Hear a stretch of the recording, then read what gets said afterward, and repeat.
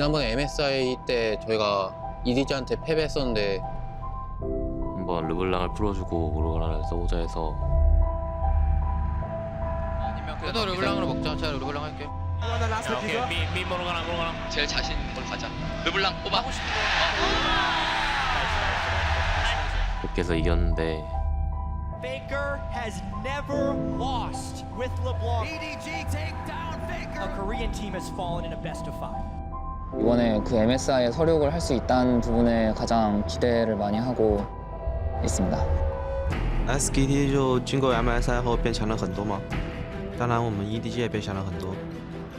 일단 저는 EDG랑 가장 만나고 싶었었기 때문에 이번에 조 편성이 굉장히 잘 됐다고 생각하고 어느 팀이 더 잘할지도 겨뤄보고 싶고 박살을 내면 좋을 것 같긴 한데 그래도 이제 예선이기 때문에 어차피 같이 올라갈 거라고 생각하고요. 也许打完小组赛，就是我们就会知道大概是个什么情况。但我觉得最后还是我们会胜利。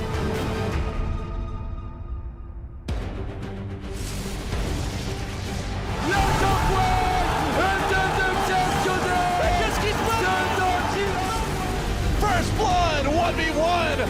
Olaf versus Aurelia. Coup Tigers too far behind. Can't do anything. What is up with the upsets?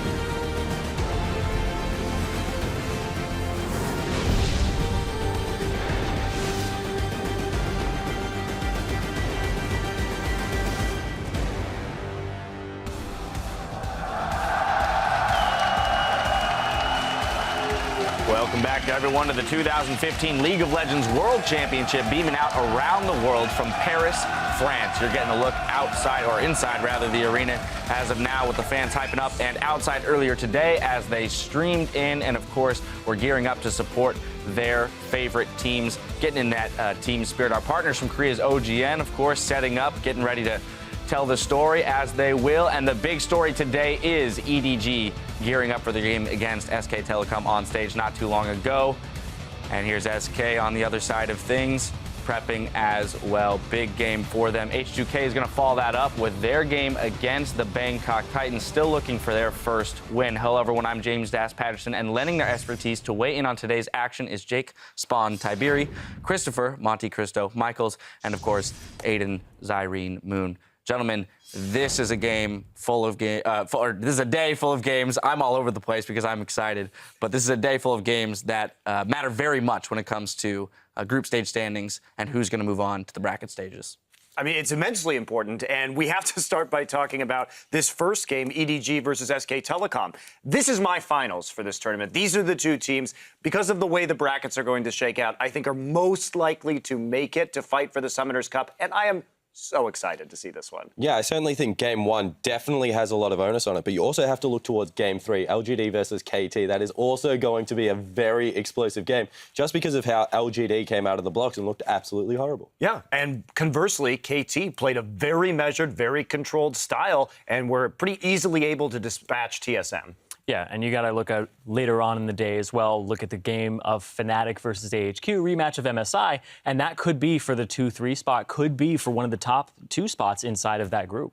Well, yesterday, leading into today, brought some interesting developments about as we saw a few big upsets starting in Group D as Europe's 3rd seed Origin took down the LPL's number 1 seeded LGD. Now, we thought Expeke was in for a tough game, but he came through in the clutch, turning the game with a massive Orianna ult. And this play was out of control, as you can see it on the screen there. One thing I do want to point out is that Imp is standing on top of his Braum, which is where you never want to be as an AD carry, but Origin play this beautifully. So the key thing to look for is exactly where the Orianna ball is continually placed in this fight. It's always in a threatening zone, and then the damage explodes, as you can see it on the bottom of your screen. As soon as a Hemoplague Shockwave right there comes out, it's just going to completely destroy the entirety of the LGD lineup. And you'll see Imp's damage before that. He was double the damage of the Kalista, but Orianna just completely took over that fight.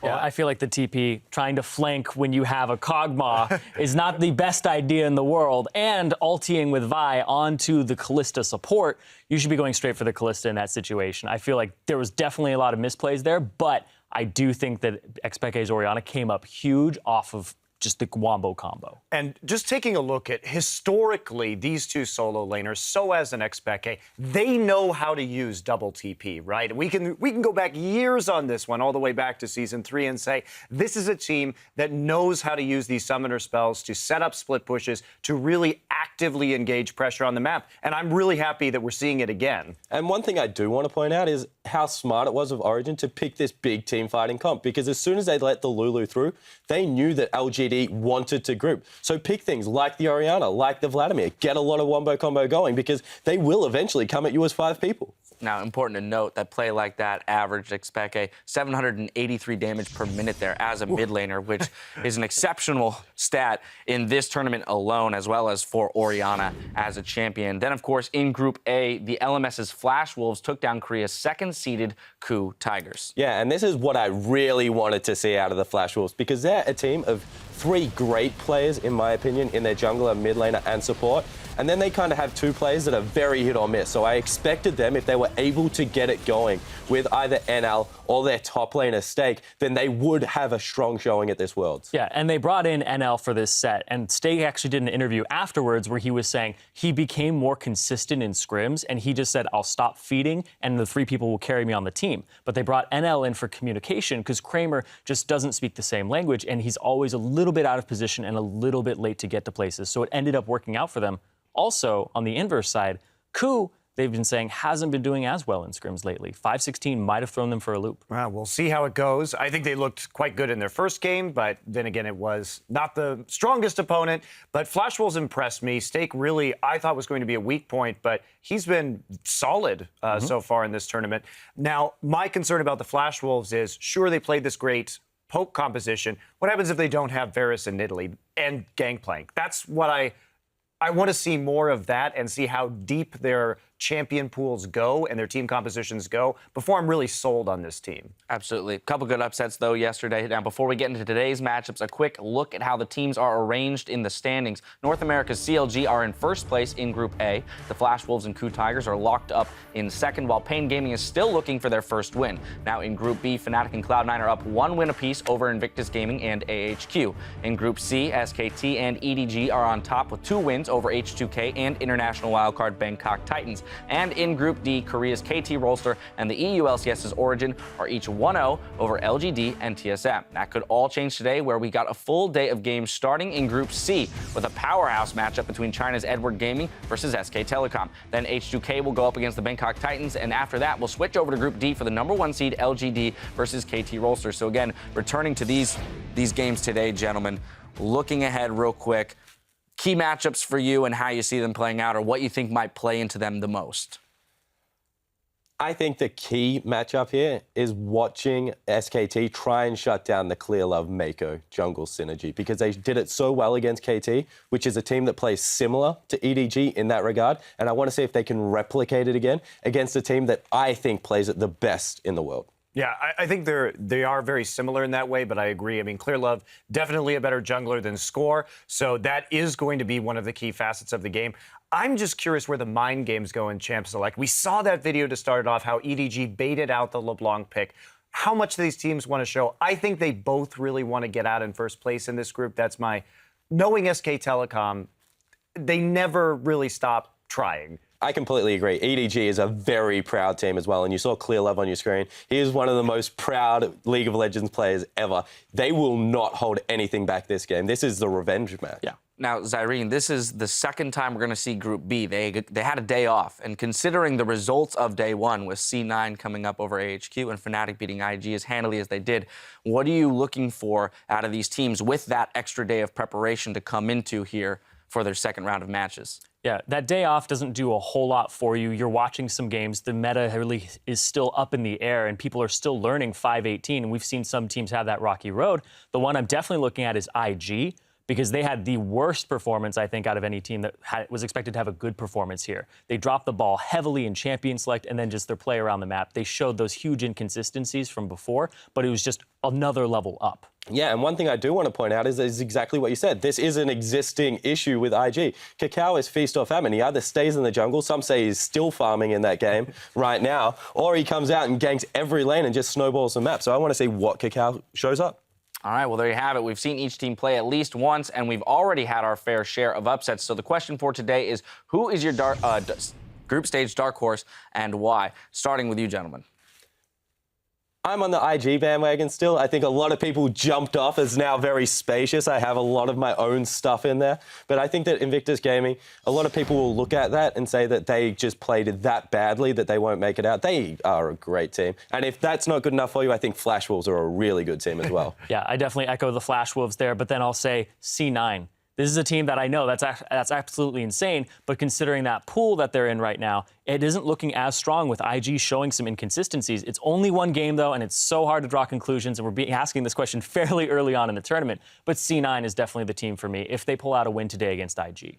I had actually had some faith in Origin coming in, so it's going to be Origin for me. I think they really stepped up. They have veteran players that have been on this stage before. Niels looks unfazed as a rookie, so there could be some more upset potential there, and especially because, as we talked about yesterday, KT is a team that can drop a game against teams that are, I would say, worse than them. That is definitely a possibility. So in a best-of-one scenario, I can see Origin making it out of that group. All right, well, as always, you at home can tweet your answers to @LolEsports with the hashtag Worlds so we can talk them over later today. And before we send it to the casters for Game 1, I want to get your predictions, gentlemen. Who's going to win the rematch of the 2015 MSI Finals, EDG versus SKT? Spawn? I think that EDG right now are just playing phenomenally, and I think that the amazing J swap-up would have actually thrown SKT through a little bit of a loop. They've seen him play once, but they haven't seen that much of him. I'm very excited to see if he gets something like an Olaf. I think it's going to be SK Telecom. They're going to win here. They're going to win in the finals. There you have it. I think it's going to be EDG. I think Mako is just a big step up over Wolf. Even though Wolf did step up his season in the later half, I think that Mako and Clearlove just had that synergy down pat, that they're going to be able to take over the game. Well, Zyrene with the tiebreaker there, EDG on the desk. Now, as we step into the venue, we'll hear how Faker is one of the few players at Worlds that was eager to meet Edward Gaming in the group stage. 일단 저는 EDG랑 가장 만나고 싶었기 때문에 이번에 조 편성이 굉장히 잘 됐다고 생각하고 또한 나머지 두 팀이 상대적으로 다른 팀들에 비해서 약하다고 평가되기 때문에 좀 더 8강에 진출할 수 있는 확률이 좀 더 높아서 조 편성은 잘 된 것 같고.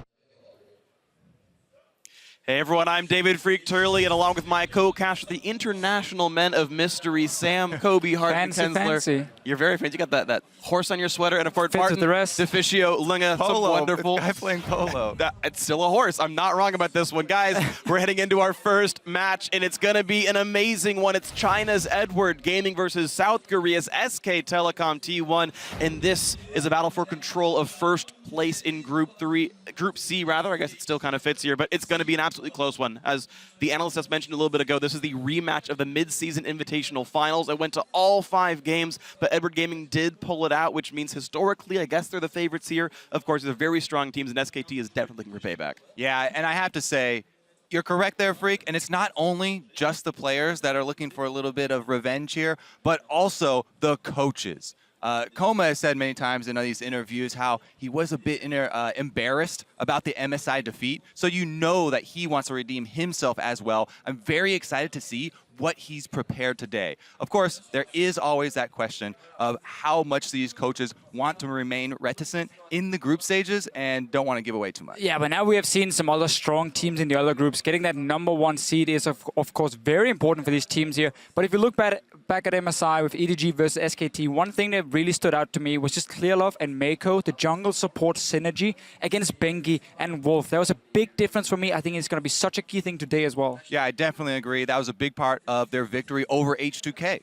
And of course, there's other players that are really important to me as well. You guys talk about some of the matchups. I'm interested about the top lane, actually. Even though you've got Pawn versus Fake here in the mid, the top lane is really interesting because the new champion pool now at the World Championship here, most specifically, Marin had a big Fiora hard carry game up against H2K. They were losing until he got a triple kill in a team fight and took the game over, so he's a big guy for me. Yeah, and on the other side, Amazing Jay. I mean, both of these guys have had really good statistics here in the first couple of games, obviously, because of the opponents that they're playing. But there is a little bit of question here for Amazing Jay because Odoamne, even though Amazing Jay came out of it with good statistics, Odoamne actually had a lot of pressure in that lane. Yeah, that really is the big question because normally EDG is able to match SKT in every single lane. Even in the mid lane, they've been doing well. And then they have that better jungle support synergy that kind of gives them a small edge, at least if we look back at the last time they faced each other.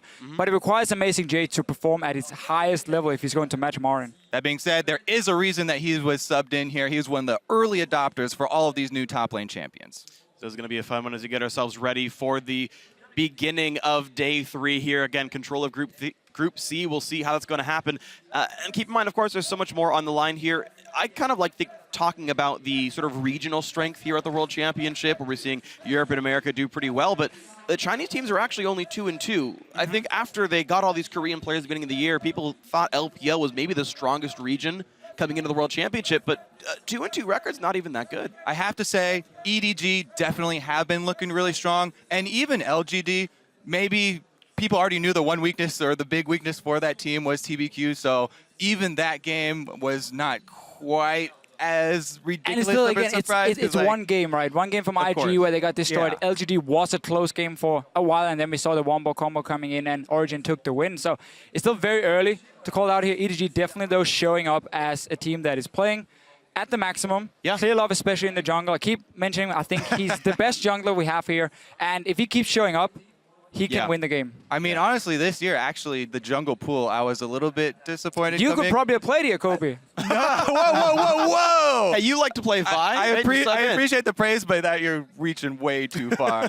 But I have to say, Dandy's gone to the top lane. Spirit's not here. There's all, okay. We'll get into the lineups here because exactly. Either way, guys, let's actually talk about those starting lineups here. And on the blue side from the Chinese LPL, it is Edward Gaming, a big powerhouse here. Amazing Jay up in the top lane, the new guy to the team. Clear Love, maybe the best jungler in the world. Pawn, returning world champion here.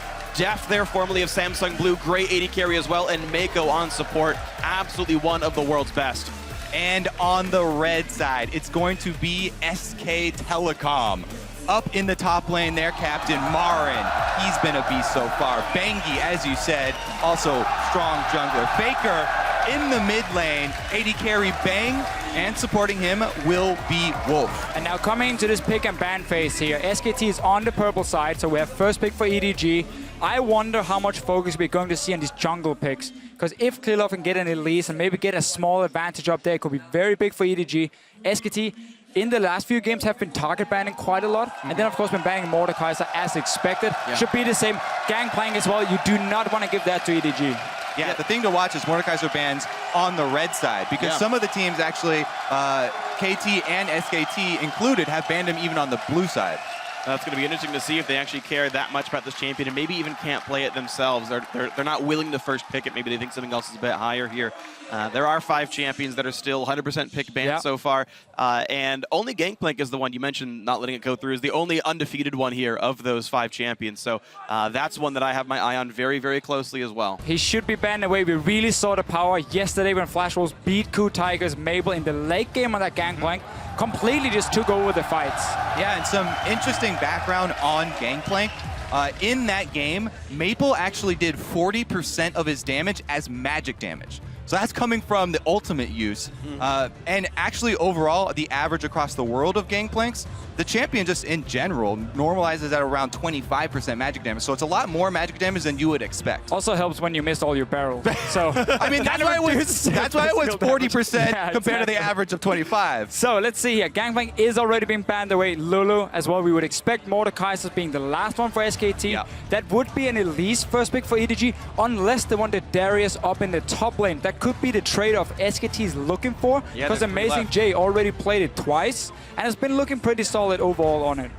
Yeah, the top lane is so interesting to me. I'm always trying to keep up with the counter picks in that lane want the because Darius. it's so snowbally. But generally, yes, Gnar is really safe into a lot of the new power picks like Darius and Fiora. However, Gnar gets countered by Yasuo. So it's this kind of circle where you can't pick Gnar early and you have to wait to see and hope for that counter pick in the top lane. So, in case they do take a Kalista here, I just want to talk a little bit about why. She's a pick that still a lot of teams consider one of the absolute strongest AD carries. And I think in a matchup where it's so much about jungle support synergy, having a strong dual lane is super, super important, because if you win that lane, it opens up for your support to start roaming. And at the same time, if you manage to shut down the enemy spot, he's forced to sit there with his AD carry. He cannot leave the lane, so Kalista suddenly has a lot of value as that lane bully. You can even go Kalista Thresh now if they want, or an Annie pick for Mako. Meanwhile, SKT not giving away anything with their first 2 picks here. They want to save counter picks for solo lanes as far down in the draft as they possibly can. Rek'Sai, all around great champion, works into any sort of composition that they could possibly run. That does leave the Elise you mentioned for Clear Love. Well, oh, never mind, it was banned. That was banned. So it's good to take Rek'Sai. Again, it would have been the choice for Clear Love. This one here would then kind of change the way EDG maybe were looking to play the early game at first, where they could look to really skirmish early on with the top laner, with your jungler. Skarner, to me, is a good duelist, like one-on-one. If he fights on a Spire there, I think he's very good. But his ganks pre-level 6 are very lackluster. They definitely are. And even more so after the balance changes to him. I really like this lane, though. I think it's still one of the strongest 2v2 lanes, and he works as well, and also offers that hard engage. We know from Mako, he's on point. So already EDG are setting up for, as we talked about just before, strong 2v2 lane that can open up for your support then to start roaming while the other support is stuck on the tower, and you get that map advantage. Plus, having the engage like the Kalista Annie combo does so much for Darius. The one problem for Darius, you know, he's not a tank, he's not an initiator from the top lane. He needs CC, yeah. Exactly. Well, we'll see what these guys can pick to fill in the rest of this role. Then SK Telecom T1 just have tanks so far. If Marin wanted to play a carry, he could do it with this lineup so far. I really want to see them just pick a safe blind mid laner for Faker in the mid lane and get that last pick for Wolf. Never mind, that Darius is open. I'm well, way out. You talk about safe lanes there. Renekton still extremely strong in the top lane, and Marin definitely no stranger to the champion, has plenty of history with it. So I got my wish. They were going to get the counter pick in the top lane for Marin. He could pick whatever he wanted. They just didn't have to wait because, of course, EDG had already shown theirs. We're not expecting Darius to go into the mid lane.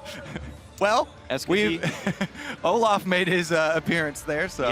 Yeah. Wide champion pools here. So interestingly, SKT have been able to counter pick on every single one of the main carry roles here. Sivir after seeing the entire bot lane matchup, Renekton after seeing Darius, and they've saved Faker's champion for last year. So you'd expect that SKT would like all of their lane matches. None of them should be too hard of counters. 2 armor buff. And now, don't forget 5 AD on Warrior. Yeah, see, you're so quick to dismiss Darius mid.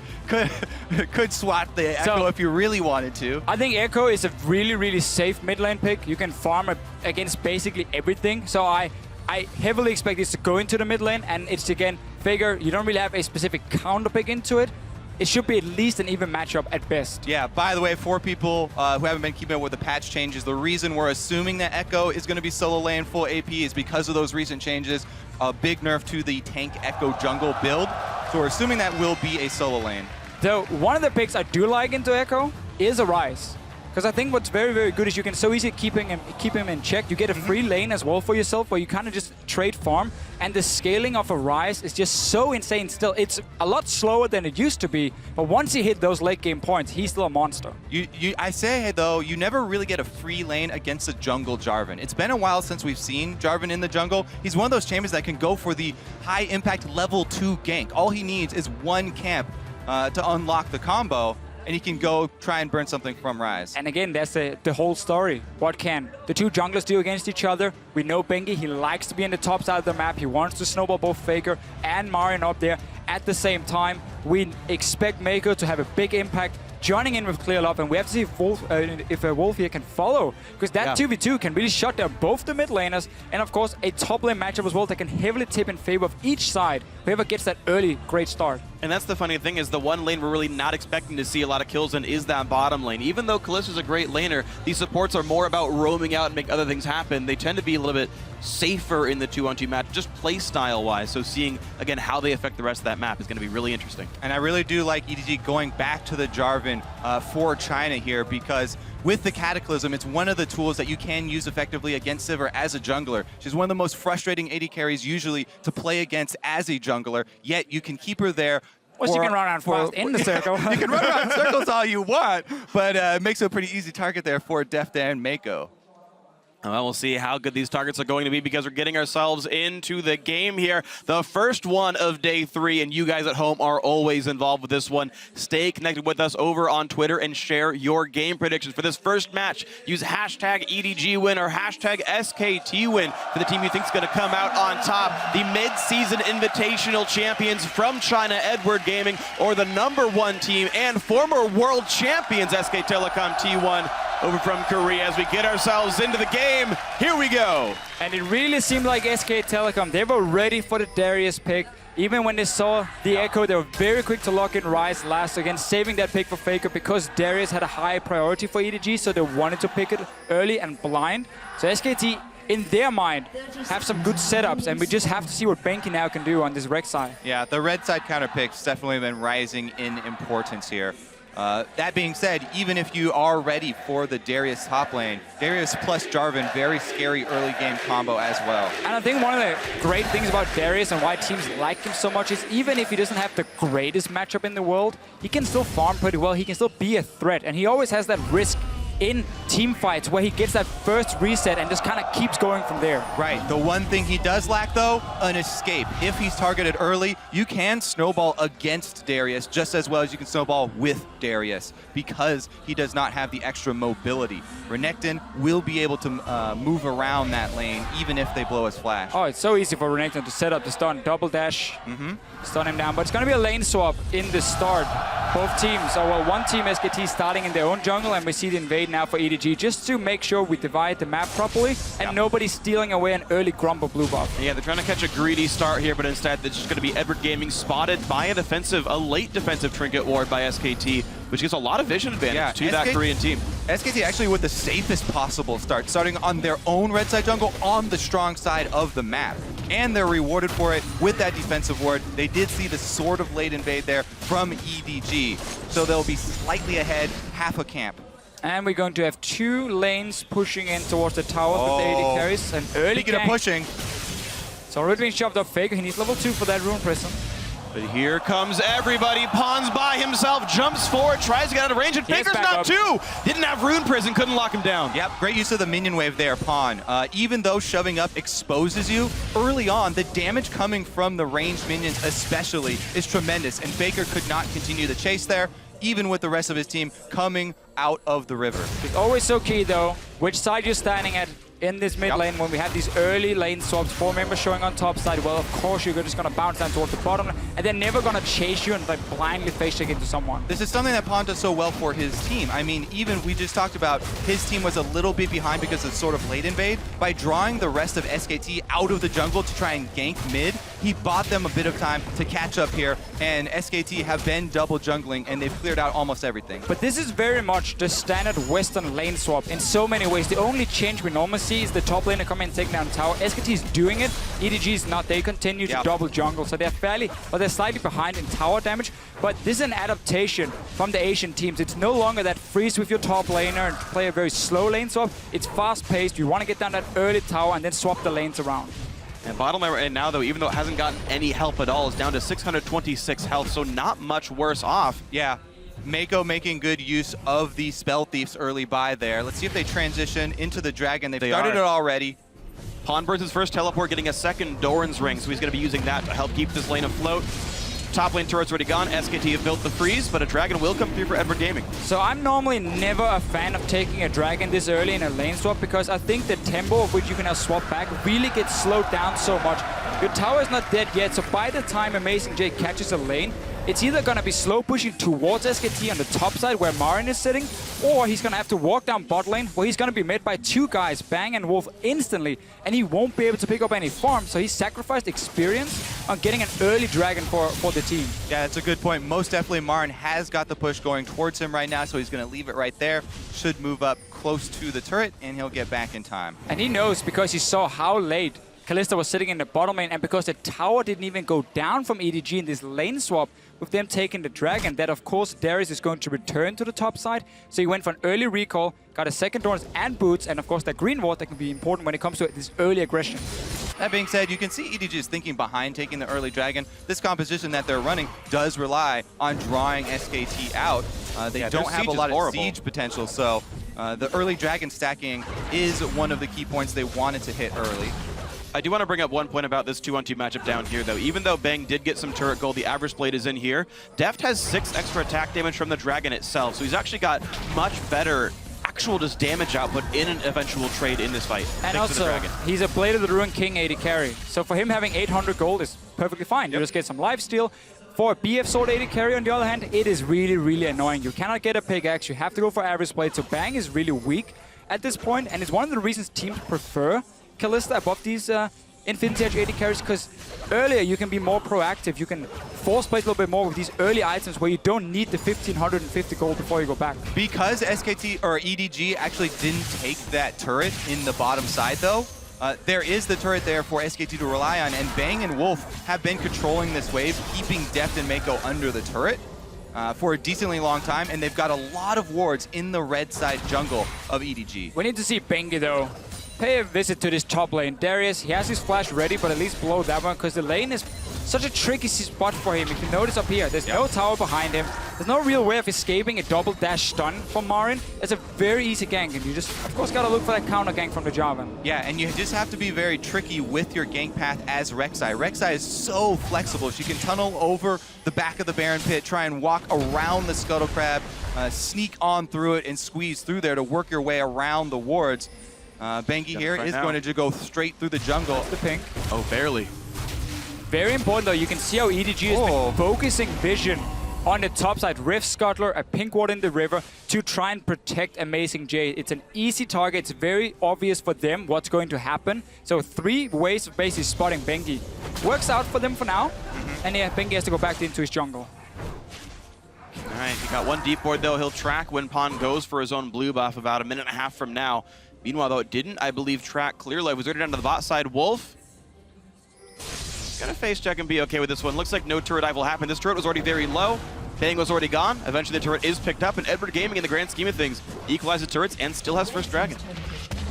It is so key for them that this 2v2 lane can do well. The item advantage they're going to get with the early backs from the AD carries, they get down the tower. Fight in mid lane, Bengi coming in. Not going to be a hit on a Pawn, though. Already burned his flash to get away. His teleport's right about back up, so he's going to be okay. But I want to point out the fact that SK Telecom are up 900 gold already because his top lane matchup, this Marin Renekton counterpick into Darius, is making Amazing J's life miserable. It will get a little bit better because there's a cannon minion double wave right there, but you're right, it's still going to be a significant advantage. And this is what we talked about, with taking this early dragon. Instead, you could have Amazing J sitting in the bottom lane when the tower goes down, so he gets the gold for it, and the wave bouncing back comes to him, so he picks up experience. But no, they move him in towards the dragon, takes and then force himself to go top lane in a wave pushing away from him. It all depends on how much you're willing to pay for the early dragon stacking, though, because it is important. A lot for now. Yeah, it is important to them. No, that's what they've paid so far. They've paid about 1,000 gold for that dragon. Even in the old days, that wouldn't even be an equal trade of gold anymore. We're, of course, past the gold value dragons anyway, but Bengi on towards the blue buff himself. Faker, by the way, has already won his mid lane. He's up 12 CS and is about to be done into blue buff as Bengi takes a bit more damage than he'd like, but doing the best he can. Faker, he gets some more CS where he even walks over. I mean, really greedy. Mid lane, yeah, you can wait at the blue buff. I don't care. You can take a bit of damage. That's definitely triggering me right now. Like, are you tilted, Kobe? If the mid laner doesn't come over by the time you get the blue buff down, then it's fair game to take it. You just always start the buff right when I recall. That's how That's how you make sure you get your own blue buffs. Just Faker, try to though, pick awkward timing. Yeah, I would never, ever take a blue buff from Faker. I would die at the blue buff before I took it from What Faker. if he was playing Yasuo? Because Faker is the late game carry for this team. He's had such a good start on Ryze. He's already got both the components for the stacking mana items on Ryze, and he's controlling his lane. There's just so much power in the mid lane here for SKT, and they've also been able to ward up around the mid lane for him.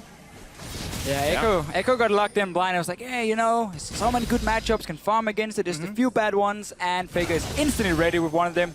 He's saying himself he can play all the champions in the game. He knows almost every single matchup, and once again, he's showing that he has a massive champion pool. Whoop. Oh, I just missed the Q, though. Faker missed a skill shot on a minion. Well, ignore everything I just said. Yeah. Faker confirmed to be human at least, or the robot's been calibrated badly. We're seeing Clearlove look for a play here. Mako also hiding behind the Fog of War. They're looking to make a play. There's no turret down there, and Rek'Sai just used ulti, so Bengi can't join in if something goes awry. Both top laners are full health with teleports as well. You can already see Pawn going to farm Race, so I don't think they're actually going to try and press this. Ooh, spotted on a ward now. EDG instead are going to make the play for Dragon. That was the, looks like the ultimate goal, but they're facing so many wards. SK Telecom just put those down. That was Bengi, who just got a ton of wards over this Dragon area. And this is the main problem with giving up too much gold for the early Dragon. It becomes really hard, even though you have the first one and you want to start stacking them, you can get up to 5 quicker. You don't have the gold to fight the consecutive Dragon fights. Exactly. The thing about Dragon is it looks great to get 1, you get 2, you get 3. You're like, yeah, we're all happy we got some buffs, but they're not worth that much compared to getting a tower, extra farm, experience on maybe your top laner. So it becomes so much more difficult for you to get those 5 dragons. Faker! Well, shield comes up for Pawn. They're going to go for the play. There's the jump in, and oh, man! It took him 11 minutes, but Edward Gaming first blood's Faker. That will make taking the second Dragon a bit easier. It helps. Yeah. A lot of wards though from SKT towards this bottom side. They have pinks in the river. They had one on the other side, and yet Faker in the end gets caught up because the roam coming up from Mako, joining with Clearlove. These two guys together, they're going to shut down SKT, or at least going to try. Marin's so far, it's a heading good down, start. and Faker has teleport when he revives in 5 seconds. There's wards right on EDG. They're not going to give this one up. Amazing Jay's going to have to join the team, I think. There's the ulti in for Wolf. TP in, but down goes the support. Edward Gaming 2-0 to start, but now Clearlove gets attacked. That's a trade kill back in Pawn. Now stuck on top of the Dragon. Faker gets his first kill of the game, and then still trades back and forth, but EDG are routed. 3 dead so far. The dunk, it's going to make Bang please. He's not going to survive it, but SKT gets more kills and they get the Dragon. Woo, they're able to stop the stacking. What a call there from SKT. Able to clean it up and pressure down bottom as well. Dragon achieved plus bottom lane turret pressure.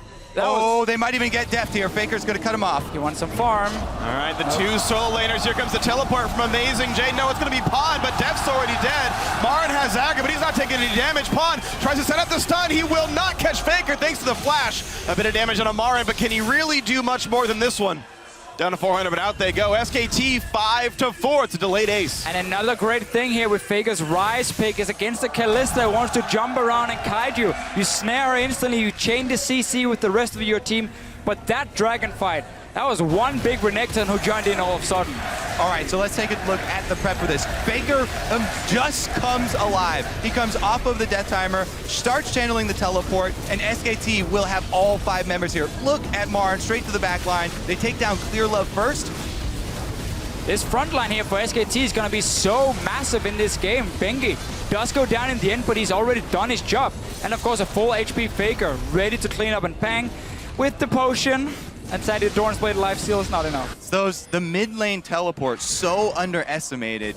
You have to not only worry about the side lane early ganks of it, but also the respawn timer for Faker. Perfect timing there, able to come right into the middle of the Dragon fight. And SKT swing right back into this one. If it looked bad for Amazing Jay before, after being sacrificed by his own team's greed for that first Dragon, Marin just picked up some kills as well. He has a Tiamat completed. He can continue to just instant shove the wave, and then he can now start roaming from his top side in towards the mid lane, around the blue buff of EDG, and suddenly that jungle no longer belongs to EDG. It's all going to be SKT's, and that means this mid tower is only very open, or you just dive whoever's sitting there defending. Yeah, looking for SKT. Unfortunately for Amazing J, it was his fault. He teleported so late into the Dragon. I don't know if they didn't have wards, but he joined in after SKT had already started that fight. He's gonna have to reap what he's sown now. Blue buff steal for Faker. He's feeling good about this one, but it will be a trade. Edward Gaming will get one for pawn. Let's see what kind of deep boards they can get down to. EDG, they do have them inside the blue buff, but SKT pressing mid right now. 4 members on this turret might even be enough to get it. It looks like Mako and Clearlove not going to arrive in time. EDG respecting the fact that also a Renekton can just come in from the side and don't want to risk anything. No TP for Amazing J.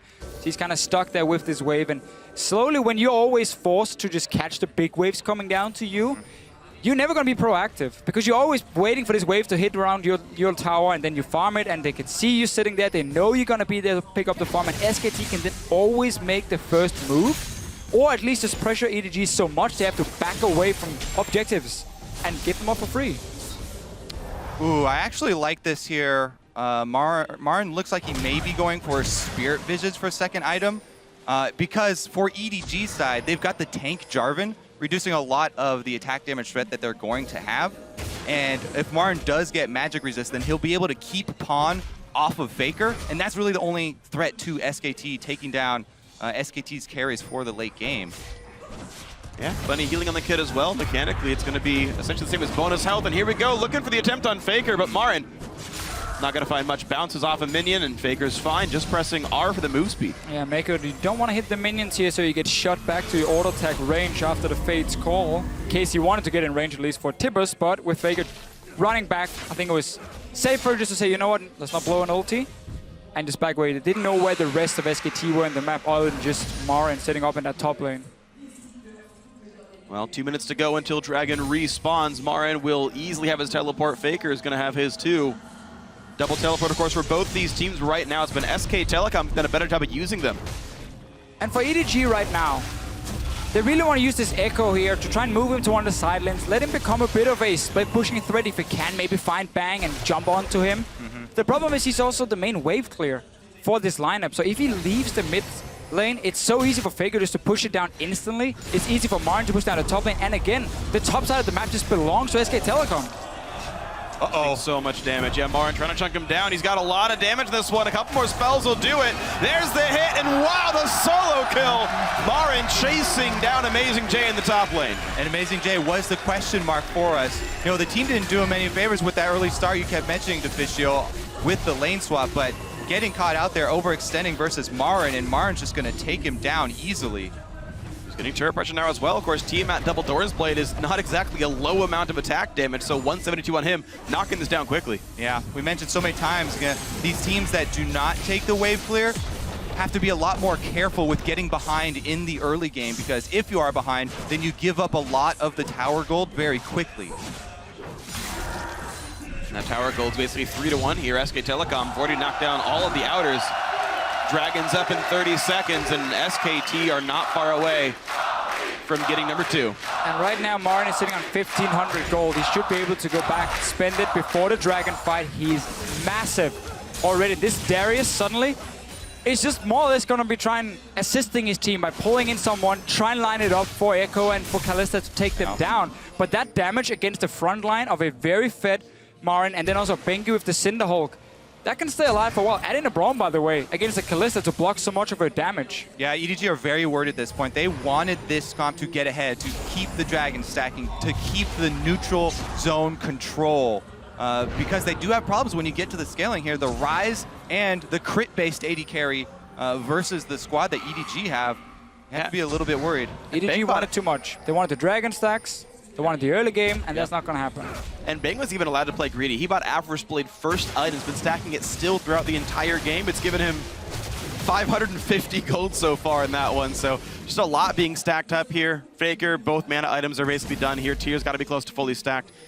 Seraph's Embrace likely to be the next combine there from that needlessly large rod, and with Dragon up, SKT already leading by almost 5,000 gold, and Edward Gaming going to try to defend, but That seems unlikely. Yeah, you can even wait for Marin just to poke Amazing J a bit more. We see it, he constantly goes in, he can just sustain back with his Hydra, and suddenly now, if a fight breaks out, it's a 50% HP Amazing J coming in with just a Black Cleaver. That's 1 or 2 hits and he's down. Yep, Marin with his original top lane bully, Renekton, bringing back the old flavor. We wondered if the teams were going to show anything. SKT on the red side here really showed some very, very smart picks, and maybe EDG getting punished for showing Darius so early in the draft, really putting a lot of priority for Amazing J on it. He's played it every single game here at Worlds, but it allowed SKT to suddenly not have to blind pick a safe mid laner, but get a counter pick for Faker and a counter pick for Marin. And it all worked well. Every single person been able to do just fine from SK Telecom T1. Whoa. This is actually a risky invade here because Bengi doesn't quite have Faker close enough. Yeah. It was just looking to bluff him off of that red buff. Yeah. All is well, all is well. Def gets the red buff himself. He's got Blade of the Ruin King done already. Level 11, but no Hurricane in, so that second item really quite important for Kalista in the real team fights here. SKT, of course, already got the Dragon pretty easily, so it's back to doing whatever they want. Yeah. I am going to keep my eye on EDG's use of True Sight, though, because they have been one of the best teams as far as pink ward droppage and upgrading their sweepers fairly early. They really do need to start clearing out some of these SKT wards that have crept into their jungle. They've got defensive wards up, but the True Sight is going to be key if they want to try and make a comeback. Yeah, Simply just been pushed so far back on the map ever since the early game where Marin got that big lead. They got a kill on Faker in the middle, and that's been about it when it comes to the aggressive plays from EDG, because there's not been any openings, and they constantly have to worry about Marin, and he's not getting to the point where he's going to get outscaled or anything. I mean, Renekton's late game is not the greatest, but he just becomes a massive tank then. Yeah, it's interesting though. He went for such an aggressive build. He was building to continue the split push power, right? Go in and finish the Ravenous Hydra instead of going back for an armor item or getting some more durability. He's trying to push Amazing J out of the lane. Now he builds a Giant's Belt, but really trying to knock that side of the map down. Speaking of Faker on this rise, who had such a good early start, besides that one death, he is almost done stacking his tier. Only 100 mana left on that, and only 2 stacks left on the Rod of Ages. So his damage is through the roof. In the next 2 minutes, it's going to be there. And I like this move here from SK Telecom. Take, just play push it down to the there back. it is! Flash and Death with the Rune Prison. Oh, the Q lands, and that's going to be the kill. Ult not needed. Faker picks up the 7th kill of the game for SK Telecom T1, and just like that, they run towards Baron. And Wolf going to make it count there. If it wasn't for Braum jumping in and landing that Winter's Bite, they wouldn't have been able to finish it. Baiting it. Baron bait. Hiding around the corner. Look how he's throwing spells in there, so they think he's doing it. Well, also he's trying to charge up. The passive. It both works. We like it. We take it. No ulti, does have flash, wasn't able to use it to stop anyone out there. Unfortunately, burned the cooldown during the kill onto Deft, and SK Telecom T1, by going for the bait, get nothing off of that kill. He's going to respawn and all will be well. A small raptor right there. Okay, that's valuable in some kind. But what is EDG going to do, really? Because once they send down someone to stop Marin on the bottom side, he's just going to go straight into your face and poke you down to 50% again. And then SKT can even start baiting around Baron, and then have the advantage of a stronger top laner coming in. That's why we keep highlighting how snowbally these 4 teleport games are, because the team that gets the advantage is the one who can utilize that cross-map play. The team that's behind, even if you answer it, you're outmanned and you're outgunned because there's too much gold on SKT's side. Well, everyone except for the top lane is at least keeping close in farm, but the problem is SK Telecom up 2 turrets, up the Dragon, and up about 83 CS, and the Marin versus Amazing J matchup are getting farther and farther and farther ahead. Han has yet to find any meaningful stuns with the W, but here comes the teleport flank coming in. It's going to be a home guy to Renekton. They canceled the call. Faker didn't want to use his teleport as well, apparently. So they are going to let them retreat to the turret. So that does buy a little bit of time now for EDG, because it is Marin that is so insanely strong. He's the guy you want to have on the bottom side of the map split pushing, where even if he does get ganked by 2 or 3 guys, he can often escape with double dash, and you can then go for Baron. But EDG still needs to understand that this can happen, but they're so far back on the map. So, you know what, EDG, they said to themselves, guys, we get a small break here, teleport is down, and SKT's like, well, no, we're just going to take Baron. Marin is running interference here, keeping everybody from even getting close to the Baron, and SKT easily going to burn that down. Perfectly done. They kept vision control for the last minute and a half straight after that previous bait. They let no wards go back in. They stayed on that side of the map, and they knew it was blacked out. Evergaming too good to face check. Give it away. And everything we see right here is simply just something that started at like minute 5 of this game. With the decisions that were made early on in the lane swap from EDG. Also again, with the pick and ban phase where they showed that Darius early, Ryze suddenly became such a fantastic pick. 1 against Echo, 2 against the Kalista as well. And Faker have managed to just do his job. It's been more about, of course, what the Renekton can do, but he was also in that massive advantage. Yeah, Marin's got to be the MVP for this game. He was set up for success by SKT, but man, the captain of the team, he's on Renekton right now with the huge peak in power. Adding the Sterix plus the regen from the Hydra here, he's going to be... It poses such a difficult question for the enemy team. If you try and take him down and pour damage into him, he only deals more to you, plus he's going to be lifestealing for a tremendous amount. And if you ignore him, he's so fed right now that he's going to rip you apart either way. So, yeah. Catch-22 there, very difficult to deal with. Going to be nearly impossible to deal with Marin here. Going to see if they can find a fight without him. His teleport is still down, and Clearlove trading blows with Bengi, close to equal on both sides. Cinderhulk for both these junglers, despite the warrior buffs in the recent patches. Seems like being a full tank is what they want. Bang Pop feels to look for depth, but nice easy hop over the wall and nothing picked up there except the Wolfcam. By the way, notice that he did go for the Ravenous Hydra rather than a Titanic, even though he's Renekton, who gets extra health, and he's built extra health items on top of that, really valuing the lifesteal to stay in the fight. Well, it's a specific mechanic on the item. Ravenous Hydra is actually an activatable spell, whereas Titanic is an on next hit, so it doesn't break the W animation, which is so common for high-level Renekton players there. You pop it after the W. Of course, uncontestable, SKT just completely owns the map. Edward Gaming have shut down. They have no way to get back in the map and stop what SKT is doing. Slow and steady for SKT right here. It's been the same when they faced H2K. They never really went over-aggressive. When they had the lead, they knew how to play it out, and there's just so little room for EDG to make any kinds of comebacks. Yep, Bang here with a couple of Baroned up minions going to take it down. I have to say, though, Freak, it does go both ways, since the Titanic has on hit, and W counts as multiple hits. Yeah. You get multiple actives there, so I really do think the difference is in the lifesteal factor. All right, well, either way, he's gone for that lifesteal factor, and he's still doing quite well for himself. 3-0 and 3. The only death member on his team, in fact. Marin sees that his top lane turret went down. He's angry and kills the minions for it, but still.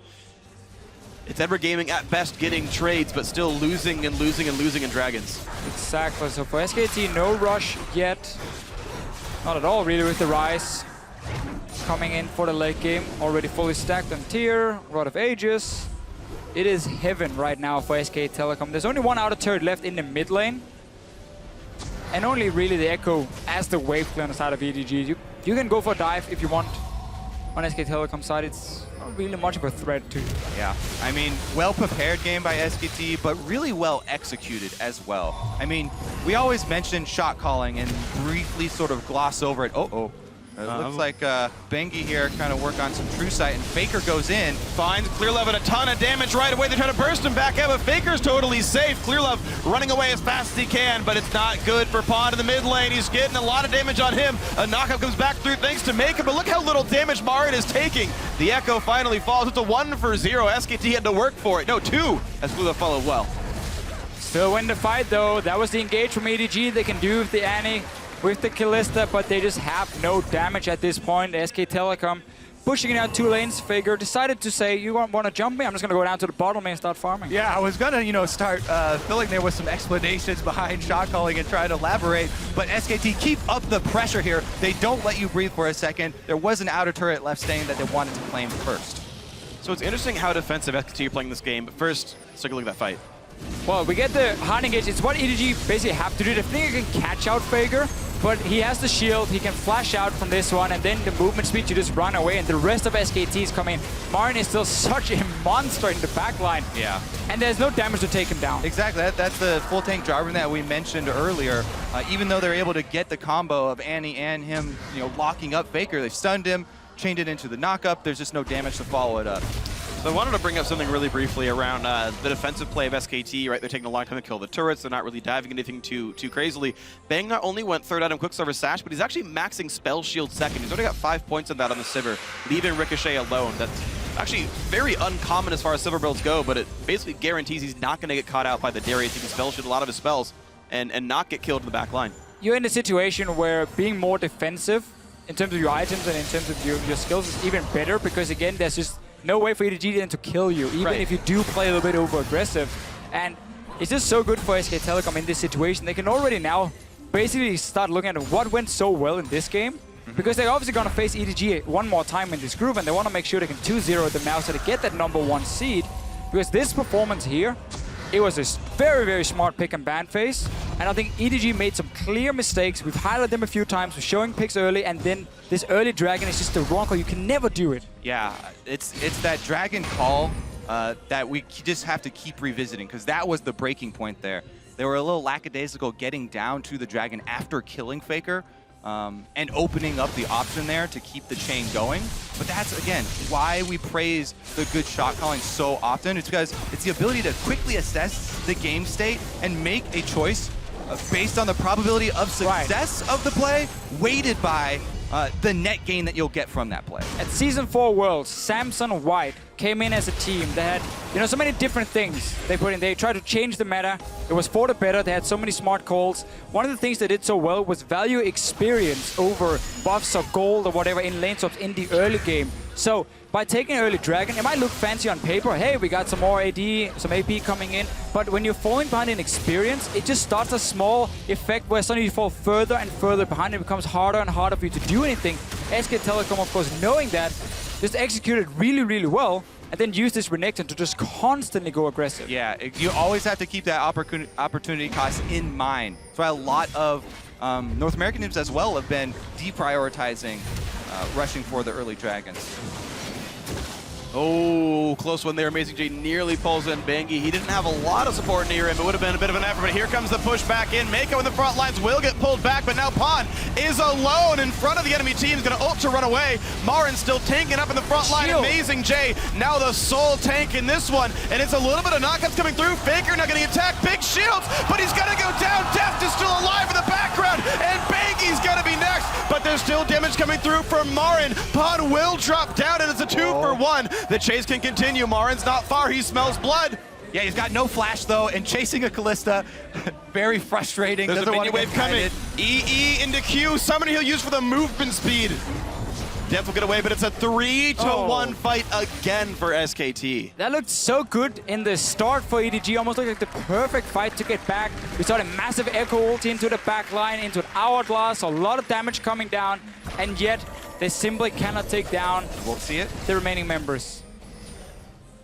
So 3 guys on it now. Faker has TP in 3 seconds. Bengi has his ulti as well. Yeah, good call to just grab the vision from the Scuttle Crab there first, not take the risk. SKT are in the position where they continue stacking Dragons. This will be number 4. And it should be a fairly trivial task for them to complete it. No vision. No recall for you, Dev. EDG should not go face check it. I'm just going to clear the waves. Bengi feels safe while tunneling around the map. No one's touching his Rek'Sai, certainly, and all's going to be well as SK Telecom T1 makes their way down to the bottom side of the river, and there's a Dragon waiting. Oh. Number 4 for SK Telecom. No threat and no real way for EDG to rush a Baron and maybe try and trade it. There's already wards on that side, and for them to move that far out is so risky. Let's see the fight again, though. So they're checking in because they want to see if Baron has been taken, and this fighting in a choke point at first. Look at the Echo going in. It's a stun first. I thought it was the ulti, but he actually jumps out with that. But he goes in with the stun and buys time for at least Def to deal some damage. Yeah, but because Pawn didn't get any damage off with his ultimate, that's a huge chunk that they're missing here. Def was able to kite very effectively during that and get off a lot himself, but we're back into the action. And it's already a knockup coming through. Wolf now retreating to keep himself alive, and a big knockup from Bengi means more is going to happen there. Marin absorbing in the front line. Mako's going to be the target there, quickly picked up. The dunk doesn't mean much here, and there we go. Amazing J just can't get enough damage. Faker survives. Pawn gets a single kill, but it's a 2-for-1 yet again. Pawn on the run, getting away from Bengi. Even though Deft and Pawn survived, both of them extremely low, and they just have to go back. Well, Pawn will get himself a shield. That'll block some more damage, but Baron Nashor has gone down. No smite needed. SKT with more global objectives, and vroom! Here comes Bengi. That's your water ski noise? He's still running. Summoner TP will be enough. They won't see him in time. The Q doesn't root. Pawn's okay. Yeah, his Q was going to hit, though. It was. Points for accuracy. It did miss. Does that really count as accuracy? Is it a dodge or I guess it's a dodge more than a miss? Fair enough. I yield, Freak. I have to say, though, this game has not been about Faker. No. Nope. This entire, I mean, aside from the game against Bangkok Titans, which is a fun one, none of these games have been about Faker. They've been about Marin almost exclusively here. Game 1 is Fiora.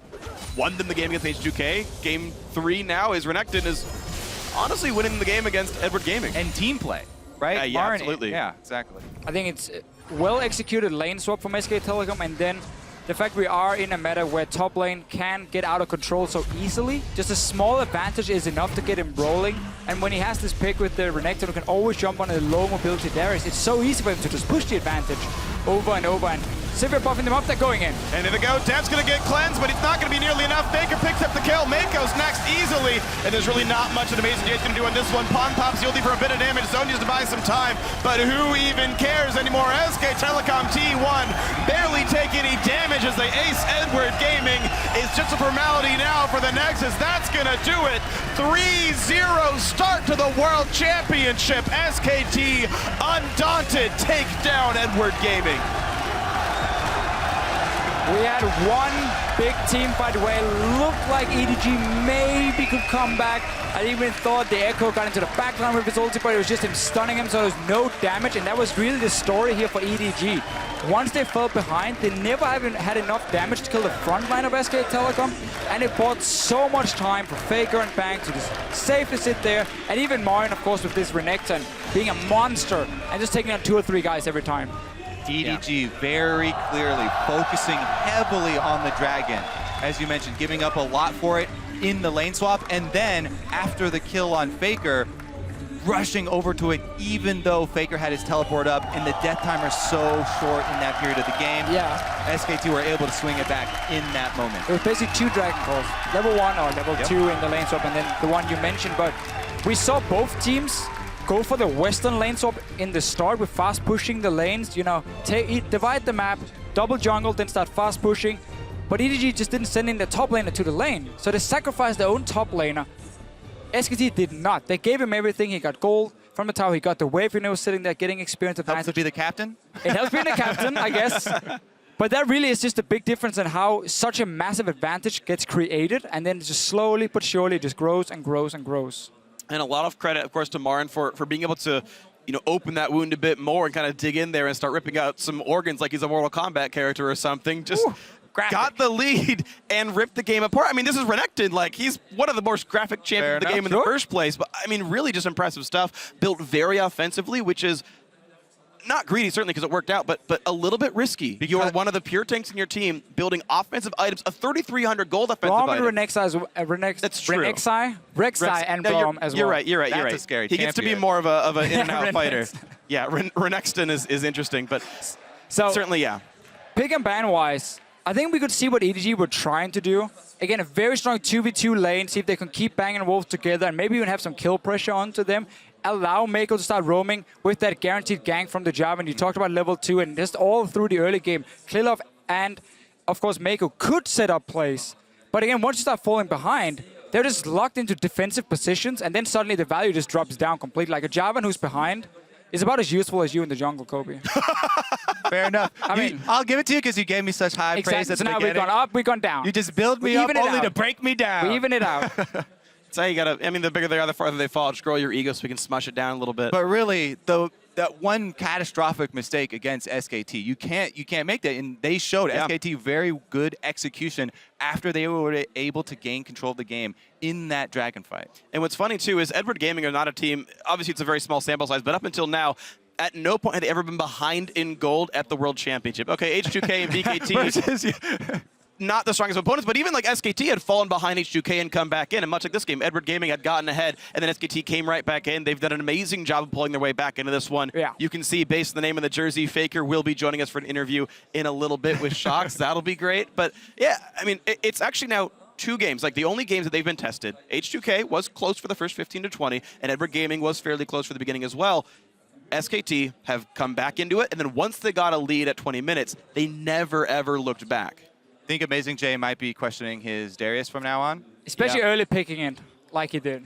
Yeah, definitely got countered. So props to SKT for this one, but it's enough from us. But you're now going to hear, what Shox and Fake are going to say about that match. Let's take it away. Thank you very much, guys.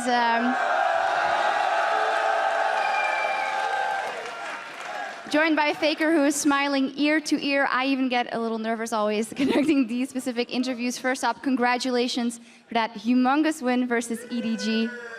I don't want to remind you of it too much, but of course we remember that historic final where you got counter-picked by EDG at MSI. How did that influence the preparation for this game, and especially the picks and bans? 페이커 선수 우선 이런 대승리 거두신 것을 축하드립니다. 지난 이런 일 다시 꺼내서 죄송하지만 사실 SKT1 팀은 지난 MSI 때 EDG 팀의 카운터픽 전략으로 좀 패배를 당했었는데 그 패배 이후로 좀 이제 그걸 배움의 기회로 삼아서 혹시 이번 경기를 준비하셨는지 말씀 부탁드립니다. 지난번에 5경기를 할 때 제가 르블랑을 픽한 다음에 모르가나한테 카운터를 당했거든요. 그런데 이번에는 좀 메타도 많이 바뀌고 또 사용할 수 있는 미드 챔피언이 많다 보니까 저도 많이 미드 챔피언을 연구하면서 카운터픽을 좀 찾은 것 같아요. 그래서 나중에는 쓸 수 있을 기회가 있을 것 같다고 생각해요. So at MSI, it's true that Pawn countered my LeBlanc pick with Morgana. So after our loss, I prepared a lot of mid champions. I practiced a lot, and I think I was able to find a lot of good counter pick champions for this tournament. And I plan to show more wide variety of champions in the future. Well, we have seen the Olaf as well. To step away from this game, or actually more specifically to the outcome of it, you've talked a lot about revenge, about redemption versus EDG. But is this one group stage win satisfying enough for you in that regard? 그 이번 롤드컵 이전에 인터뷰에서 EDG 팀한테 복수하고 싶고 다시 한번 증명의 기회를 삼고 싶다고 얘기했었는데 이번 조별 예선 1승으로 만족하시나요? 우선 EDG에게 이긴다는 것은 당연히 기쁘지만 근데 한 경기만으로 만족하기에는 이르고 또 한 경기만으로 선수들이나 팀을 평가하는 거는 좀 바보 같다는 생각을 하거든요. 그래서 이걸로는 만족하지 않고 그리고 게다가 조별 예선이었기 때문에 지난번에도 저희가 조별 예선은 이겼거든요. 그렇기 때문에 다음에 나중에 높은 곳에서 만나면 그때를 더 중요하게 생각해야겠죠. Of course, we're glad that we beat EDG. They're a very strong team, but I don't want to get too excited. We beat them during group stage at MSI as well, but we lost in the finals, as you know. So, if we get a chance to play against again in a much higher group stage, like finals, wherever they are, I want to win again at that point. I hear you mentioning the finals. Do you think that EDG SKT has a high chance of being in the finals, or do you see another team being in there against you guys? 페이커 선수가 이제 더 높은 곳에서 EDG와 다시 한번 붙고 싶다고 말씀하셨는데 그럼 페이커 선수 생각하기에 EDG와 SKT가 다시 한번 결승전에서 붙을 수 있다 생각하시나요? 아니면 다른 팀이 SKT1 팀과 붙을 거라고 생각하십니까? 우선 앞일은 모르는 거기 때문에 감히 예상할 수 없을 것 같은데 그런데 지금은 좀 제가 이전에는 중국 팀들을 많이 고평가하고 그리고 EDG도 고평가했었는데 지금 여기서는 유럽 팀들도 쟁쟁하고 북미도 쟁쟁하고 다른 팀들도 다 좀 잘하기 때문에 결승전에서 EDG랑 만날 확률은 낮다고 생각합니다. Before we came here, I really thought that the Chinese teams would be very strong, but looking at the past performance for the past few days, I think that European teams and other region teams are very strong as well. So I actually think that the chance to meet EDG at finals isn't that high. Well, that praise for the European teams makes me smile, of course. Finally, as you say, this is only the group stage. The finals are a long way away. And Zion Spartan from CLG yesterday said this is totally different because there is no Samsung White this year. And you guys as SKT are also not seen as the absolute favorites over everyone else. How does that influence your mindset? Because that's a different thing for you guys this time around. 어제 인터뷰에서 CLG의 자이언 스파튼 선수가 이번 대회 때는 작년에 삼성 화이트처럼 절대 무적의 팀이 없다고 이제 언급을 했습니다. 그리고 실제로 SKT1 팀도 이제 2013년대 우승할 때처럼 그런 포스를 지금 풍기고 있지는 않은데요. 그러한 것에 대해서 어떻게 생각하시나요? 우선 자이온 스파르탄 선수의 말씀대로 지금 중국뿐만 아니라 다른 팀들이 모두 다 잘하기 때문에 작년 롤드컵처럼 일방적인 경기는 안 나올 것 같고 그렇기 때문에 더 재미있을 것 같고요. 그리고 네, 그럴 것 같아요. Actually, as Zion Spartan mentioned during his interview yesterday, I don't think there's like the one strongest team in this World Championship. So it'll be much more interesting to watch, and there'll be a lot more fun games to come. Oh, we've seen a lot of fun games already. 감사합니다. Thank you so much for the interview. And now back over to our guys to break this win of SKT over EDG down more. Thank you, Shocks. Definitely a game that SKT will be happy with taking the win for. Probably not fully satisfied until they take the finals, though, I have to bet. I want to talk about, though, what both of these teams were willing to show this game, starting with the champions that they brought out. We saw the Jarvan on one side, as well as the Renekton and the Ryze, and a Braum that Wolf hasn't had so much success on in the past. No, he hasn't. He's actually 0-4 prior to this game. It's a champion that we really haven't seen Wolf play very much in the past, and he certainly hasn't had any success on it. I have been looking at solo queue for Marin for a long time. It's no secret. He's been spamming a lot of Renekton. It's his most played champion of all time. And I'm just happy. He's always been a great Renekton player. I love seeing him rock out with his croc out. That top lane matchup was just so one-sided. And, you know, the thing about these Juggernauts is that they're all melee, so things like Renekton that are normally kiteable against all this range is just going to see so much more prevalence, and that's why I really like the Ryze pickup. His Rune Prism is 600 range, outranges everything on the map this game. There's no Jinx, there's no Caitlyn to be able to chunk him out before he even gets into the fight. He's just able to wander up to people, CC them, and then put out so much damage. Yeah, and the point-and-click Rune Prism is especially effective against Kalista and Echo, so we saw a lot of counterpicking here from SKT. They got to counterpick AD carry and lane if they wanted to. They didn't actually go for that, though, Sivir into Kalista, but they picked Ryze to deal with Kalista, and then they picked Renekton to deal with the top lane Darius. So they showed two things here that I thought was actually a little bit of a bait there from EDG, because they picked the Darius early, and they could have hit either their top or their mid lane, and they chose not to. Yeah, is that bravado by them to have picked both their solo lanes? I can't be in their head. It could be bravado. It could be them being like, this is a group stage match. We're probably going to 4-2 this group, maybe go 5-1 and then have a tiebreaker. But they might just be getting information out of SKT. And I kind of agree with Zyrene here, because if we look at their bans in particular, Alistar, okay, we know Wolf plays that all the time. The Elise has been a heavy priority for SK Telecom. And the Azir, curiously, SKT not really likely to pick that Azir on red side, since they're going to be looking for a mid counter pick for Faker. So they really are just trying to test the water here against SKT. And if we look at MSI, they lost the group stage game very convincingly versus SKT. But when it came to that best of 5, EDG looked a little bit more adaptable, like they slowly got the information they needed out, and then they were able to open up this LeBlanc trap, right? So maybe they're doing the same thing again. And that's the best thing about this matchup, is as much about what's happening behind the scene with Aaron and Koma as it is on Summoner's Rift. It's getting really exciting right now, because we have this rivalry of probably the two best coaches from different regions coming head-to-head and setting their teams up for what they see as success. Now, I want to jump into the game with these given picks. We saw the lane swap initiated by SKT, and as a result, Amazing J on the other side of the map fell disastrously far behind against Marin. Yeah, Marin got the turret experience, they got the wave appropriately, and then Amazing J was starved a bit, and then they put him in the long lane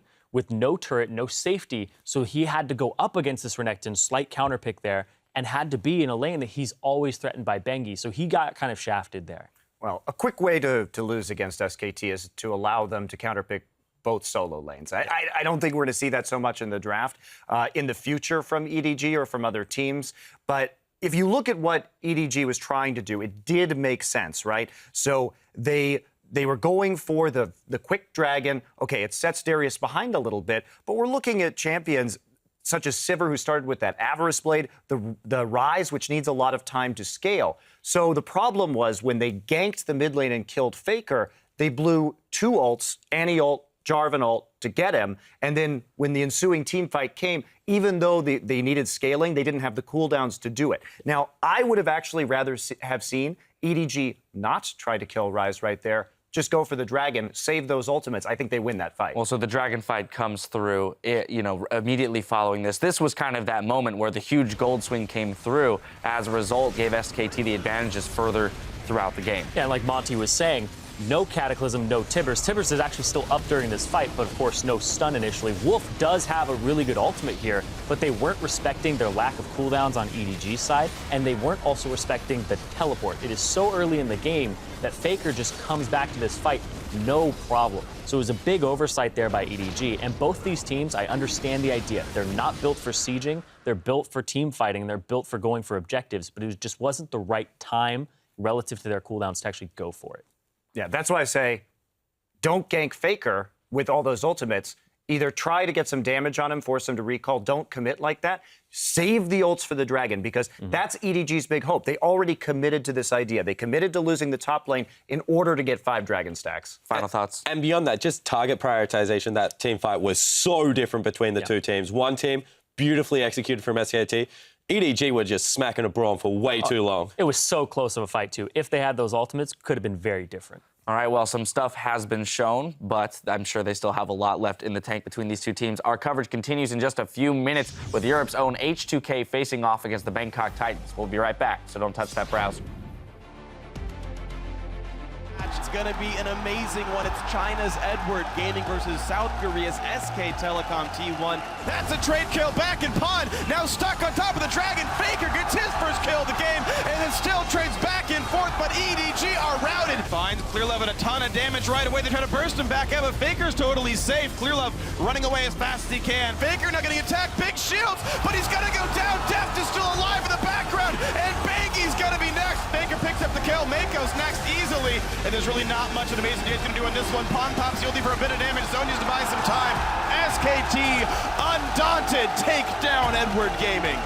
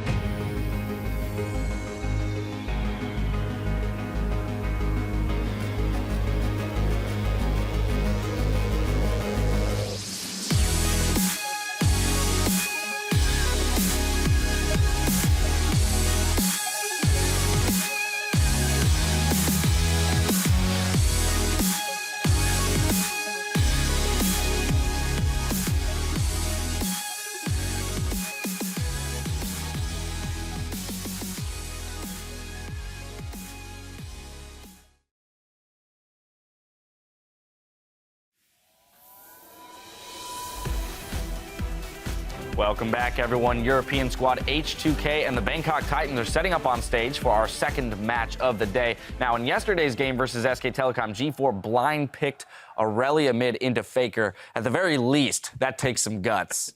Bold. Good sense of humor, too. I think that was actually quite funny that he did that, just to be like, show me what you got, Faker. I'm going to play your champion. I think he knows those matchups. Very much so. But he is he is an Aurelia mid player, so that is something you will say. And their top laner, Warlock, has also been performing quite well. You know, this was a weak link in their team, especially through the IWC tournaments, and he's come in and been able to keep up in CS. He's their captain, he's their shot caller, and he's performed admirably. Yeah, I have to agree, except for that one kind of failed Maokai W. But other than that, he's been the only guy on his team that's really been holding up at this tournament. But did the creep die, Monty? That's all I want to know. It took a lot longer than you Eventually it died, yes. No, I don't know how many people actually use target champion only button. All right, moving over to H2K, though. Taking a look at their top laner, Odoamne, played Fiora yesterday. Yeah, he played Fiora in a rather good matchup for him against Amazing J's Darius, but he performed very well. He was taking a lot of pressure. 3 people would come up to him, and he would just put them on a merry chase and buy a lot of time. So Odoamne, as the shot caller for H2K, has been doing a lot of good things for this team. See if he can just up that and get his team on the same page for this match. Yeah, and one thing I want to shout out to H2K about is that their early game for a team that hasn't got a fantastic jungler is actually looking very, very solid. So across the board, their first 10 minutes of the game actually looks like they're on the same page and very together. Well, and speaking of junglers, they're not going to be up against much of a challenge here because 007X for the Bangkok Titans, he's not much of a secret agent. He constantly face checks things alone and dies. So I'm putting this guy on burn notice right now. He's got to improve if they even want to have a chance against H2K. But at least for Lulex, it's not that challenging of a matchup. All right, well, both of these teams are still looking for their first win today, so we'll see if they can get it now. As we send it over to our casters, Kasing explains H2K aren't going to get caught overlooking the Bangkok Titans. Well, to be honest, I'm not expecting Bangkok Titans to be like SKT or EDG level, like we've seen how they play already. And I don't think they're like super bad because they got to Worlds for a reason. But I just don't think they're going to be that strong, like compared to the likes of the other teams in current, like our group as well, especially. So I feel like they're not going to be as hard as we would think they would be. But of course, we're not going to just like laze around and not do anything. We're still going to play to our best. Well, we'll see how much that holds true. BKT not confirmed SKT or EDG? I mean, the letter is really close. You just change B to S, and you're the exact same team. So, yeah. You know, if we get a typo in there, suddenly game's on. Either way, guys, let's get ourselves right into the starting lineups here. On the blue side for this match is going to be H2K with Odoamne up in the top lane. Big player there. Lulex in the jungle. Monty said he'd be having a better time this one. Ryu up in the mid lane. Hjarnan on AD carry, one of the strongest parts of this squad, and Kasing on support. You just heard from him saying they will try to play their best to make sure they win this one. Yeah, on the red side, a team looking to upset H2K, pick up a win for themselves, the Bangkok Titans. We have, of course, Warlock in the top lane with his Maokai, 007X in the jungle. We have G4 in the mid lane, still the star player on the team. Lloyd is the AD carry, and of course his support is Moss down in the bottom lane. A team, though, it's been very difficult for them to do anything, but same for H2K in this group against SKT, against EDG. We were not expecting a whole lot, and now really this is the test, I guess, for H2K, for both teams. Like, this is your chance to pick up a win. Yeah, and the thing is, I do think these teams were tested before, and Bangkok Titans clearly looked outmatched when they faced against 2 of the tournament favorites over against Edward Gaming and SK Telecom T1. H2K had shown glimmers of hope more in their SKT game than their EDG one. They had pulled a gold lead back, they had lane swapped better, and then one bad fight really showed that H2K were able to crumble. So, okay, this time, try to drop the mistakes out, try to close out right. Yeah, I think that obviously Bangkok Titans are the underdogs in this matchup, but when I've been looking for their games, I've been looking for these oddball picks that they have, not only in the mid lane with the Aurelia, which he traditionally used as a counter pick rather than first picking it, but also in the jungle and the top lane. They've used a lot of champions that people, when the meta has settled, have not valued as highly. Things like Sejuani, even after she has been long gone from all of the regions. In the top lane as well, one of the only guys playing it. Mundo even in the international wildcard, so.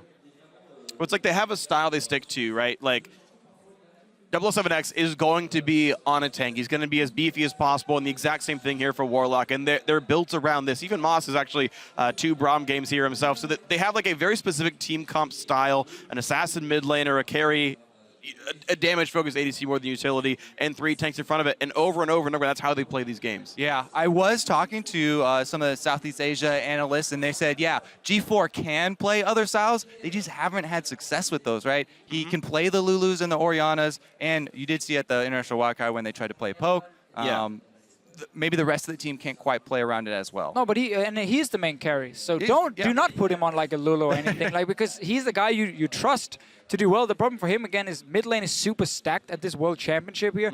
Ryu in this group, obviously we would call the weaker of the mid laners outside of G4, and yet he's a fantastic strong player. So there's no easy matchup for G4, or no easy game where Bangkok Titans can say, let's just try and camp that mid lane. It should work for us. It's too predictable for these teams here who has multiple play styles, who have all the up-to-date picks as well, and that's why it becomes so difficult. And we often see these early games where it's all or nothing. Like level 1, we saw G4 try and trade with Faker on an Olaf and just go all in, basically. Just a really bad fight. Very bad decision, but it's the mentality, it's the style they have. They're basically just saying, if we do not get rolling in the first 5-6 minutes with some early kills, we can't really outplay the team macro-wise. And that's kind of true. I mean, this is what happens when you come in from one of the weaker regions, honestly. There's not a lot of competition for BKT to be up against. But a fairly new region in some ways. Yeah, they were some of the servers right? are very new. Well, yeah, I mean, like a lot of it's almost like the LCK is now, right? Like a lot of their top players left, and now the LCK is the other good Korean players. All the Taiwanese teams left and joined the LMS, and now obviously it means that suddenly these guys are on the top echelon, but it still means that their good practice partners are now all gone because the LMS teams are all playing LMS teams because the competition's better, and it takes time to rebuild. Growth, taking time to rebuild is pretty hard. I mean, growth is going to be hard, and honestly, you can see just by contrasting the games, like these guys are dominant in their region, and yet how far away they are from the likes of SKT. Well, that's also a very high one you're comparing them to. Well, but I mean that's what I'm talking about, right? It's just there's such a disparity here. Right. Yeah. I definitely can see what you mean with it. I mean, GPL is just so tricky for them with now kind of rebuilding your own region in some way, even though you've been there for such a long time. Obviously, we go years back with GPL. They did still manage to win the wildcard tournament, which was a big win for them. After a fairly shaky start to the tournament, they came back in the final and looked very, very good. And that's why they're here. That's why, again, they deserve to be here at Worlds as one of these wildcard teams. Yeah, remember they overtook Dark Passage, who was favored to beat them, and also the OPL Chiefs. So they were able to overcome some odds just to make it here. And, persevering in a bracket format's good, but here, unfortunately, they've only got 6 games to play for the Bangkok Titans. They've lost the first 2. H2K is the first one that I think they can have a realistic chance of success. Still an uphill battle, but honestly, like this World Championship has been the World Championship of upsets. How bad Cloud9 looked. Hey, last year was pretty good for upsets in the group stages as well. But you're definitely right. No, you're right. You're right. Actually, we've had one wild card team win per year for the last 2 years running. Maybe this is one of them for this one. Maybe it's paying over in Group A. Hey, it is the team you have to beat, right? In this group, it is a H2K you have to take down. Still, H2K as a team, when we have watched them now in these 2 games against SKT and EDG, they obviously knew coming into this tournament how hard it would be to win. But we have still seen a team.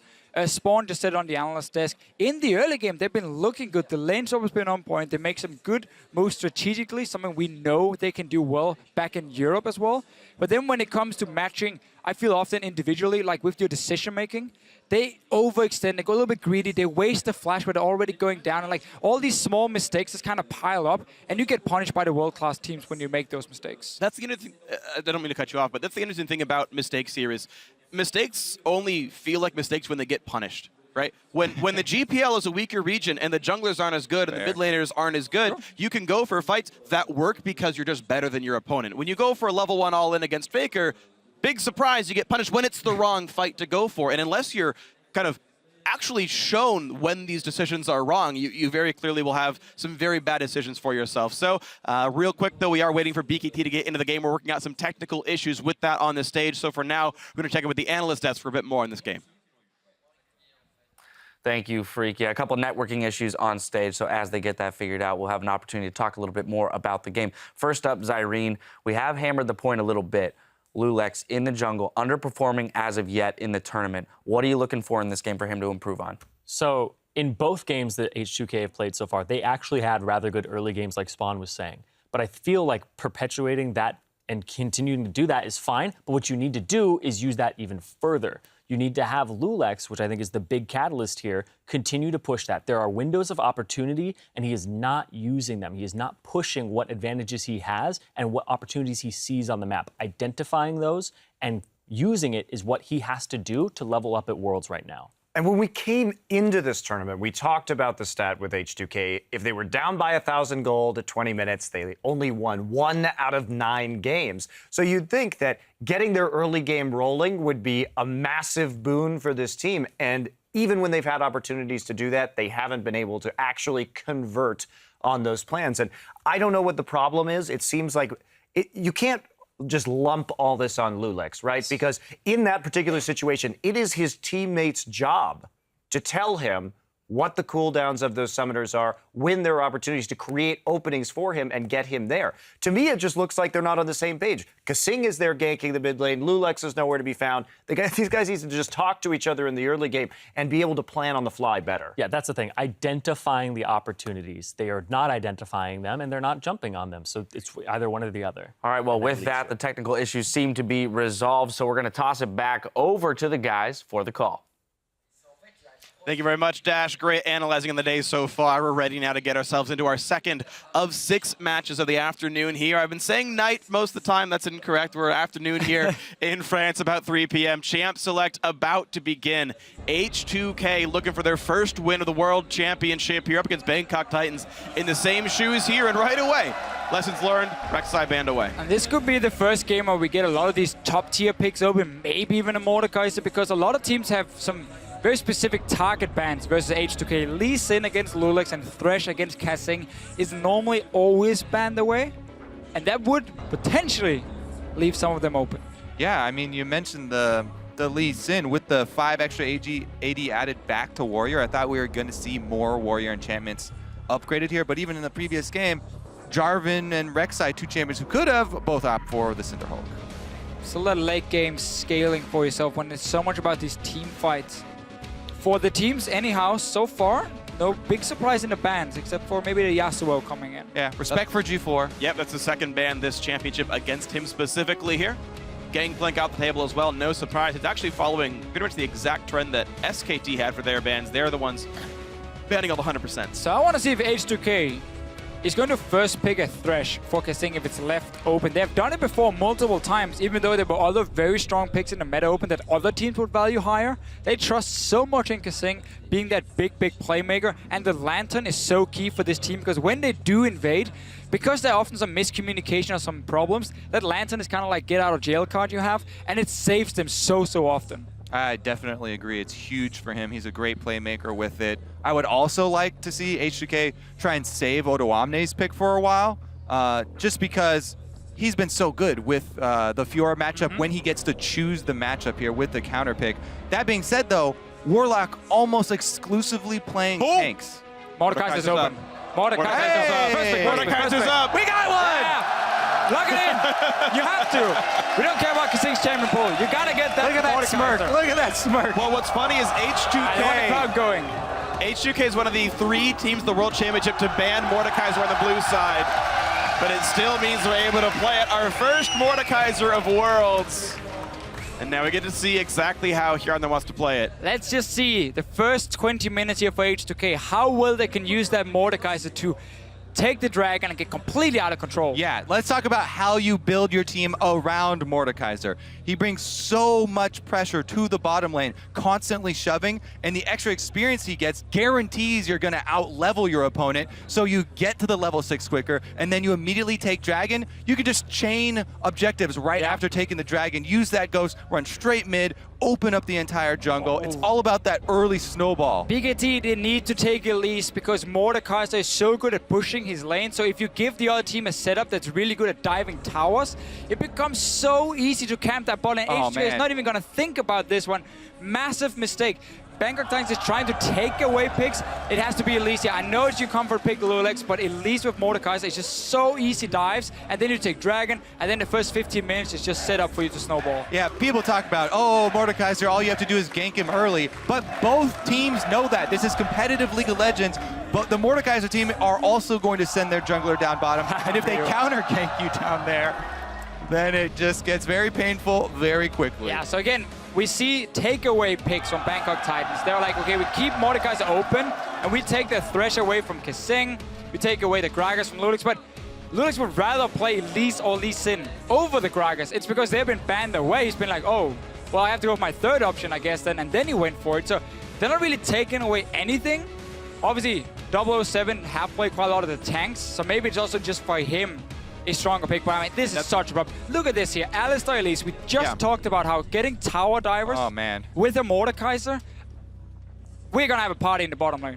It's going to be fun, but I mean, this is what I said in the pregame, though. BKT plays BKT style. They play their set of champions. They're much less about really stealing picks away. Some situations like the Thresh take right here being part of that, where they can, but really, they're always going to play the same kind of style.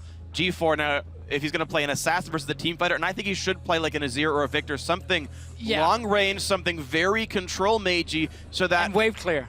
Yeah, so that Mordekaiser and Alistar and the pet dragon can't knock these turrets down. The thing is, you can't clear a dragon. I don't care how much wave clear you have. Throw all Spike top, bring it back. Whatever champion you are, even throw your ultimate at that dragon at level 6. You're not going to be able to take it down. Like, it's going to power. That is, when I saw the design originally, I was like, oh, it's going to be a cute little baby dragon. No, that's a full-grown actual dragon that he gets. As soon as he hits level 6, then they take the objective, if they take the objective. Yeah, you need just something that can maybe slow down H2K in that early game. You know there's going to be so much action in the bottom lane, so lane swapping potentially for Bangkok Titans would be like, okay, maybe we can try and slow down the early game a little bit, like a freeze up for AD carry, make him a bit stronger so this Mordekaiser won't go that crazy, but he doesn't really care because then he's on the bottom side with Dragon Control already just from that happening. So it's so difficult now for them with how they want to play it out. I think Mordekaiser is fantastic when it comes to getting the outer turrets down, like the tier 1 turrets. He does struggle a little bit more when it comes to the next one. It becomes a little bit easier to play against him, but that counter. See, saving the last pick there for Odoamne. What we are looking for, uses it on the Riven. Now, Riven can choose the engage on the Mininar form. It is difficult for her to catch, though. If you're actually very quick, and if you do have the confidence that you've got jungle protection.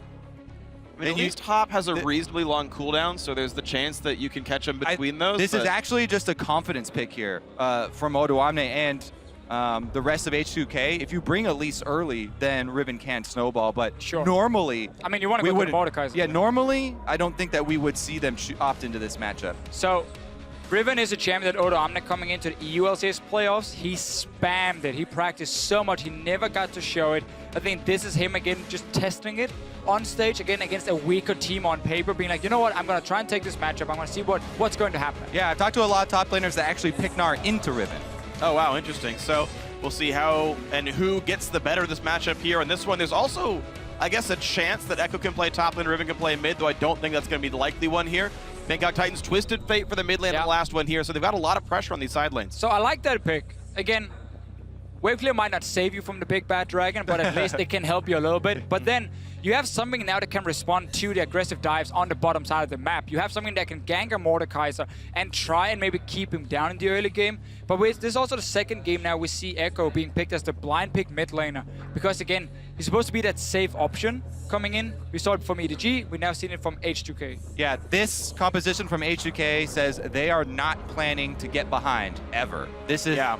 Do you ever plan to get behind? It's also 5 melee, if you take a scaling comp, then you bring Wave Clear and you are planning on having to deal with getting behind. Yeah, that's fair. That's Yeah, fair. I even dropped my pen because that argument was so good. Just dropped it all out of your hands. I got another one. Don't worry, guys. I got a backup pen. Yeah, I mean, and just to emphasize, not being behind here, the only range champion they have is part-time on the job. Their Elise can transform back and forth, so a full melee comp here from H2K. Meanwhile, Bangkok Titans here going to do what they can, and I, by the way, believe that they're going to have to lane swap this one. Thresh Vayne cannot wave clear at all up against the Mordekaiser here. That matchup itself would have to be ganked to even have a chance at winning that fight. Sure, I think a double range matchup with Vayne is okay to try and kill the Mordekaiser, but then you got to worry about the jungler coming in. Yeah, and Alistar can heal. Either way, guys, we got to get ourselves into this game. Of course, you guys at home can tweet in your own prediction of this one. It's going to be hashtag H2K win or hashtag BKT win to let us know how that one's going to go. H2K are the favorites on this one, but if there's a chance for Bangkok Titans to win, it is this matchup or the rematch next week.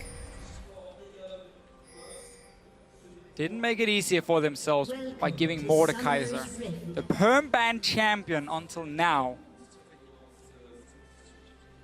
Are you excited, Deficio? Always excited for Mordekaiser. I can feel it. See, the thing is, usually when you're like, oh, there's a problem in the bottom lane, Twisted Fate is going to be a huge bonus for the opposing team because any bottom lane that's constantly shoving, oh, you're going to teleport down there. But they are double teleports for H2K to answer. Plus, by the time that Twisted Fate hits level 6, Mordekaiser will also be level 6. And you have to be very, very careful about ganking down there. The best thing about Twisted Fate is not that he can actually teleport down bottom in this case. The best thing is that he can reveal the positions of all of the H2K members. So you can see if Lulex is down bottom.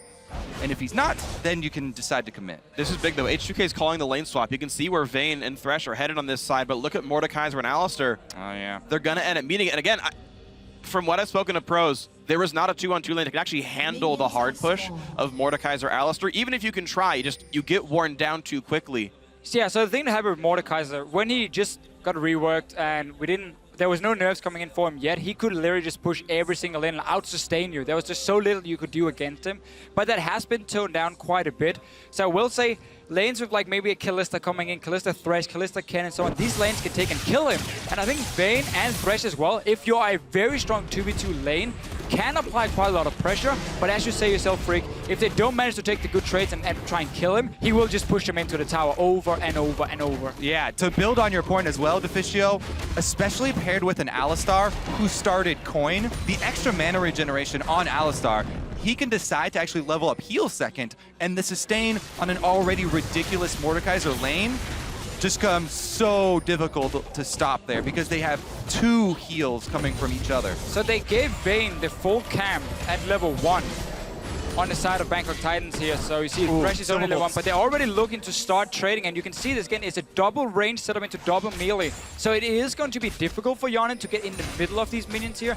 And because there's a Thresh, once the jungle pressure happens, they can play super aggressive on the side of Bangkok Titans to try and lock down this Mordekaiser. Yeah. And they looked for the play right there. Good play by Moss. They were aware of the level 2 timing of Kasing. H2K do not get into that one just yet. Moss still level 1, just has Flay. Yeah, and because Kasing was actually looking for the level 2 all-in right there, he leveled up Headbutt immediately to try and go for it. So the sustain from the heal won't be there until the next level. That'll be a couple of waves from now, so we got to track the junglers, and right now it's both of them actually on the top left side of the map, so they'd be on call to react if something did happen up there. Both junglers going to end their routes on the top side as well, and that does leave the bottom lane isolated. This Riven matchup, anytime you feel if you have a skill advantage over your opponent, Riven is the champion to pick to try and abuse that and snowball early. It's 11 CS up already. He's got literally 4 times the minion kills. Lulex tries to steal the red buff, can't quite do it, but still trying to push 007X out of his jungle. Misses the cocoon, expects the dodge, or maybe just misses. But he can make this very aggressive play because both the top lane and the mid lane has been pushed into the tower, so it's very easy for H2K to spot when the moves are coming from Bangkok Titans to send in some help, and maybe even deny them some CS by trying to go in and zone them on the way out. We saw it both from Rio, and we see it up here top lane. Onto a Thresh. Ooh, very early flash being used. Had to. He's going to get pulverized. That would have been probably 500 damage he takes over the course of that. You have your potions and a heal, though, from Lloyd. I think that flash is so important to keep to make that play once your jungler arrives. But again, you also pick the Gragas in the early game, so you are very afraid of where Lulex is going to be. If we see an all-in from Bangkok Titans on top side and Lulex is there for the counter gank, it goes so heavily in favor of H2K. Well, something to be concerned about then. Elise was still top side, but going to recall now for the Chilling Smite. Normal par for the course there. 2 wards picked up for Lulex as well, so providing some vision to prevent the counter ganks. 007X on Gragas is actually hiding around the top side turret right now, though. And maybe, just maybe, they go for a play with this one. Well, we expected the They're not action. going to dive, so what's he trying to do there? Well, I wonder if it's the Lantern play, but again, Mosh just used the flash before so defensively so quickly. So that big play potential is kind of gone now, making it even easier for H2K. Yep. Jungle efficiency, strike 1 for 007X. Has wards, has already recalled, but falling far behind Lulex. Yeah, and the biggest discrepancy is actually in this bottom lane. Odoamne was able to get the early control of the wave. It's going to be very hard for Warlock to get it back. Ryu going aggressive. Gets the shield, but the Vital Slam still going to land. Good damage. Flash Force. The wild card still hit 2, and Ryu. And a 200 health. A little bit of mistiming in from 007 here. G4 had already used everything he had and only had mana for 1 more spell. And this flash is forward, but obviously he didn't expect Lulex to be nearby, and therefore he backed out from it. So a lot of flashes being used early on from the Bangkok Titans, and H2K didn't really get punished for it. Yeah, meanwhile, you're keeping track of the jungle here. Lulex made his way up top. Lands the stun. There's the flash. Pulverize. Headbutt him backwards. Exhaust on Yarnan. Doesn't mean a whole hell of a lot. There comes the rest of the team. Oh, Kaiser gets it. And that's the thing here. You use that early flash where you didn't have to because maybe you're a little bit nervous. You don't want to risk giving up a first blood. Answer down bottom. Instantly, though, we just come in with the gank, and there you go. Flashless Gragas not going to mean much, though. Odoamne's totally safe. Even gets the ward up right after he leaves, so no return here. Plus 10 CS with 5 left in the wave. Yeah. Even proxying up top here. This could get out of hand very, very quickly. Mord now level 6 as well, so if they take the turret, if they take the turret and swap the duo down bottom, we will get to see our first Dragon Ghost at Worlds. Great start for him. Obviously, we're expecting Yarnan to go for the Rhyolize as the first item. And now, level 6 for G4. He can come and join the top lane fight. He's going to try. Where's the target? Cocoon right on time. Nice headbutt into the Pulverize. Buys a bit more as Yarnan's on the way out here. Minions stunning him against the wall. There's only 1 minion left. That's another stun. Yarnan has to flash the wall, but there's no chase to be had. Ryu actually used his teleport and canceled it. Just too far back. Go to the mid lane? He was trying to TP to the minions who were still walking towards the tier 1 tower of Bangkok Titans, so probably realizing he wasn't really going to be able to join the fight. In the end, flash is being used from H2K to get out of this one, and first ulti being used from G4 to apply some pressure against that Mordekaiser lane, who was, to be fair, standing between 2 towers already. Yeah, it's true. So a bit over-aggressive, but really no punish here. A 1,400 gold lead.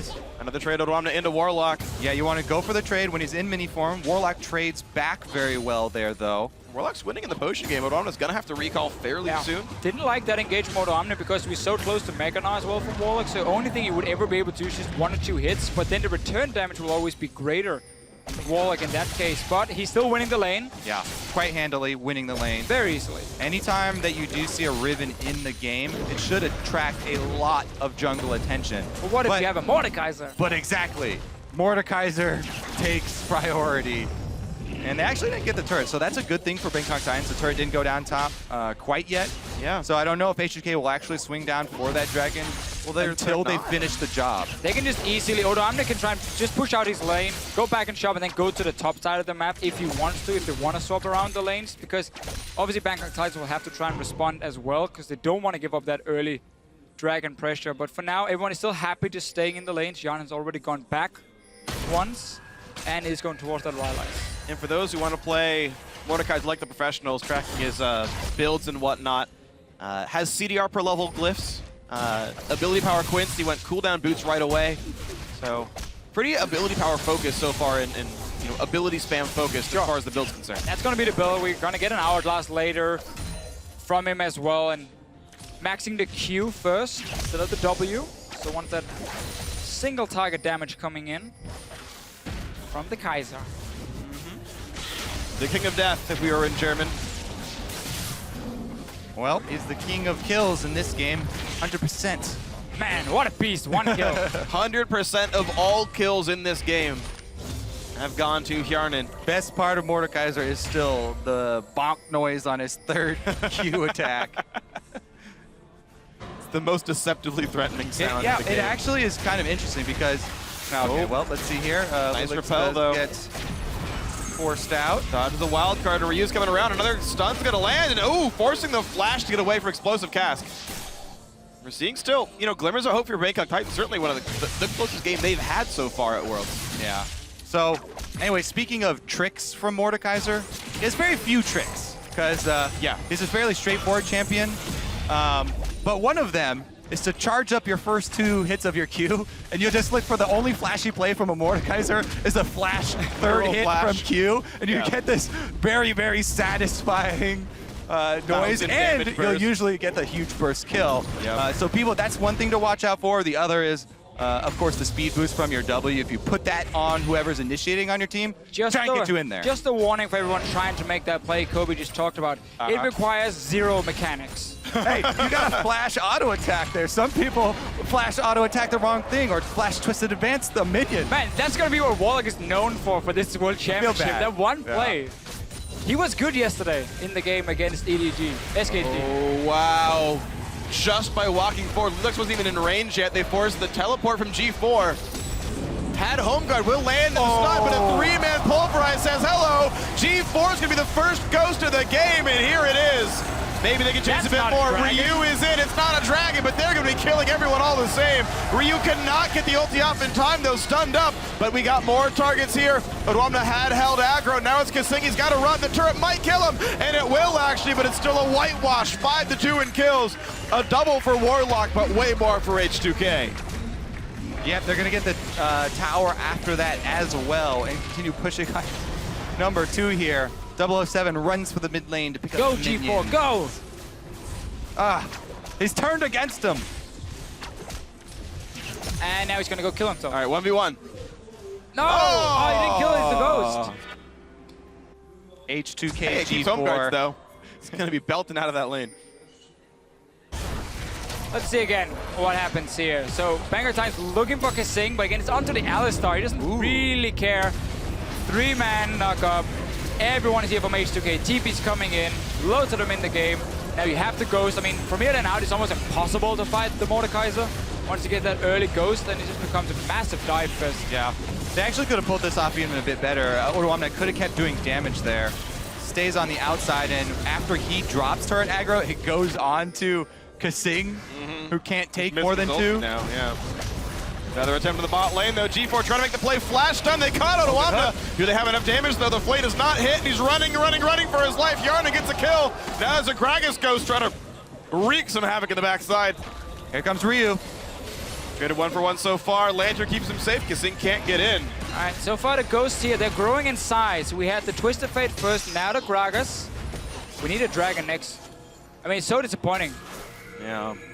Maybe a Mega Gnar. Might be bigger than Gragas. Would that stay in the Ghost form now? I actually don't know. I've actually never gotten a Gnar Ghost. Sorry. Have you ever played Mordekaiser? About 8 times. Are you lying to us, Brig? No, I've played a Keep it secrets.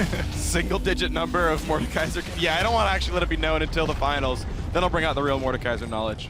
All right, I'm going to go ahead and guess that it does not transform. All right. But that's all I got for you. Good guess. We'll find out. I'm sure there's plenty of tweets about this one. I'm sure the match has been played before. Either way, though, H2K just turning the screws as best they can. Bangkok Titans have gotten themselves a dragon, and they have gotten themselves 3 kills, but H2K are doing nicely for themselves. 6 kills, 4,000 build up. Bonk! I love it. G4 getting really pushed around in this lane. He's been able to assist the others fairly well.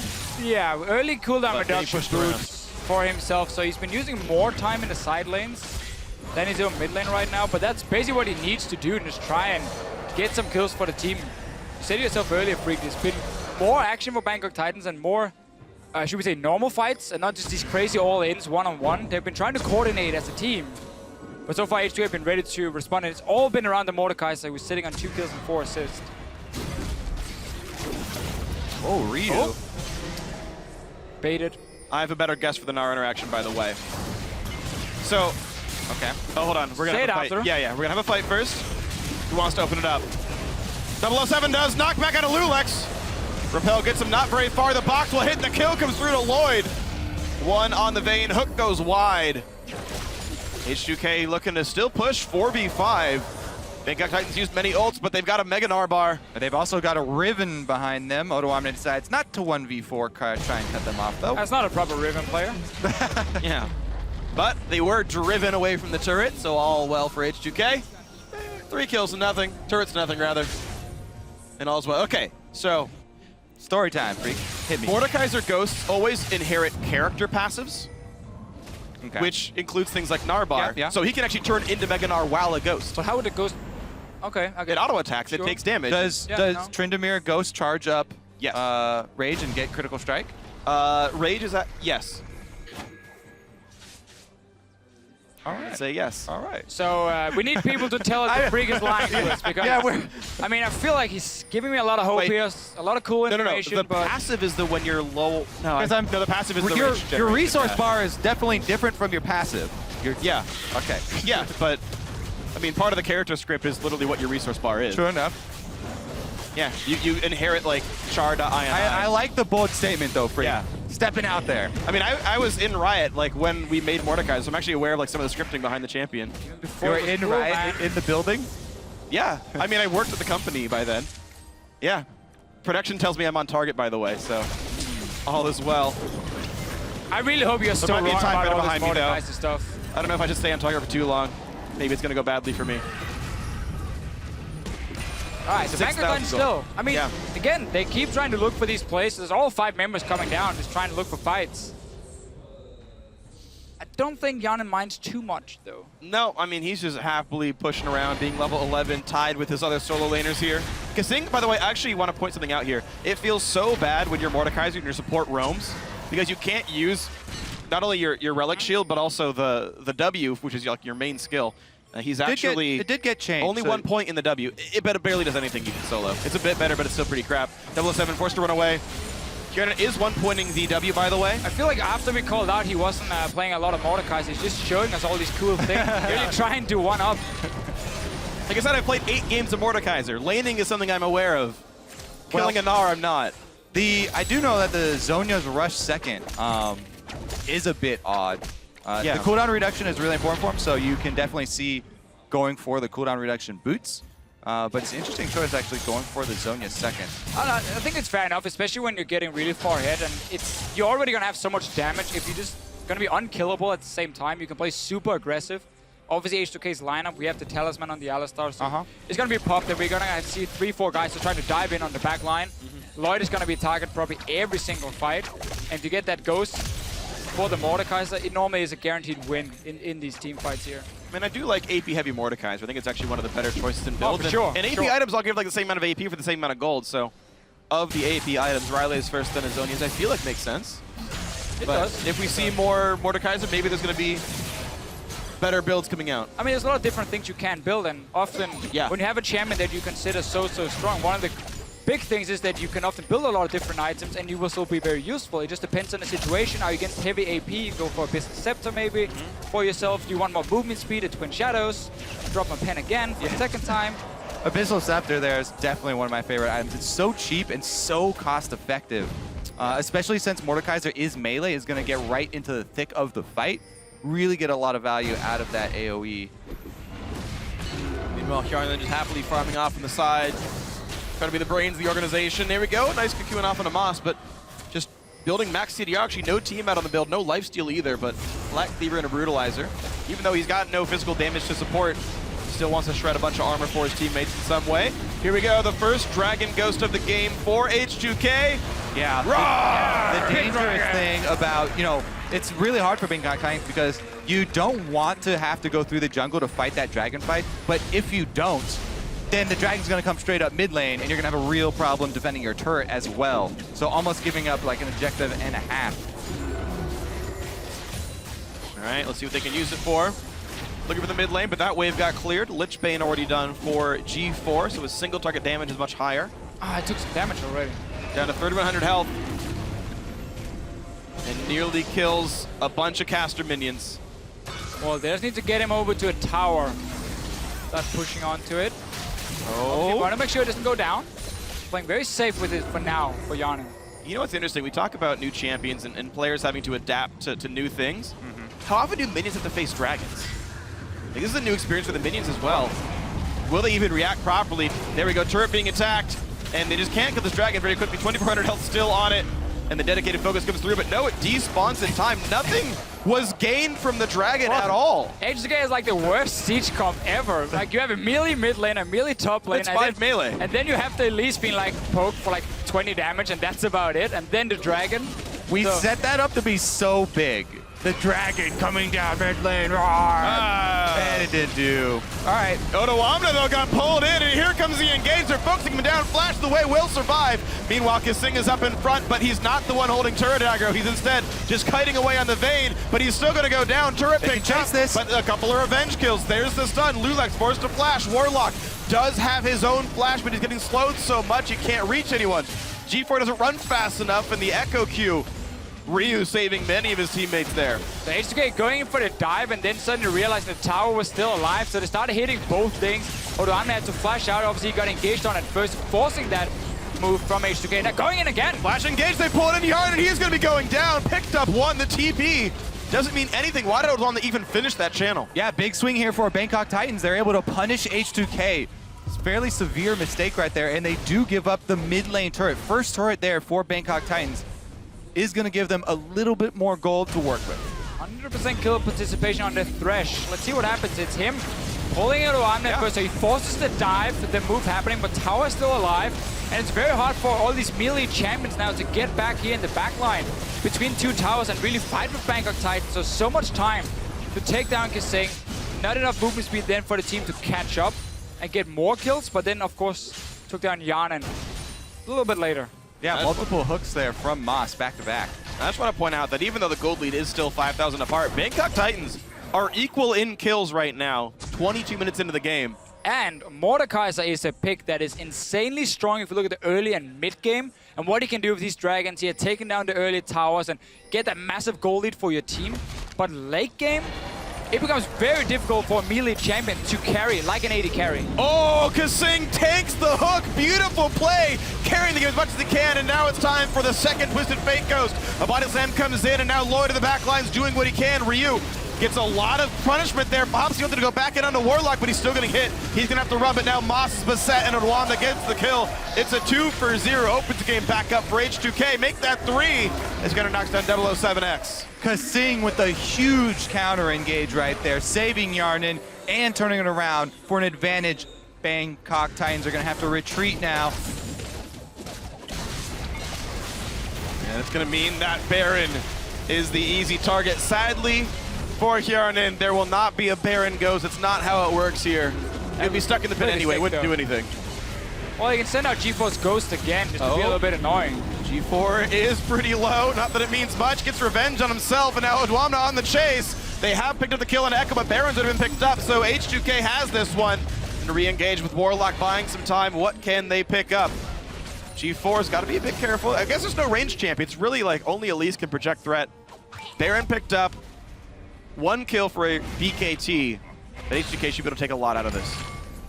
Second time G4 has to face his own Ghost. Kill it. He's come out on top both times, so. Both times he's been winning, for sure. I mean, so his performance on Twisted Fate, we talked about it earlier how he's not been spending a whole lot of time in the mid lane because he's been so busy just being part of every single fight for the last like 15 minutes in the side lanes. And it's why he went for the Twisted Fate. And this team has been able to, not by no means match H2K, but at least have a lot closer game against them compared to what they had versus EDG and SKT. Oh, it is what you expect when you look at the skill levels and the origins of these teams. H2K actually another team that just last year were in the Challenger Series. In fact, very few of these players had professional careers before. Yeah, a team that joined the LCS and lost their star player in Fibivan. And there was a lot of talk, what could this team do? How important was Fibivan for that lineup? He went to Fnatic, of course, at the start of Spring Split. They got in Ryu, who was kind of struggling in Europe, joining Millennium at first, not managed to qualify for the LCS, and it looked really bad for Ryu at first. But then he gets that chance to join H2K, and honestly been a strong player for this team, especially here in the summer split. And every time he gets into the playoffs and the important matches, he really steps up, and he's not afraid to make plays. He doesn't care who he's facing, he's gonna go for it. We'll see if they can make this happen. Kasing wants to go in. It's just going to actually create some space. This turret still taking plenty of damage here. Yeah, they should be able to get it. The split push here for H2K, double lines of minions buffed up. They are not able to take it. Bangkok Titans rebuff them and hold their turret for now. All the vocabulary words, rebuff. Knock him around. D4 again. Might join the top lane fight. Warlock is going aggressive. He's going to find a stun to Odoamne. How far can Riven get? Not very far. That is a kill. That's a card as well, G4. Honestly, another punish here from Bangkok Titans. And this is something we are seeing very often for H2K. Let's talk about it after, because 007 is getting engaged on. Ryu getting around. Going to lock up with the stun as well. Can he get into range? Yes! 007X, more like, well, actually his scoreline's not correct for that one. Never mind. More like 3 and 4. Ah, really good one, Freak. But Bottleman turret will go down all the same, 10 to 8 in kills. Kobe's just dying right here, much like 007X. And now into the inhibitor turrets we go. Finally salvaged it here as Yarn knocks down a few minions. The Dragon's here. Lulax a bit too far forward. Box comes down, flashes over the walls. Bit more wave flare comes through, and this Dragon realizes, wait, I'm alone. My team have left me. And it will actually get away. Wow, congratulations, Dragon. There you go, you survived, but you're not doing anything. You're useless. We don't like you anymore. Wow. Come on, that Dragon's hater. done nothing. You are such a Dragon hater. It helped him win the team Look, fight. okay, go against the Gromp. Let's see who wins. Oh, one shot. Wow. That's not even fair. There were assists on that Dragon. Well, disappointing, man. Oh, whatever. I bet your Warlock can kill that Gromp. Of course he can. Let's look at Warlock. Oh my god, that's not even... I can't believe you. Well, he just killed it. All right. Well, the Gromp died. Warlock confirmed better than Dragons. So if you got to think about role-playing... Ooh, that was close. Yeah. H2K, though, honestly, they keep on making mistakes trying to close this game out. And Bangkok Titans are quick to answer. G4 with his teleport on Twisted Fate. Continually chasing them down, getting small pieces of gold back for them. Yeah. It just becomes harder and harder for this Mordekaiser the further he has to walk in towards the enemy base with this Dragon to siege it, because again, it's so easy for Bangkok Titans to move from the fountain between the 3 lanes near the inhibitors and then move that defense around. So when you have this all melee lineup except for Lulax, sieging is not really your option anymore. You gotta just force a fight around the Baron, get Bangkok Titans out of that base, take that 5 versus 5, win that, and that's how you then move on. It's gonna take him a while though. Baron Nashor is still dead for a while. That's why we see the fight right now taking place over the placement of wards inside the red quadrant jungle here for Bangkok Titans. And they're fighting back, trying to clear it out as best they can. Barely got anything really in terms of gold, 2,500. It's very low amount compared to the average we saw. Yesterday, I believe we were about like 4,000 on average when it came to plays where Baron was still on the team like the full duration. Right. That was one of the biggest ones, certainly. That's about the same size as the first SKT one when they were playing really slow. Lloyd, though, getting caught out. Cocoon's gonna miss. He expected him to be somewhere else. And here comes TF. Lulax gonna jump around a little bit, but still gonna get knocked down. Here comes the Riven, but not doing nearly enough. Odoamne forced around, but Ryu into the front line really wants to kill G4. So just pop them both sides. Back in they go. A big knock-up Mega Gnar to answer, and they're routed, though. H2K doing so much damage. Bangkok Titans have to run from this one, but they're still taking turret damage. Sharna can't quite do enough. The jump back in. The stun hits Ryu, and back in goes Alistair. They're killing everyone back and forth. Warlock running. Odoamne does not have aggro, so it doesn't matter. The TB coming in. They don't kill the turret. Yes, they do. They stop it, and Moss goes down. Warlock's next. Almost everyone. It's everybody dying. Getting that tower down and canceling the teleport was so key for H2K, but once again, they engage on, or they start a fight. Yana was running from mid lane. He wasn't even close. And Bangkok Titans, they're keeping it very even in these team fights. Yep, but now H2K are going to be able to 3-man take down this inhibitor turret. And G4 just has to throw cards from a distance. Wow, queued up the stun perfectly. Goodbye, G4. There's the ace. There's the H2K swag coming up from Kasing. He is playing absolutely amazing as an individual here. And he's leading his team to a lead. Saving the team every time they get a little bit too deep or step out of line. Kasing is here to create play. We talked about Ryu before, how he joined the team when they came into the LCS, replaced Febiven. We didn't get to see too much from H2K in the start of the spring split until Kasing joined. And we got the whole Kasing effect started. They won so many games in a row. The communication just got so much better. And of course, him as a playmaker, finally finding a team where he could really shine, where the teammates trusted him. And he's been a fantastic support all year long. He's been great. He's going to find another one here. Moss just going to get hit by so many stuns, he's barely able to flay before going down. Ryu takes him down for the shield, keeps him all right. The AP ratio helping on this one. Mid lane can get cleared, but Baron is back alive, and Bangkok Titans are missing their support. Yeah, H2K going to try and bait again here. They start up the Baron to force Twisted Fate ultimate. Going in for Ryu up top here with G4.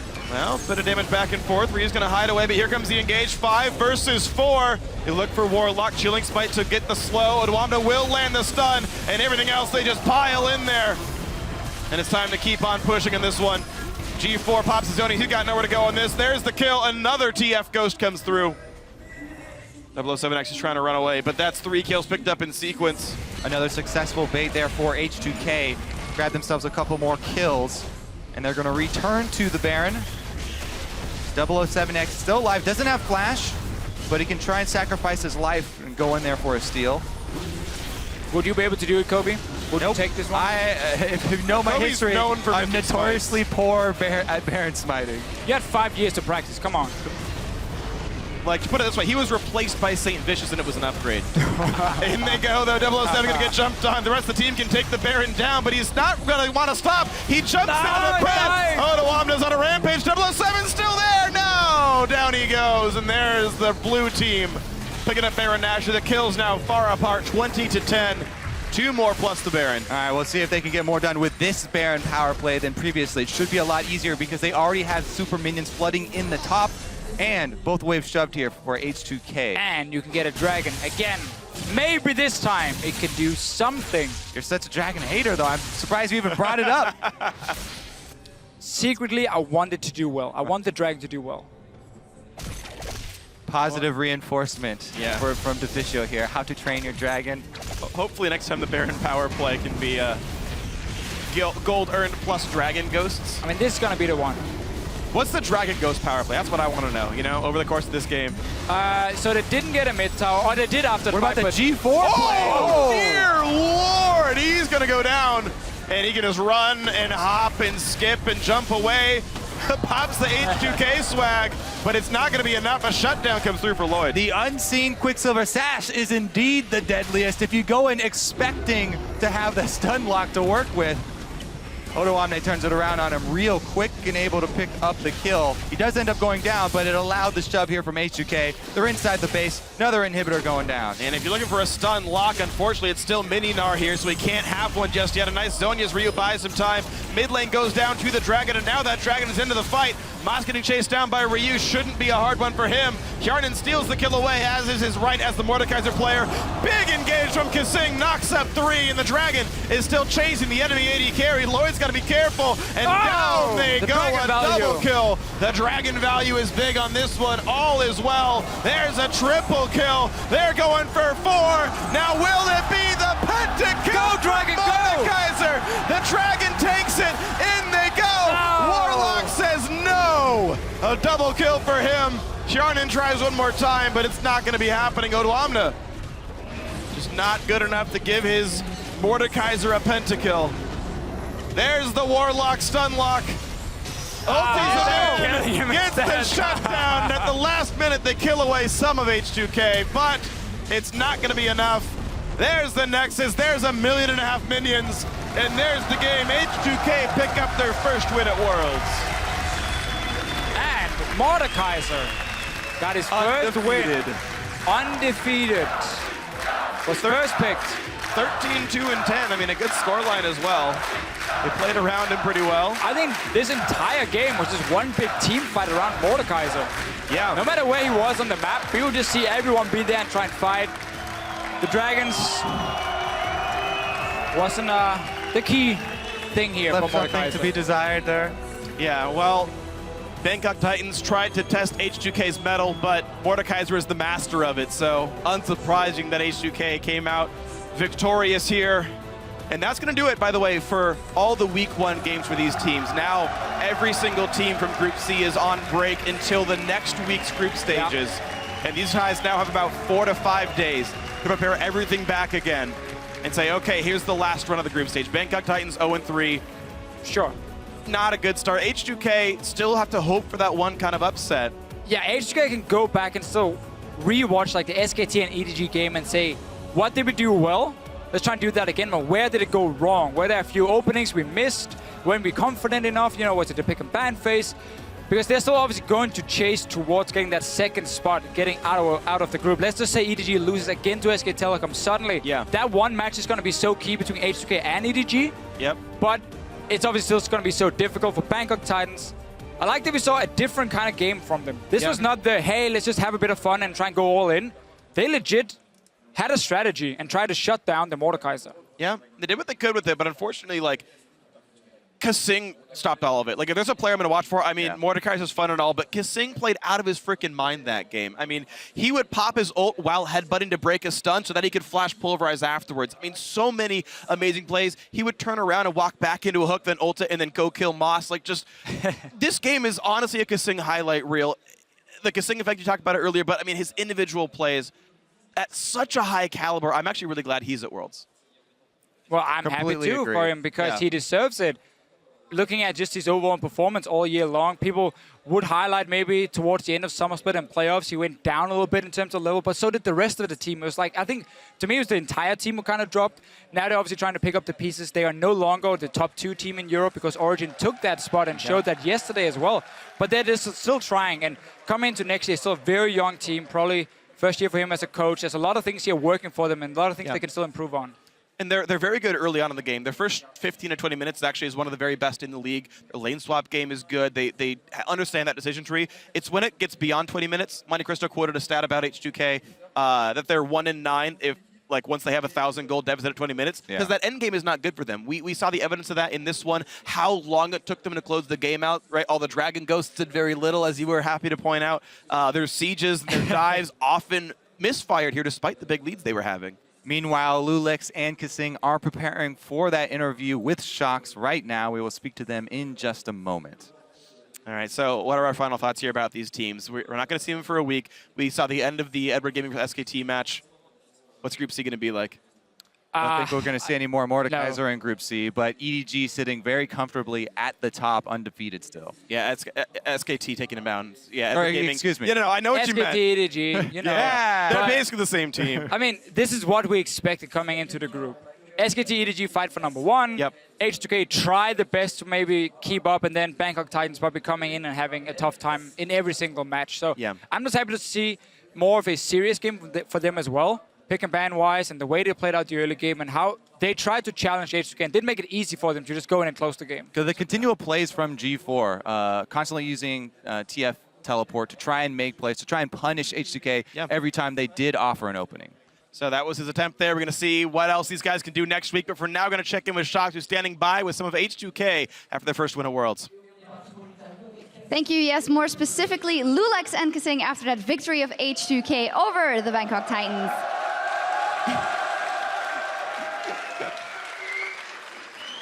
Let's dive into the game a little bit, because Mordekaiser was left open for the very first time. Did you guys tunnel on that very hard because of it, or were you prepared to go and play with him? Well, to be honest, we didn't expect Mordekaiser to be open because Mord has 100% pick ban rate. So I assume, when they're going to play Mord. But when they left open Mord, it was kind of Mordekaiser is super OP right now. So yeah, we just picked it. Super OP, yet it came close in terms of kills and Bangkok Titans' engagement overall. How did you live the game? Because you guys were the favorites coming into it, but at some point it was pretty close. I think it just comes to the fact that we didn't get much practice with Mordekaiser in scrims because it's usually banned, but since it's 100% banned, we just felt forced to pick it. And I mean, we just knew it was OP. We just had to play the comp right. They got the first Drake. We just needed to get the other one, and it happened. So a lot of 5-man knockups by Alistar helped a little bit as well, Kasing. Just a bit. Just a little bit. Stepping away from this game, you're now 1-2 in this group. It's safe to say that you're total underdogs in this group that is very heavily stacked. You guys went to boot camp in Korea after the group draw. You tweeted, I don't know if it was serious or not. You guys tweeted, well, it's over, boys. GG. Has that changed at all? Because honestly, you put up a decent fight versus EDG yesterday. You have a win here, and you have some time to practice now. Well, I don't think it's completely over because we have to play it again, so it was actually over. But I mean, at the time, we were just very good because we had SKT and EDG. But I still think we can maybe take off a game from one of them. But hopefully, you know, we're lucky. Yeah. Alex, what do you think? Yeah, I mean, in the day of the announcement, we were a bit depressed and stuff because it was really unlucky. But then we reminded ourselves that it's just a best of one and anything can happen. So we just kept on trying in Korea, and I think we have a shot. Obviously, Lulex, for you personally, there was a lot of criticism on your play from all sides coming in at the end of the season. How have you personally dealt with that? I just try to ignore it, honestly, and just try to focus on my game and improve. That is the best way to handle it. And with all of that, you still had all the fans here chanting your name. Rather, is there anything you'd like to say to them? C'est la première fois que je joue en France.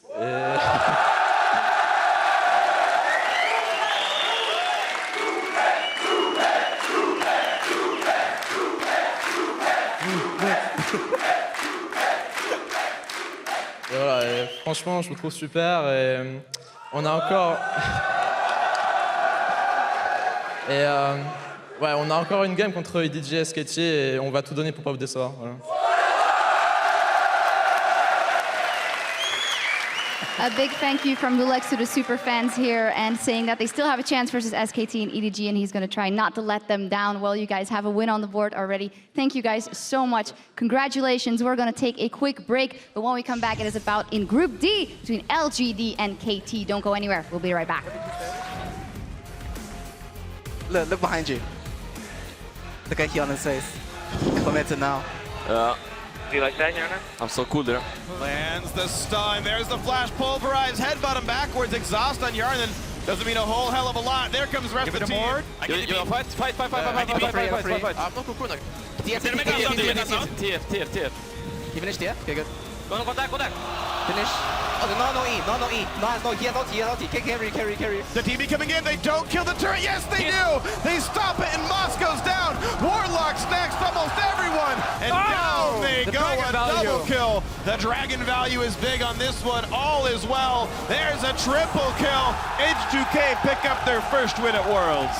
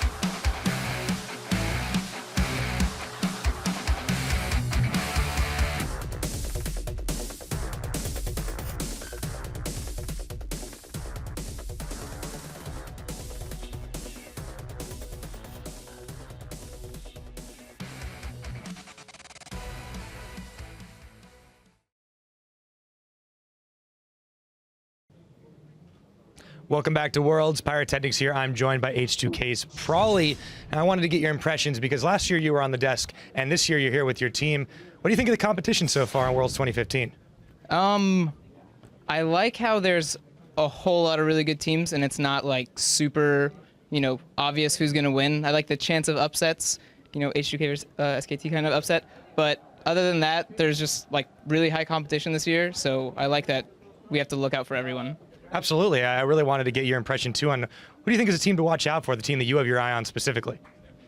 Well, EDG dumpstered us really hard, so we have to keep an eye on them, but I think the biggest one still is like revenge on Faker for Ryu. I know we got a little bit in the first game, but we're going for the second time revenge for sure. Coming back for more, I like to hear it. And of course, do you have any takeaways from the first two days, and of course, what you've had from today as well? I don't know. It's like the competition isn't as hard as I thought. Like I said again, there's not like super clear-cut winners for every single match. So the fact that we're at least in the same ballpark playing the same game is like kind of a comforting feeling, I guess, that, we're not playing out of our league. We just have to, step up our game and play like basically 5 times better. We'll have to see if it happens. Once again, that's going to be it for us. Now back to you guys in the studio. Thank you, Pyrotechnics. H2K will be happy with that win. We'll see, though, if they can do slightly better the next time around against EDG and SKT after those words from Prawley. But we're going to keep the action rolling with our next game, LPL's LGD versus Korea's KT Rolster. LGD faltered yesterday and fell to the number 3 European seed, Origin. Now, what do they need to do to turn things around today? Well, first thing, I don't think Origin is they technically are the number 3 seed. I get that, but they're a very, very good team. And LGD aren't a team that are used to playing these best-of-1 formats. And even during the regular season in their best-of-2 formats, they looked horrible at some stages. So, they're just going to look to see if they can get through this group stages, get back towards the best-of-5s where they can learn and adapt in between games, get their hard carries rolling, and then they'll be completely fine. So for right now, the inconsistency with LGD, everyone talks about it. So, it's not anything new. And we have to go back to that regular season and say, well, LGD was bouncing around 8th, 6th place in the LPL for a lot of the season, and they battle back well in the playoffs in the last couple seasons, but they don't usually start off very strong. So we'll see how it goes. I think they still are a favorite to obviously make it to the quarterfinals, but I expect them to up their game once they hit the bracket. Yeah, they definitely strike me as a best-of-5 team looking at both of their splits that they played. But also, coming in here, TBQ was rather exposed in Champion Select and in the game. They put him on the Vi. I don't think he's played a game of Vi that we've seen from him yet. So it was definitely a champion that he didn't look as comfortable on. But once again, this isn't anything new. Teams tried to do this to TBQ, then do you know what happened? Kog'Maw, Diana, Fiora start getting through pick ban phase, and the rest of the team just smashed them. There's no way that you can let them have their priority pick. And that's something that I thought that they dropped the ball on yesterday as well, because they went for a mono-threat composition with Imp when Godvi is such a great player in the mid lane. Putting him on Lulu, great, it's up, but not putting that on Acorn and then giving some type of carry to Godvi, I thought was a big oversight there. And I don't think LGD, I think they have to adapt. Don't first pick the Lulu. If you have to ban it on blue side, just go ahead and do it. Try and get something there for TBQ because the rest of the team has broad enough champion pools to fill in adequately. We saw an element, too, of what you said yesterday, Monty, with the questionable Baron calls out of LGD, feeling pressured to do something in that game to claw their way back into it. But I do want to hop over to KT Rolster now that had a slightly better start to their tournament, beating Team Solomid handily. And part of that start was Peekaboo. Oh, Peekaboo was absolutely on fire. He's been having a great tournament so far, and his multi-man pulverizes in team fights have been setting them up perfectly for success. This one here, 3-man, he is leading the charge, and he's been a huge part of how Peekaboo picked up their season near the end and got them here to this tournament. So Peekaboo, I thought, he brought the shot calling, the things that helped them end the game, which was always a problem for KT. Yeah, and to springboard off of this Peekaboo point, sure, you can ban the Thresh, but he's a very good Alistar player, too. Normally, he can default to Janna or something like that, and I think it's how many bans are you going to throw at Peekaboo in the draft? I don't really see that as a viable option because you open up too many power picks. The thing about KT, though, that I want to highlight, because we talked about it a little bit yesterday, but I didn't actually come out with the numbers on this. KT's a very first blood reliant team. If they get rolling early, Peekaboo and Score take over. If they don't, they have trouble. And realistically, this team, if they get first blood, they win 73.7% of their games. If they don't get first blood, they win 33.3% of their games. There's a 40% gap. Now, that said, they get first blood in 67.9% of their games. But if you can play aggressively early against KT, they're not very good at playing from behind. And the best thing about that is that their one, I guess, weakness in lane is their mid laner. They tried to attack it yesterday, TSM, but he's just an absolute brick wall. He doesn't give up anything. And then team fights beautifully. Nagne is just such a rock for them in that mid laner. And then their two side lanes are just beastly when they go up head-to-head into any matchup. Yeah, I feel like they've been putting a lot of resources into Someday in the mid and early game, and he's definitely been carrying them so far in this tournament. So him alongside Peekaboo in the side lanes, if they're freed up, it definitely causes a lot of problems. Yeah, Someday definitely had some big plays there on the Darius in that game as well. Well, it's time to test your precognitive powers. So Spawn, starting with you, predictions for this matchup. I think the LGD game was an outlier. I believe that LGD is still one of the better teams. I'm going with LGD. That was a reserved prediction, though. That wasn't very confident, if I may say so myself. There was a lot of hesitancy there. Well, the thing is that I hope it is, but they have snowballed this kind of thing for some weeks. So they don't have weeks to get out of it this time. You know what? I'm going to agree with you, Spawn. I'm going to pick LGD. And I agree that I think yesterday was a big underperformance. I also think that KT looked far more solid than I expected them to. I don't think these two performances that we've seen, or one performance rather, from each team, are going to be indicative of their run through this group. So I think LGD is going to take it here, especially because they have blue side. They can get that jungler for TBQ, and then they can eliminate some of the weaknesses we saw against Origin. Oh, man. You're a KT fan, Monty. I am a KT fan. So, yeah, I think you win in this prediction because you're either right or you're happy. Yes. So no matter what happens. I've hedged my bets. But I am going to disagree with you guys here. I'm going to pull for KT on this one. I think Someday is the best top laner at this tournament in competition with Marin, and I think that he's going to have a good time. I think Peekaboo's going to run around the map, and I feel like TBQ was exposed, and I want to see that happen again here in Champion Select. I feel like KT have the edge if the pick and ban goes slightly their favor. Well, there's more than enough for us to keep our eyes on in this game. It's time to see if LGD can shake off yesterday's loss. So let's step inside Ladakh Pullman for picks and bans. Thank you very much, guys. We're going to get ourselves jumping right into Champion Select. But first, real quick, the starting lineups on your screen. Let's start with the blue side. LGD Gaming, the #1 seed out of the Chinese LPL. Acorn up in the top lane. TBQ in the jungle, hoping to shake off yesterday's game. Godby, still an amazing man in the mid lane. Imp, the big AD carry for this roster. And PYL, the man so many want to play with on support. And on the red side, it's KT Rolster.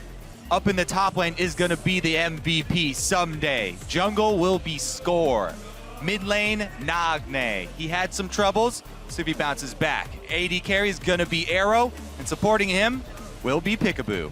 Now coming into this pick and ban phase here, we just heard the analysts talk about how can TPQ get a better jungle pick for himself on the Vibe. We know something he's played before, but he really looked off yesterday. The weird thing for me was LGD banned Gangplank on blue side. That allowed Origin to ban both Lee Sin and Rek'Sai and remove them from him. If you just leave that Gangplank away, you force the other team to ban the KT. In this case, they will ban Mordekaiser, ban Gangplank. You will get at least one of the top 3 junglers in Lee Sin, Rek'Sai, and Elise for TBQ. As they mentioned on the analyst desk, I think the blue side for them is going to be really important.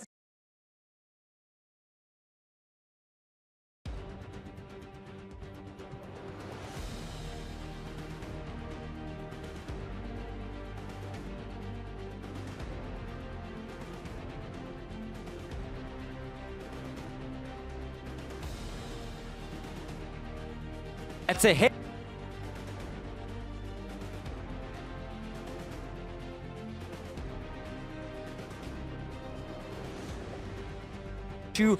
It was too one-dimensional. I think still Lulu mid with a carry top laner is a very strong composition. I think that was the mistake maybe from LGD. Malphite at too low damage, and then of course Vi, who fell so far behind. You know what? I think we might. I don't want to jinx it, but we might see All another three open Mordekaiser right now. game with every single 100% pick ban champion. There's the first one getting dropped off, but there's still the Elise, the Lulu, the Mordekaiser, the Darius. So I'd ban Mordekaiser here and say, LGD, do you want to play Lulu again? Here's your chance. But if you do that, we take the Elise pick. Lee Sin has been banned away from TBQ, so we want to try once again get a strong jungle matchup. I think Rek'Sai though is a fine enough pick and trade that away for Elise. But we just need to see more from LGD with this Lulu pick. Yeah, it's not. Yeah, the thing is, it's not really about getting the stronger jungle pick. It's about denying from TBQ so that you can force him. They're doing it. They're basically saying, do you want Elise or do you want one of the top tier picks? Lulu Mordekaiser that can go on the other side. Lulu and Elise are the top. And they go Darius. So not yet. Well, But those are the four. LGD can turn the tables because KT can only take 2 of those themselves, so then they at least get it. Exactly, they at least get it back. Again, you would then figure that KT would want Mordekaiser and Elise for that absolutely insane early game power, and say, you know what, LGD, you're gonna get the Lulu. Darius late game, his damage is okay, but he's not a massive threat up there. It will still be about Imp's DPS. Yeah, then. I'm definitely not a fan of early picking the Darius because you can run the Gnar into it. You can even run the Fiora into it as And we've the seen. change, yeah. I think it's definitely the least valuable of the 4. Yeah. They had to change it here. They don't want to give away the Elise. They want it for TBQ. He had problems yesterday. We know it's a big deal for KT Rolster with the Score and Peekaboo together. The early power they put up, we heard all the talks about how strong the early game can be. The real question is, though, do they pick Mordekaiser if they rely so much on Peekaboo's roaming? Mordekaiser needs a support with him. He's not really someone that that good you solo. can leave like that.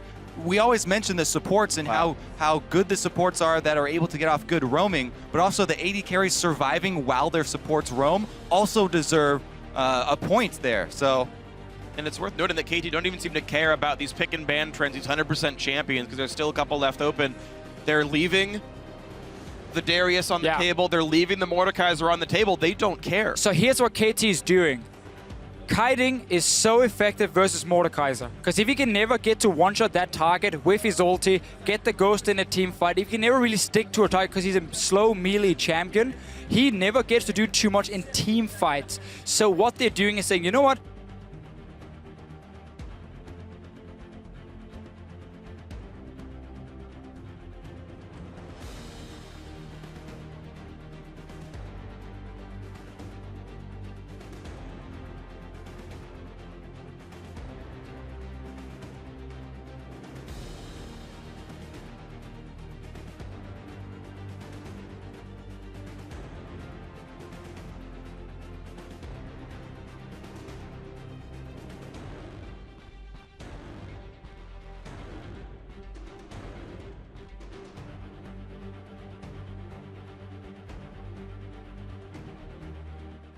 for LGD. Plus they have the, even though Sivir was nerfed and you need to be near her to get the full activation of the speed buff, a lot of pick here with the double skill shots coming from Thresh and Elise. But it's going to be a weak bottom lane with this Sivir. Can't really punish these Giacomo compositions too much in the laning phase. She gets outskilled already from level 6 and has a hard time trading. But obviously they're looking to try and speed up the game then and not allow KT to sit and scale up towards late game. We've seen so many times in the LCK where KT Rolster get control in the early game in terms of vision, and then they just played a very slow game, you know, allow your carries to scale up and just make sure the other team can never make an aggressive play against you where you don't see what's going on and you can always counter gank it. So Juggernaut, very obviously the competition here for KT Rolster. We still don't know if that Lulu's going in the mid lane or the top lane. But this is so smart from them and saying, hey, we leave Mordekaiser open. We will continue to target your jungler. We know that in LGG,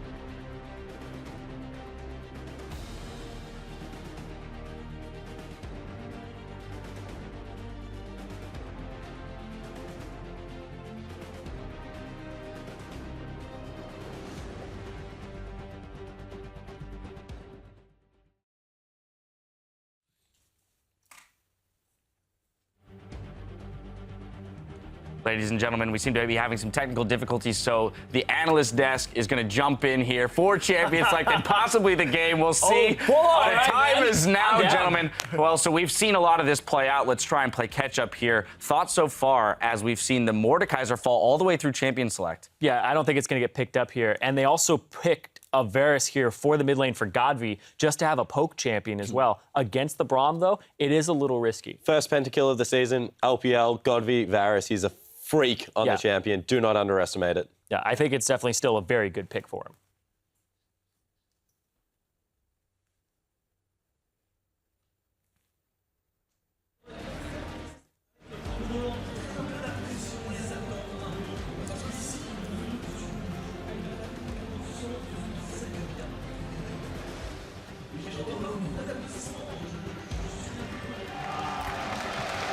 Poke conversation.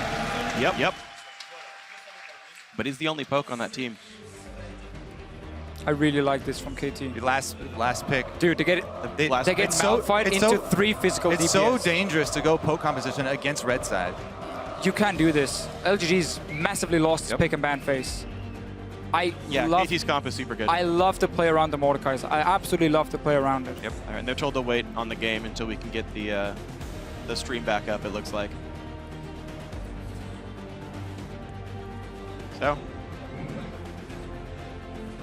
So before the Malphite came in, so was the Varus pick just wrong because it was like going to be a big opening or what? So the Varus pick came in, obviously as the last rotation here for LGD. They took the Varus. They want to make a bit of a poke composition because they see, obviously, to protect the AD carry comp from the side of KT, meaning the Malphite last pick is going to be so key. Yeah, that's the thing. You're trying to do poke against the Juggernaut composition, which could be okay, but it's against red side. And KT, with the last pick, get that hard engage so they can try and get right back to the Varus, and they can break that poke comp. Plus, KT extremely smart with their first 2 picks. Although they didn't ban Mordekaiser, you build your first 2 picks against it, then you effectively deny it through the early round picks. That was such a smart pick and ban phase. Knowing that TPQ had a bad day yesterday. It's been an issue, during the season. He wanted a priority pick for himself, so they went for Elise. Lulu was suddenly open, great against the Mordekaiser itself, so they have now a counter pick in case they want to play Mordekaiser on the side of LGD.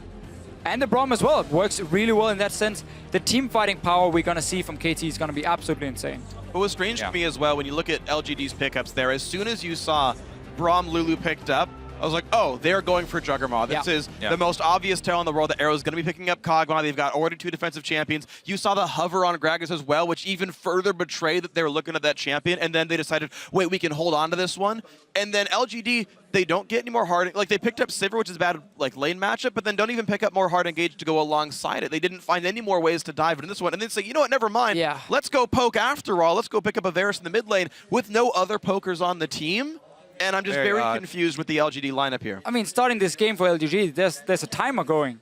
Basically, you cannot go late game. Your Varus is going to fall off completely. Your Sivir has no chance versus the scaling of a Juggernaut composition. And you have this Malphite who's going to be stacking armor because you have Hecarim top against him in the 1v1 lane. So you basically have a setup here for LGD where they have to massively win the early game, but your only main engage is the Hecarim flying in with Home Guard to start the fight, and then Varus maybe with his ulti trying to lock someone down. And there's so much protection on the side of KT, and good lane matchups as well. There's a lot of protection, but their late game damage will be lacking. If LGD can start to snowball, they've got a Malphite in the top lane, they've got a Gragas in the jungle, they've got the Lulu for the mid lane.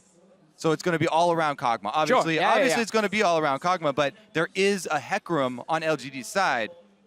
Yeah, so real quick, guys, for you guys on stream, we had a power outage in our production truck here, so we stream it down for a second. You guys missed some of the picks and bans. The game itself was unaffected. The picks and bans played out completely normal. We then stopped the game, and we're going to be starting it in a little bit here. So to recap the lineups real quick, because some of the pick and ban was missed, LGD had their first pick, Elise, and they grabbed Sivir. Basically, they've got Hecarim top lane, Elise in the jungle. Mid lane, Varus was picked up late in the draft. Sivir there for the AD carry, and the support was it Thresh? I forgot. Thresh as the support pickup, yeah. So Varus was last pick on the blue side, but very late on in the draft. So KT Rolster, their very first 2 champions, they had picked up Braum, plus that Lulu, and you were talking about setting up for the counter pick to the Mordekaiser. They grabbed the Kog'Maw, so they've got this Juggernaut comp coming through, a Gragas for the defensive jungler pick, but then the very last pick on the red side was Malphite. Once they saw the Varus mid come through, Malphite top lane for Someday. The hard engage, to be fair, is here for both sides, the top lane, but getting into the Kog'Maw seems much more difficult. Yeah, and much easier for KT to pull off. The instant effect of a teleport Malphite coming in is definitely going to be a big tool for them to get to that early game, to get to the Trinity Force for Kog'Maw so they can start knocking down turrets. And also LGD's side. Varus mid lane, Sivir AD carry, Hecarim top lane. It's all physical damage coming in. It's heaven for a Malphite. You can stack armor and be nearly unkillable. Gragas is going to do the same with the Cinderhold first, then building tank after. So their front line for KT is going to be massive. Add in a Braum shield to block some of the damage coming from 2 AD carries.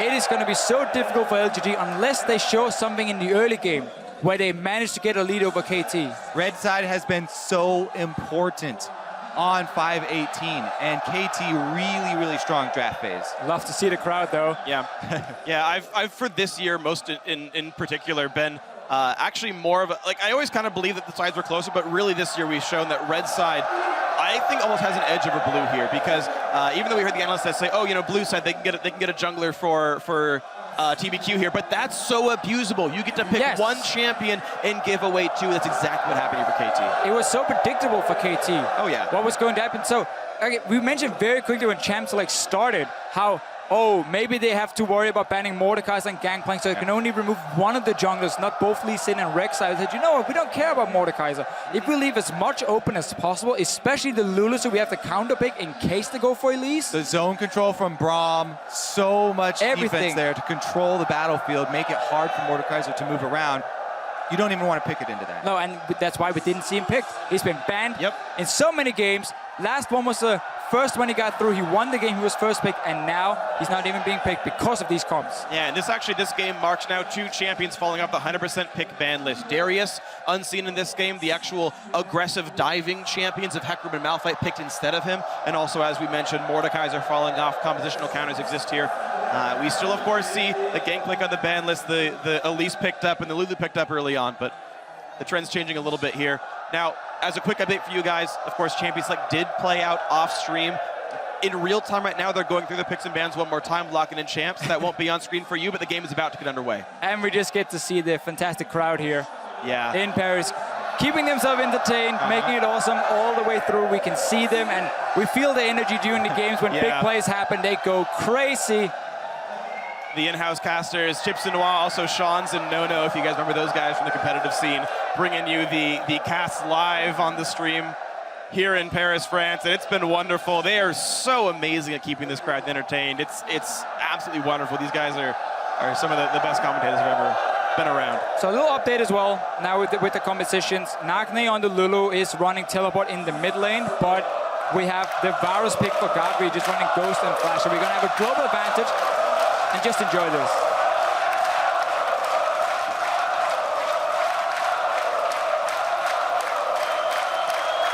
All right, the last 25 seconds of picks and bans are counting down. We will have those lineups on your screen in just a short while, and we will get into one of the biggest matchups of the day.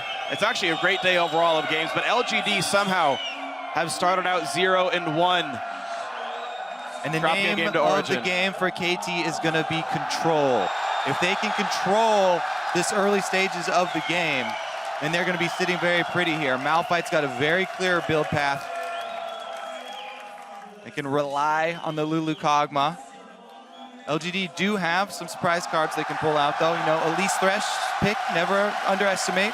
No, and like the 2v2 in the top lane, when you have a Hecarim running an offensive summoner spell and Elise, that's a strong 2v2 you can use. All right, well, guys, you at home, please keep involved with the matches. Vote for who you think's going to win this one. Use hashtag LGDwin or hashtag KTWin to vote. Let us know how that one's going to go. LGD so far have been the victim of one upset, and based on pick and ban and based on Zyreen's prediction, it might be a second one here. KT Rolster finally the first world championship for the organization. They started out strong with their win over Team Solo Mid. Now looking good heading into their game against LGD, but this number 3 Korean seed could be making a very deep run in this world championship.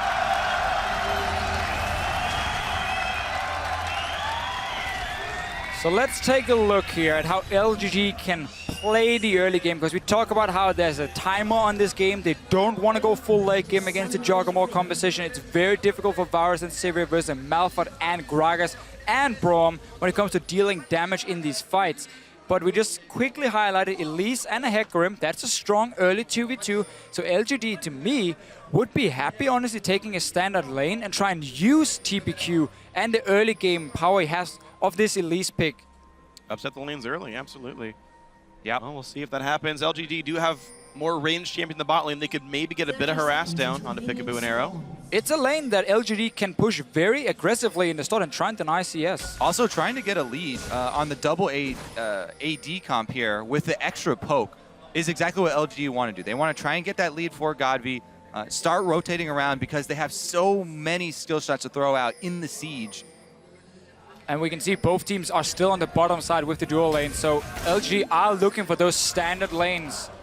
Play around it, start up by getting Akon going, use his teleport then to take his advantage and move it to the bottom side of the map. You gotta start getting on outer turf. We're looking like 15 minutes when we have the tier, when we have a brutalizer on the Varus, and of course some levels under his belt for his Q, and then the Sivir with the fast pushing. That's where LGD is really gonna kick in and start creating map pressure. Those 3 outer turrets have to fall in the mid game. Otherwise, KT can stall it too late. Yeah, basically what LG do, they have Sivir annihilate the creep wave so that it's very clear by the turret for all these skill shots to come through for the Elise and the Thresh to set up poke damage. They're going to match the 2v2 top after they saw what happened on the map, but they're coming in very, very late. No, not even. They're not going to miss anything, so never mind that one. I even thought KT were doing a camp at level 1, but obviously they were straight in lane. So we get the 2v2. LGD were looking for it. They found it. Can now send Akon back down to the bottom lane with his own level 2, and of course, Someday will do the same after this double camp. PYL takes over the range minion aggro there first, then Imp is able to auto-attack there without getting the return damage from the range minions. Nice little 2v2 micromanagement there from the LGD bot lane, and they actually took control of the lane. Now they're shoving with Sivir despite getting their second. Yeah, even though Sivir doesn't have the greatest matchup here, it changes with your support. Again, it's always 2-man down in this bottom lane, so having the range support on your side allows you to play really aggressive with pushing in the lane. So you have the safety of a Lantern as well from PYL. So good start for LGD and exactly what they want to get this composition going. Well, certainly an interesting start as they've given away the blue buff to Malphite to start out his laning phase. So Someday, they're hoping to get him ahead on Acorn here, and that will be a matchup to watch. Yeah, it's that race. Anytime you are facing so much physical damage, you want to bundle as much gold as you can into the Malphite so he can start stacking the armor, and he doesn't get behind. TBQ here, though. We talked about it. Damage coming in very early. Wants to get Acorn ahead. He's got Ignite. Knocks Someday into the wall. When is he going to go for the flash? Goes for it there. Last possible second. Gets away, loses health. Really like the play. Someday saving his flash, waiting for the minion wave to come, then flashing behind them as well. TPQ, of course, was delaying his own snare or stun just to see where is he going. Cannot try and predict it with my own CC, but we mentioned it. The 2v2 of an Elise and a Hecarim is very, very strong, and that's where he went first. Got good early wards, and meanwhile topside is covered from PYL and his own ward, and just constant pushing again and again, pushing into the tower. Meanwhile, Score's gone back very early. He's got the wards now. He can come down and supplant some extra vision for Someday. While Someday does have the flash disadvantage here, he can get some vision for him. Elise can easily go for lane ganks as well, though, so you still have to be cautious. And this mid lane matchup with Godby and of course Nagne. So it's looking, Nagne, normally the guy looking to farm, not the big playmaker in the mid lane. Strong team fighter for KT though. Doing okay. For the Varus, it's just about getting some levels under your belt, get the first brutalizer, get your tier in, and then start sieging with this lineup. Lulu typically can't do a whole lot when she's standing so far back and you're just shooting her with arrows. Keeping my eye on TBQ here. He actually just got the Raptor buff as well. They had a ward in the brush when the ward over the wall from Score was placed. He can go use his Raptor buff to clear it out, but he's just sneaking in for a lane gank. Score, meanwhile, has his eyes set on mid, trying to target this Varus. Can get a summoner spell, at least out of Godby. Oh, perfect positioning. Oh! Wait, flash forward! Flash by Godby, yeah, flashes the wrong way, it seems, and there's the first blood picked up. 2 summoner spells down for Godby, first kill in for Nagne. You cannot afford to make these mistakes when you're running the composition that relies so much on your mid game. Plus, that was both bump summoners spurn. So not only did he flash into the middle of the lane because of the good positioning from Score getting behind him there, but he blew his ghost and he died in the end anyway. There's still a flash here on Nagne. He can go in, turn you into a cupcake, and Score can repeat. And just a very easy and simple gank for Score here on the Gragas. There was no vision around the mid lane really to spot him. Walked in, even a safe gank had TPQ been nearby, they would still have gotten so much damage on Godby at first, they would have been okay. And great start for him. He was on really on fire together with Peekaboo yesterday. Yep. Good stuff, man. Score doing great things for his team. Peekaboo just keeping the lane afloat as much as this push is happening. Very good mechanics by Arrow and Peekaboo, keeping all the CS in that bot lane. They're basically identical. Yeah, luckily for Godby, you know, he's got his Tier on Ver, so now he basically sits under his turret and can CS still all the way up to the middle of the lane, firing off arrows. It's such a funny have to play item cautiously. for Varus, because normally, you know, having Tier, when you didn't fully stack it, you get that big spike in damage, and it's awesome. It never really mattered for him too much because he auto-attacks so little when it comes to these fights. Instead, for him, it's just about getting the mana region and getting the armor penetration in. Has always been key. So him falling behind is a big deal, obviously, because he also will stack just the Tier itself very slow. He has to upgrade it first, so he gets a bit more from the auto-attack when it comes to getting mana back. Yeah, plus because his poke comes from the Q, the normal ability, he levels it up much quicker than something like an AP Kog'Maw in the mid lane. Again, can max it out by level 9.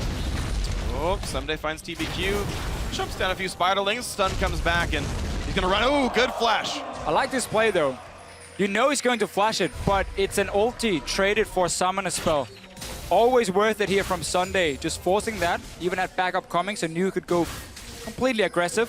Yeah. And Someday's the guy who got ganked. He lost his flash 4 minutes ago from a gank by TBQ, who has not come back down there. Someday is doing pretty much just fine minion farm-wise, and looks like he's no worse for the wear at all. Yeah, plus look at the deep wards that they got during that. Score goes in also. So deep wards here from KT. The early Sightstone picked up, whereas Elise TBQ went for the Amp Tome, trying to get to his jungle item completion first. Yeah, going for Runeglaive really wanted to show it's about early mid game for him. He needs the extra damage. Can even go for more magic penetration with his boots if you want to. We have seen it a few times. Obviously makes you very squishy in these fights, but LGD knows that if they start getting to these late game fights anyway, TBQ will not be much of a tank. He has to get rolling early game with the team. So far, small CS lead in the bottom lane. Same for top. We saw before here Acorn was staying in lane and getting some farm, but Arrow is doing his best to keep up. Well, Imp had the luxury of recalling when he wanted to, so the BF Sword Sivir gonna do fairly well and has some bonus potions as well. We'll see how good the harass ends up being there. Good spell shields. Yeah, and this is the point you really hate as a Sivir. Once you start hitting level 6, your ulti is not very useful when it comes to trading back and forth, and instead Arrow can just keep firing these long-range ultis in his face, and Sheen as well makes it very good even against a BF Sword target when it just comes to the quick trade. Yeah, the W active auto attack in itself is a very big win there for Kog'Maw, but PYL so threatening right now, not allowing them to move up, and Imp retains control of the minion wave. The hook on Peekaboo. Problem is Braum is actually very good in a Sivir. His shield actually stops her W from bouncing, and it kills the back half of the Q. So Peekaboo, even though all these hooks come in from PYL, and he's landed a ton of them, Imp is not a champion that can actually do a lot of damage back to the Braum. He's playing so aggressively, though. Imp continually shoving this wave in, not giving them any time to try and go for trades in the lane. And LGD, they just continue to push up here to retain control. And that's what they can do for now. It's so hard to pull off a gank for TBQ because we have the double sight, or we have the Sightstone early from Score to get a lot of vision down. So what LGD can do is to say, you know, we're gonna wait instead. We don't have to win the game now before 10 minutes. We know we have a big spike in the mid lane with the Varus. Sivir, once she starts really being able to fast push waves with some attack speed under her belt, that's really what they're gonna wait for before we see them go super aggressive. For now, just push the lanes, chip down these towers slowly but surely, because then you get them a nice engage. Arrow stood still, just tanked a hook, and now Peekaboo's gonna come back in, but here's a teleport coming in, a flank as well, and there comes Someday! The two-man knockup, and actually Arrow's still all right on this one. Acorn's TP didn't mean much, his ulti burned for nothing. Luluwalt gonna try to make it happen, the knockback! Score! Oh, man. LGD though, making that aggressive teleport with Acorn is so risky. You're against double TP on the side of KT. Yeah, and I wanted to cut in there too because Score had made his way all the way down the lane. So Arrow was baiting right there by standing still under the turret, and they had the trap set. And that's the thing for LGD. You do not have to pull the trigger pre-10 minutes. Wait for your composition to kick in, then start taking down towers. By slowly chipping down outer turrets, that rotation you can do where you just get 2 or 3 of them and suddenly a massive chunk of gold is going to be very simple to pull off once they start landing some poke that really hurts. It's really unfortunate for LGD that that last auto attack did score the killing blow as well. Kog'Maw needs that kill. Now he's going to get off to a good start. They can have an earlier Trinity Force for him and get to grouping. Oh, that's a good ult for Godby. Nagne forced to take some aggro, and he's going to be fine. Chuck with 300 health, but not in It's that good much though. danger. It's good from Godby. Again, he slowly gets to hit this mid lane tower. Build it up for this 15-minute, 16-minute mark, and then we start seeing the domino effect where 3 towers just drop, boom, boom, boom, and suddenly LGD gets the goal lead from it. And that's what they need to then get the map control later on. For now, just continue doing what you're doing on the side of LGD. No fights though. That big hiccup though down bottom lane. Might be more in the bottom. Like this matchup is so bad for him. No! Goes down. Good stun, good everything. Great pickup by KT Rolster. It's getting worse and worse now. Pays for the constant pushing there. And Peekaboo plus Arrow able to combine and kill him again. Imp right now with flashbacks to Season 3. Sitting and underperforming with his team, of course. Yeah. Dropped out of the group stages. Nobody expected it. The Lantern used pretty early there as well. Not even picked up, and they couldn't gain the distance. Yeah, it was dropped for the shield, and then, yeah, Imp grabbed it without even getting any distance. Yeah, just unfortunate there. Acorn in a battle with Someday, but Someday's winning this battle pretty hard. Merc Treads versus a Chain Vest, that's not really close. No, Acorn is built to join his team, where Someday can just take these trades so effective with all the armor. Yeah, the slow burn of the Bombing Cinder, not to be underestimated. That's true. what Malphite does. He wears you down. And it seems like it's a metaphor for the rest of the game. LGD as a team are getting worn down. A death to their mid laner, 2 deaths to their AD carry. Kills spread across to some of the best sources possible. Good check. Lantern. And of course, interesting for Imp, he wants to spell shield these Kog'Maw ultimates to get some free mana, but that leaves windows where Peekaboo knows there's no way to stop Glacial Fissure or even just a simple Winter's Bite Q. Once again, though, LGD, they're so far up in the lane. They're drawing so much jungle attention. Score comes down yet again through the lane. They might make another play here if Peekaboo is able to land. They should know better. LGD has just been too eager, really, to pull the trigger in this one, especially that Acorn teleport down to the bottom lane earlier. Like, those are the kind of plays you can't afford to make when you're waiting for specific timings with your champions, because then you simply give KT the opening to start picking up early kills, and it only gets worse when it comes to the scaling we see. Godby can continue to get some good damage on mid tower. That is the key thing, and now we see TPU come in. So again, it was slowly chipped down, and then you can make the play where sending 2 or 3 guys and take it, and that's what you need to get the goal lead. Nicely done right there. They timed the roam actually off of the blue buff being taken by Nagne. But again, because how bad that misstep down bottom was for LGD, even taking down the turret, they don't have the gold lead. Maybe they can claw their way back in. It's certainly going to be a hard one. No score says, hello, that's going to be my scuttle. Unless Godby can stop that. Nope, not quite. Stun's coming through. Good damage. Score wants it anyway. They knock in TBQ. In comes Braum, and out goes LGD. That's going to be the kill.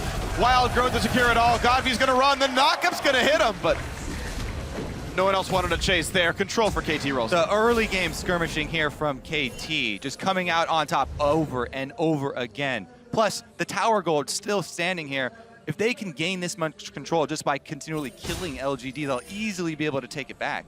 Look at the little trap here being set up from Someday, waiting for Godry to return to the lane and push it out, realizing though it's going to take a little bit too long and will just walk back to the top side, but he was looking for the opening and the easy dive on the Varus. Plus, KT, every time they get a kill, look, they have multiple members going deep into LGD jungle. They have wards deep on both sides of the jungle. Every move from TBQ will be seen. Never mind, the ward around Raptors just times out, so they won't see him on the bottom side of the map. But because Three they of his saw 4 basic camps still have wards on them. they know because they just killed him, sent him back to base, and they have wards on the other side. There's one place he could be farming. What we're going to see now, though, is that Varus can continue to just instant push the wave. The thing about Lulu, yeah, her wave clear is fine, but when she little lands through the wave, she doesn't one-shot it. Nope. So she needs a bit of extra time to really clear it. Godby has less cooldown for himself, especially once he gets the cooldown reduction boots, and then he can instant push the wave. That applies pressure on the side lanes because he can roam first. And that means they suddenly can keep pushing on the bottom side and slowly again take down this tower. They need it, and then they have to rotate to the top side and get the last outer turret. Yeah, LGD going to prep a play down on the bottom side. There are plenty of wards for Acorn to teleport in. He would really like to get that level 11 first. And that is a good point. Because because Nagne is sitting with teleport, even if Varus can roam first, Nagne can always join in. So we almost have a situation where LGD needs to find a way to blow one of these teleports before they want to go for any of the aggressive plays. You can see Godfrey is constantly moving away from his lane. He pushes out and then he leaves because he knows Nagne and Someday can be in the bottom side in no time, and he has to be close by for 5 versus 5. This is what it looks like when a Malphite wins lane, by the way. Yeah. He just slowly 16 wears minutes. you down. He takes the turret, first to level 11. Uh-oh, it might get more dangerous. Imp loses a lot of health here. Be careful. Stun's going to land onto a minion. TBQ cannot hit the right target. PYL going to be the first casualty. And a beautiful explosive cast means Elise will be next on the table. And that's only one of the teleports. They can get a turret after this. They can even get Dragon after that. Wow. KT Arrows taking control. LGG is falling apart completely. Too many mistakes in the early game, too many poorly picked fights. Easy gank in the middle and Godfrey coming in. This is going to be a high armor Malphite. He just now lost the passive shield. 3 turret shots in. Not even difficult. A teleport for Acorn, Useless but why? teleport, even gonna cost him his life. Useful for KT. They get his ulti. Now he's gonna fight Arrow. It's gonna be close. Arrow goes down, and finally LGD get a kill, but another another turret is gonna go down after that. KT, as we said, they're easily gonna be able to take down these outer turrets. Oh, too little life. KT Rolster is manhandling this game. Now maybe not that easy. 3,500 gold lead, 8 kills to 1. It's worth pointing out the farm is still staying equal to maybe even a slight LGD advantage. Like, all of the gold lead is just these kills. And LGD still kind of pushing for this dragon as well. And it did, yeah, okay. Again, knowing you have double teleport, KT can go for these plays. Yeah, I mean, Imp just gets destroyed in the trade down bottom, so even if every member is accounted for, KTC would still come out on top, so big move from them down bottom, as you know. But it's not even just the gold. Again, as we went over in Champ Select, KT looking really, really good just from the beginning stages. And now they're going to make another play on Imp. There's no turret this time. Some backup though. Yeah. TBQ is on the bottom side as well. He got his Elise first pick. That was the entire bait from KT, saying, we know you want that for your jungler. Ends up giving that Giacomo composition, which would do well against the Mordekaiser. So just overall, a super smart pick and ban phase. TBQ has so far collectively 0-9-1 in the World Championship so far. Wondered what it would be like for him, and so far it's been really pretty miserable for the man. Honestly, I thought people were being a little too harsh on him at first, but goodbye. Yeah. Suddenly everyone's in the Not mid lane. Even some days roaming around. Top lane is alone right now. It's going to be pushed in by Acorns, Hecarim, but KT are just taking everything down. Now all 3 outer turrets are gone. Now Imp gets found as well. Can't dodge much of this one. Does do a nice flash over the wall. That's about as long as he could have gotten it. And right now, we're 19 minutes in. Someday has 256 armor against a physical mid laner. Physical, of course, AD carry. I say, of course, and Mordekaiser could have been the AP1, but and also a physical top laner. This guy is unkillable. Yeah. Even, like, the only magic damage they have is TBQ, and someday we'll crush him like the spider that he is. Just pull the legs off one at a time. TBQ did at least go Runeglaive, so, you know, he's got some extra ability power. Yeah. I'm trying to find the one-shot that good Malphite. parts. I mean, glaring, yeah, definitely the glaring weakness for LGD here is TBQ, whether it's from the in-game play or trying to compensate for him in Champions. Sure, that's a big deal here. Maybe them feeling forced to first pick that and not go for the Lulu if they wanted it. But we saw Lulu from them yesterday not doing a whole lot either for LGD as a team. So, like, this game, I agree, TBQ is a weakness, but to me, I'm looking at the entire team here. Yeah. Because the bottom lane fight and so on was not really anything TBQ could change. Like, that was the team taking a bait, basically, TPing in super aggressive, and then realizing, oh, we can double teleport and just get him punished for it. Give up more early kills. Yeah, very true. We just have to look at the entire lineup, and so far, they're not showing up. Now, LGD right now are the biggest disappointment of the tournament. They have the inverse stake. Yeah. LGD is vegetarian. Team herbivores, and not all as well here for this team. Well, KT, they've got a very clear path here to close this out. Watch as their ward line continues to encroach on LGD territory here. They're working it in. LGD are doing their best to try and defend it, but it's just so difficult. Yeah. Someday, he just won't stop. No. Continuing to wear Acorn down. There's not much Acorn can do except focus on the minion wave. All 3 lanes just getting pushed in, and it's just a matter of time before KT puts the focus on Baron. Exactly. Plays a few pink wards around and says to LGD, either you come face shakers into a fight you're never going to win, or you just let us take the Baron, and then pushing 1-3-1 becomes so much more effective. Ooh! Couple of flashes traded, but otherwise all is well. It's just the normal KT style. This looks somewhat similar to how they won up against TSM just a few days ago. It's methodical and smart, and one at a time they knock down objectives. And when KT wins games, there are not many kills. And you can see here 0.5 kills per minute. Underneath that, actually, definitely low.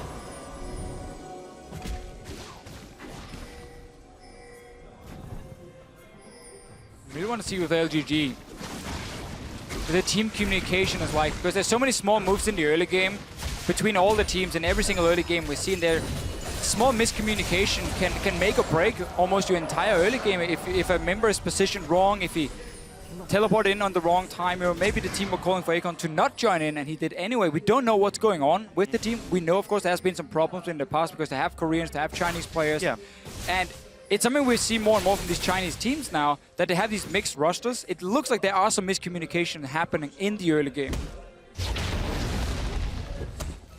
Yeah. Oh, KT Rolster, again, I mentioned par for the course. They're throughout the season in wins, KT Rolster, there's 0.59 kills per minute. We're even below that here. And KT playing such a controlled style. Of all the teams we could measure, they were the least bloody of the teams here at Worlds. I mean, but this is KT. This is what they do. Yeah, they take control of the map. Someday is like, there's no way you're taking this guy down. Nope. He's got nothing to worry about. There's not a Last Whisper in sight. Well, there is one in sight. I see one right now. Godby's got one, but that's not going to be enough. The long-range knockup. Yeah. He implodes. Godby will have his Last Whisper, but again, he's never going to sit and auto-attack the Malphite. He can maybe land a QS2, and that's about it. Someday, just as an update, is currently sitting on 338 armor now. And I don't think he's going to stop here. Wow, what about a Thornmail? Why not? Yeah, you know what? That sounds fun. Got a Cloth Armor right now. Even go hardcore for like Deadban's play it afterwards. Just keep adding pieces to the puzzle. Funnily enough, I always debate the last item. Uh-oh, here we go. Godby knocked against the cliff. He's got nowhere to go. Good damage on a Nagne. I mean, they can get some hits across, but the problem is they die too fast because of the Malphite dives. 5-0-1. Nagne, actually a big kill leader here. And that's, you know, look at how deep this vision is for KT. You step out of line, even this LG side of the jungle is not their own. Here comes the answer of a defensive teleport. Yeah, TBQ lands a flash stun and says, you know, let's go for this one. In comes Acorn, and they're like, wait, why do we even do this? Has to ulti away. Someday still chilled in the front lines. And wow, everyone's airborne like they love vitamin C. And down goes the turret, down goes the champions. KT going for the win on this one. And someday you can tell, no fear in his heart. As soon as he gets in there, immediately stop the Hecarim and then move forward. They're not afraid at all. Even before he tries to use a Hecarim ult to escape, Someday's already attacking the back line. This is going to be an inhibitor turret. They're inside the base. Pickaboo's really low. Godby's trying to look. Oh no! Oh, I shot the wrong way! He tried to run and let go of Q too late. Not like it matters for too much here. Inhibitor's going to be taken out easily. Oh my gosh, has to flash away, still goes down. This is catastrophic now for LGD. What a route here from KT. And we keep seeing these compositions with double teleport Once they get that lead, the map control is just insane. Whenever LGD is trying to make a flashy play just to come back, double TP happens. Everyone is there suddenly for KT, and it's just so easy for them to turn around. It's Double frozen so hard. snowbally. You have everything you need on the side of KT. And we're 0, only 25 minutes in. 5-0. Godby in the mid lane on that last pick, Varus. We see it here. Double TP happens. So like TPQ has to go for something. They need to try and catch out a target if they want to get back in the game. And look at Someday. Okay, I stopped you. My eyes are for the prize. He's looking for kills now. I got 350 armor right now. Imp is basically healing me every time he hits me, and massive knock-up. Rest of the team can just follow up, clean up. It's also fantastic being the AD carry, and this team is looking at your front line, doing all the work. You just have to be like last hitting a little bit, right click, and get a few more kills. And this, by the way, we looked at LGD's Kog'Maw game from earlier. It's okay to play a bunch of offensive champions with a Kog'Maw, because you create so much havoc, you get the freedom to hit whatever you want. You don't have to worry about being peeled for. This is like what LGD wanted in their game yesterday. Yeah, big difference was that what Origin did against LGD was they stacked a lot of late game damage and mixed damage as well. We had a Kalista, and then we had, of course, a lot of magic damage from both Vladimir and Orianna. So there were so many threats to kill this single target main damage dealer. In this case, it's Arrow on the side of KT. LGD did almost the opposite. They're like, okay, so we know you have now a Juggernaut composition. We're gonna try and run some poke and see if we can maybe get some towers early game and get the game rolling. But also the Hecarim pick coming in just meant that it was so easy for KT to stack a bunch of armor against it and say there's no threat now against our front line or our back line. You can see the value of counterpicking at the very end here for Someday. The Malphite, no threat of a Vladimir coming through after his Look at that pick of the game. Get the passive down, that's it. Even with the static shift hitting, he, did 10% max health. PYL now down to 800. Vortex in, forced to flash whip, and Nagne's gonna whimsy and say, no, I really want this one. Poked around, though, here comes the team. Someday to the front line is already, there's the ulti in, locks up 2. And here comes the push, the knock up again on a Godby. So much is happening. The health bar is getting so low, the shutdown actually happens. Whoa, an overcommit from KT, and it does mean the 2 kills come back through. That is something, but it's just a drop in the bucket here for LGD. Yeah. A little bit of quick cash. And even so, it's just a trade even 2 for 2. They still have no control over the map, and it's going to be hard for them to get it back. Yeah, we knew Malphite was going to die someday, but looks like it happened right now. Thought you were against name puns there. Yeah, I recanted once I realized that there's way too many of them available. Either way, though, I mean, this is rough. 17-3 in kills. KT Rolster have knocked the inhibitor down, but this inhib's going to respawn soon-ish, and Imp's getting a ton of farm back. But an 11,000 gold lead is still what has to be made up for. Now, we talked about the pick and ban phase just before here. I think today we have seen how teams, by not just banning the 3 top-tier picks in Mordekaiser, Lulu, and Gangplank, are starting to really make Red Side look a lot stronger. Because on day 1, Blue Side was 6-0. The manipulation from Red Side Exactly. There's so many small mind games you make, being like, oh, so here's this Elise pick you really want, but there's also these 2 top-tier picks. So if you pick one of them, we're going to have something ready for it. So we're starting to see teams now not be afraid of leaving the top-tier picks open, like on day 1, where it was always like Elise first pick, and then you had a disadvantage from there. That's fair enough. It does not account for the later stages of the draft phase from LGD, That is very true. Definitely been some mistakes as well. So yeah, we don't attribute this whole setup to side selection. No, but Baron going to go down pretty easily, though. LGD have had 2 very bad champion selects in a row now, so that is something that definitely needs to be shored up. Acorn, I know, is one of the voices in that one. In fact, for a time, he was the actual coach of the team and literally just like led all those phases, but right now he is not having a positive impact with this. Obviously lost their coach, but he was only the coach for like 2 weeks for LGD, like in playoffs, and PYL even went out and said it was the analyst who was doing most of their work anyhow, so they didn't really care about losing the coach too much coming into the World Championship. He's obviously now the analyst, or former analyst, is now the head coach of the team. Seen some problems though for them when it comes to drafting composition. Yeah. They got, with all the changes, I mean, the thing is, they actually played games. No, they didn't play in 5-16, because they didn't play in the regional. Now here we go, into the base. The second inhibitor, the top inhibitor, being laid bare. KT slowly gonna work this one down.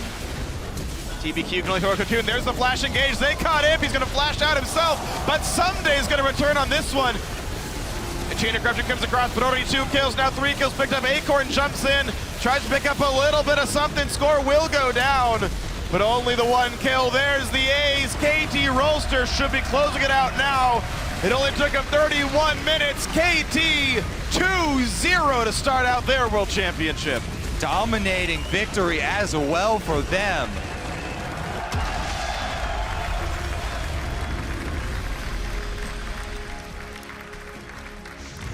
The champ selects, we had a lot of questions. Yeah. With what LGD were drafting, how little time they really had to win this game and how specifically they had to play it. And just too many mistakes from the start that allowed LGD to... I mean, plus the in-game play there, we had the Varus die, pop both of the summoners very early, Flashed the really wrong way. far up in the lane against a Gragas. Meanwhile, the bottom play, goes without mentioning, how badly that turned around for them.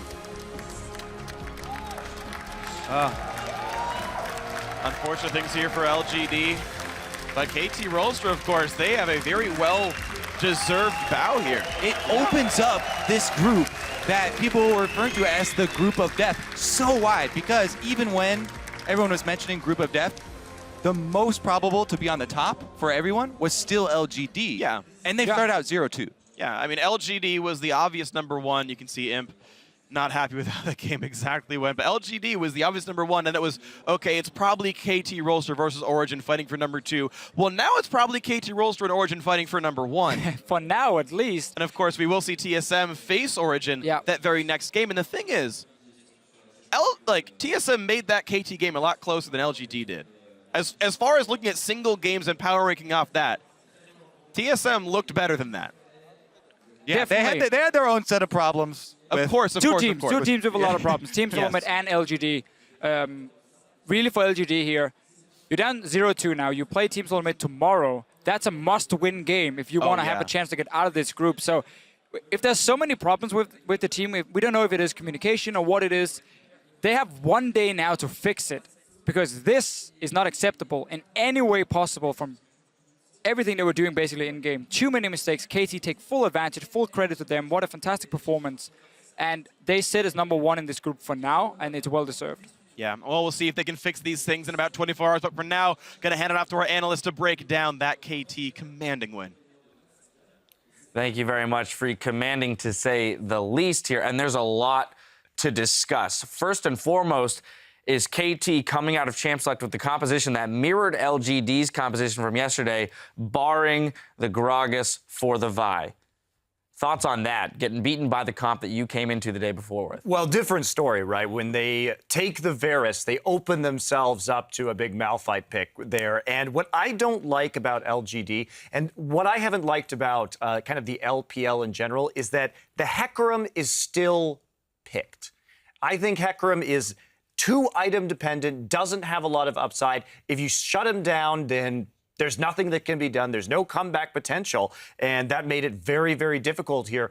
They had to blind pick something. I don't think Hecarim's the answer. Yeah, I feel like their coach, Firefox, was just failing to load plugins in Champions Select because, oh my God, you pick Varus into Braum, already not a good situation, but you open yourself up for 3 physical damage threats. Great, LGD's running more threats, but they are all the same type of damage, and it's against a Malphite that gets picked up late. I feel like this was a great draft from KT and a very, very bad draft from LGD. Look, they didn't do themselves any favor with the draft. Like, I'm not going to defend it in any way, but if you give up Juggermore, you need to play fast push. Varus, very good fast push. Siva, very good fast push. They needed to go with something to be able to finish this game by 27 minutes. If the game wasn't over before 30 minutes for LGD, the game was just never going to go in their favor. So I guess I get the emphasis on the draft, but the game was played on Summoner's Rift, and that's where they lost it. Okay. Well, then let's go to Summoner's Rift then, and let's talk about the way it was played out. But the game was, they had a 2v2 against Kog'Maw Braum, which is an extraordinarily strong combination. So they're already putting themselves at a point. And Imp did get a nice CS lead early, which was surprising to me. But just having that, it's too hard for you to actually take the turrets in group in that situation. I don't think that was the answer. And it certainly showed too. And I mean, Acorn has been so off in these games. He's normally fantastic, but what horrendous teleport play. Yeah, and even just the laning phase. They set up Someday once again. They gave him blue buff. They made sure he didn't take too much damage at the start, so he got to keep his TP. So that means that on the opposite side of the map, there is still pressure on Imp in the top lane, even though they've lane swapped it. There's always that chance that they're going to shut him down. All right, so Zyrian, I want to work through the early game, though, and the way that KT played it out, because we actually saw them swap away from LGD, but then not too much later found themselves locked in that 2v2. Yeah, I feel like what KT ended up doing is they played to shut down the strengths of LGD, and they did that perfectly, and I feel this is something that you should do against LGD is take double TP. It stops Imp from pushing forward at all. And this is a guy that I talked about before. He loves to go forward and assert his dominance in lane, and this is exactly what happens. Same position. It almost looks like we're watching the same replay twice, because he's always forward. He's always trying to exert pressure. And you were talking about the fast push. They punished it in the bot lane because they weren't grouping to fast push with a Varus. They were trying to do it during the laning phase, and they were immediately punished. Great collapses here. You see wards coming down just for these plays, too. Guaranteed 4-on-5s in some of them. Well, even in that first clip, the bait, Arrow just stood still, baited out the hook, and then we saw the teleport come in for Acorn under the turret. They didn't know where Score was. Score was sitting there waiting for them to come in. They baited it absolutely beautifully. That was entirely set up by KT. That's why Arrow didn't move there, because there was already the preparation. Everybody just piles in. You know LGD, in 2 games now, they've tried to make an aggressive teleport in the bottom lane, and it hasn't worked versus Origin. It hasn't worked versus KT. And maybe this is, again, a mixed language issue, because it doesn't look like they're communicating where people are on the map. So I don't know if you can chalk it up to miscommunication, because during the regular season, you have to remember this is a team that brought double teleport into the meta with Diana. So, let's not give them any excuses. They're just playing not good League of Legends right now, and they need to fix it. So, their side wave control generally is very good. So I like the double teleport against this team. What I think. I think that LGD need to go back to playing their brand of League of Legends, because they created this meta. Yes, I think the double TP just shuts them down so hard. And even on the double TP fact in a micro sense, what ended up happening before the TP to the bot was Godv had a skirmish against Nagne, and they were like, okay, we're both half HP, gentleman's agreement, we're both backing. But one of them has TP, so it's guaranteed 4v5 bot lane and the best possible scenario. So they're even prepping that from champion select with the double TP that they want to do this strategy. And KT is just very present here at this tournament, while LGD is kind of floundering. Yeah, and KT has really surprised me, because I didn't expect them to come in with this amount of poise, right? They're not taking risks. They're playing mind games in Champ Select. They're playing mind games on the Rift to set up these plays. And against TSM, against LGD, they've done the same thing. They wait very, very patiently, play conservatively, bait out a mistake, and then smash you. And once they get that early lead, they're great at snowballing it. Yeah, absolutely impressive play from KT stepping up here. LGD now dropping 2. This does beg the question, what does this mean for the group, right? And LGD's future in this group, because it kind of blows it wide open all of a sudden. A lot of us came in here assuming LGD was going to be one of the favorites in the group, maybe along with KT. And that loss for LGD presents an exciting opportunity for the 2 Western teams in Group D. Now, earlier we asked you, who is your dark horse in the group stage? And it's T-Dog, right? It's definitely Origin after pulling out that victory against LGD. Can see them making a run to get out of the group. Well, they're about to go up against TSM. So what do you guys think? Is this their opening here, or will TSM get their first win and make things even more interesting? I'm going to have to start this off and go with Origen here. I love that pronunciation of it. Origen is the ones. They didn't press me yesterday, but it was against LGD, and we still don't know the gauge on LGD right now. They seem to be floundering this tournament, so that is kind of like a benchmark, not a very good one. So right now I'm just going with Origin, because I feel like TSM, they have not been present in this tournament as well. Well, I have to go with Origin, with Xpeke's performance, with him really stepping up in that first game. It looks like perhaps the mismatch in the mid lane may not be there if Xpeke is going to play at this level. So, but everywhere else on the map, absolutely everywhere, there are problems. I mean, we look at Santorin, regular season, 9.05 KDA, but only 178.1 damage per minute. That put him 12th. Dead last. Remember, there were 10 junglers. 12th in damage per minute. How is that possible? He got beat by subs. Right. And against KT, he didn't even have the KDA. He had a .67 KDA and 130.4 DPM. Amazing is going to wreck him. Like, Santorin needs to do something. Anything. Damage, whatever. And I think that's a big mismatch. So.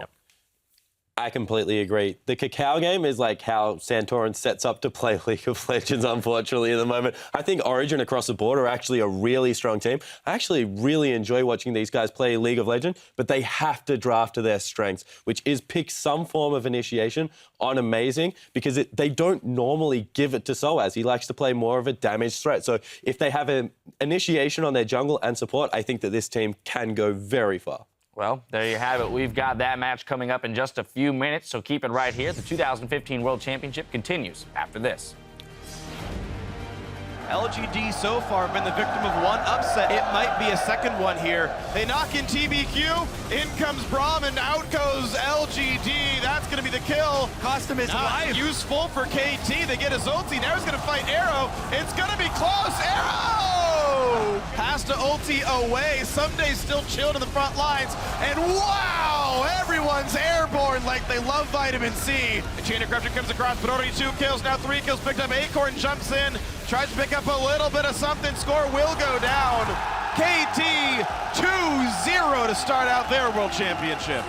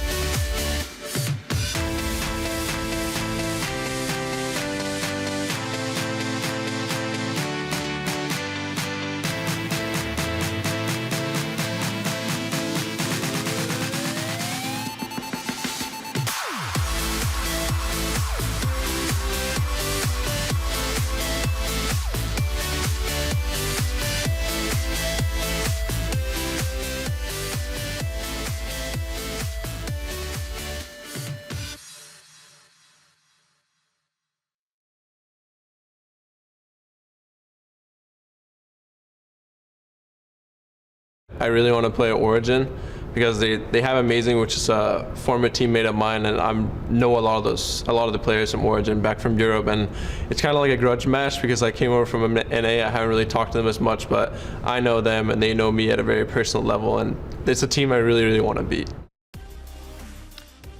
Welcome back, everyone, to Paris and the 2015 World Championships. I'm Eric Dolanquist. With me is Joshua Leisman and Mitch Crepo Forspels, and we are about to move into Game 4 between Team Solo Mid and Team Origin. Now, TSM, they've got a chance to start off 0-2 here, which would be devastating. It's not how you want a tournament, and if they do, it's going to raise a lot of questions about can TSM perform at international events. They would match the best Chinese team here. LGD also 0-2. That was a shocking result, but this 0-2 wouldn't be as shocking. I mean, coming into Worlds, Origin versus TSM was kind of looking like it was going to be this classic rivalry game with EU fighting North America, and then the Korean and Chinese teams would actually be fighting for the real prize, first and second in the groups. But after yesterday, and after the game we just saw, the complexion of this group and this game is just vastly different. Origin could actually be the titans of this group, whereas TSM looked weak and may struggle to pick up a single game in this group. They looked dazed and confused against KT and lacked any sort of cohesion, so they have a lot of growth to do. Yeah, and I mean, cohesion was actually one of Origin's greatest strengths too. And Origin also, you know, they're able to take that veteran experience and show it under pressure against teams like LGD, like we said. People were expecting to come in and do very well, but now Origin today, they have to prove that yesterday was a fluke. A win over TSM would do exactly that. Yeah, I think Origin just comes into this tournament with a lot of experience, and overall, I think talent for talent, they outshine their counterparts in TSM in nearly every single position. The only question mark coming into the tournament was obviously Bjergsen versus Expeke. Many people criticized him for his summer split. He wasn't looking that strong. I even called him the weakest member in his team, and I think I can still stand by that statement, but he's definitely playing a lot better. Bjergsen so far has been playing fantastic at Worlds too, so that matchup for me is the marquee matchup of TSM versus Origin. Makes a lot of sense. Well, guys, it's time to check out our starting lineups. On the blue side, it is Team Origin. The top lane, of course, we've got Soaz. Jungle is amazing. Mid lane, Expeke. ADC is Niels, and support is Mithy.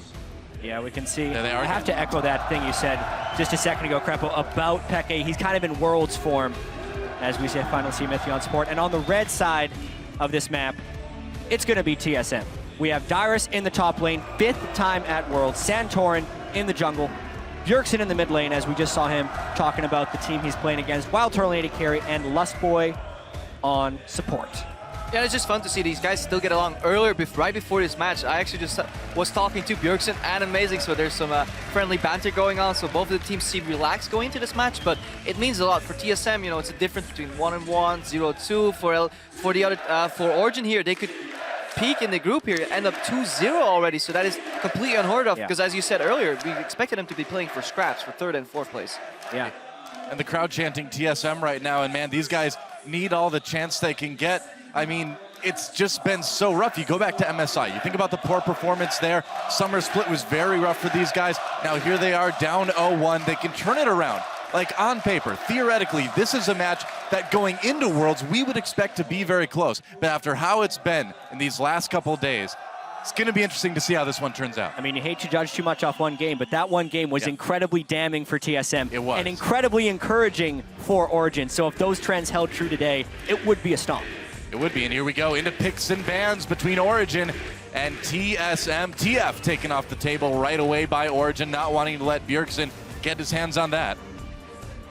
Yeah, they really don't want Bjergsen to be able to take over the map. In their game yesterday, Bjergsen was up, or 2 days, yesterday? Yeah, it was yesterday. Over 50 What day CS. is it? Where are we? Bjergsen was up over 50 CS on Nogné, and we saw just before the game the 700 damage per minute was about 2nd highest of all mid laners at World. So he was the lone strong performer on TSM, at least in the laning phase. He made some mistakes in team fights. I do think what helped Origin a lot in their match was just some single target heavy CC or just some easy to plant CC. Think of the Annie being Kalista ulti outwards and inwards again, then the Tibbers coming up. If TSM takes note of that and denies it or has a counter ready to that, maybe a Black Shield, think of just playing around that element of hard engage, then Origin could fall into troubles, because we've seen them be hesitant in the European summer split already, especially in the earlier stages when they were just, didn't all come together when they were behind. They were very poor playing from behind. So TSM, if they can get some of that hard CC themselves and get ahead, that could be the opening. Now we've got the Mordekaiser band back to normal on the red side. Fiora added to that as well, and that first pick might be the Kalista. It was so effective for Niels in their match against LGD, not only from a KDA perspective, but also from his ability to enable Mithy to position aggressively and make strong initiations. That entire quadra kill from Peke was really set up from Niels and Mithy playing so well together. definitely. Peke used a shockwave on 4 stunned targets. They kind of corralled everybody up and made that shockwave really do work. Kalista, the strength of, not only does she trade well in the lane, but one of their main strengths is just that she changed the entire dynamic of the support role, being that you can play beyond aggressive and have the opportunity to get pulled backward. Your flash becomes solely an aggressive tool too, because you can always get Fate's Call out, so you play with such high mobility in these fights, and just add another element of raw cooldown, and we've seen that well so far. You need some element of that, just some lockdown to really start winning these fights in your favor.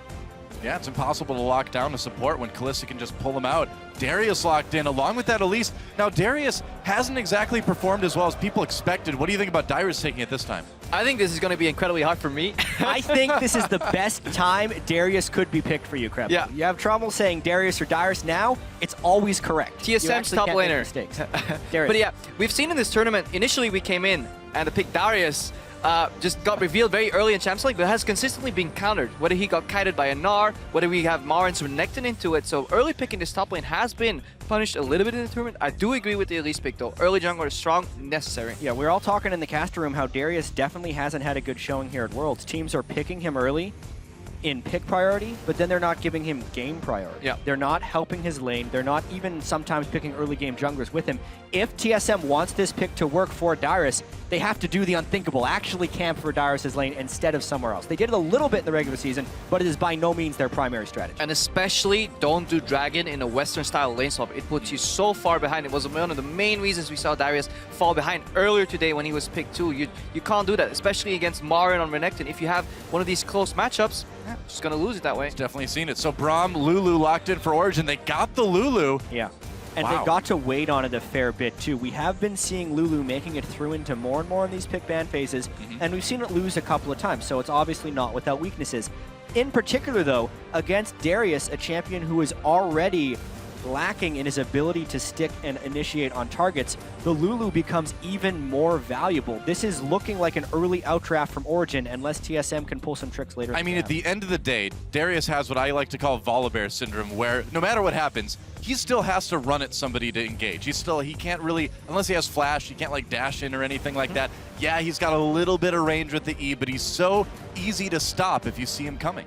Now the question is, where is that Lulu going? Because Soaz actually plays a fantastic Lulu top lane, and that would mean that Xpeke can play a secondary carry. We've seen a lot of what they call one carry compositions for a lot of Lulu compositions, and I'm not the biggest fan for that, so I hope Origin pick up a secondary carry alongside of that, especially since the tank presence is already fulfilled from Mithy on that Braum.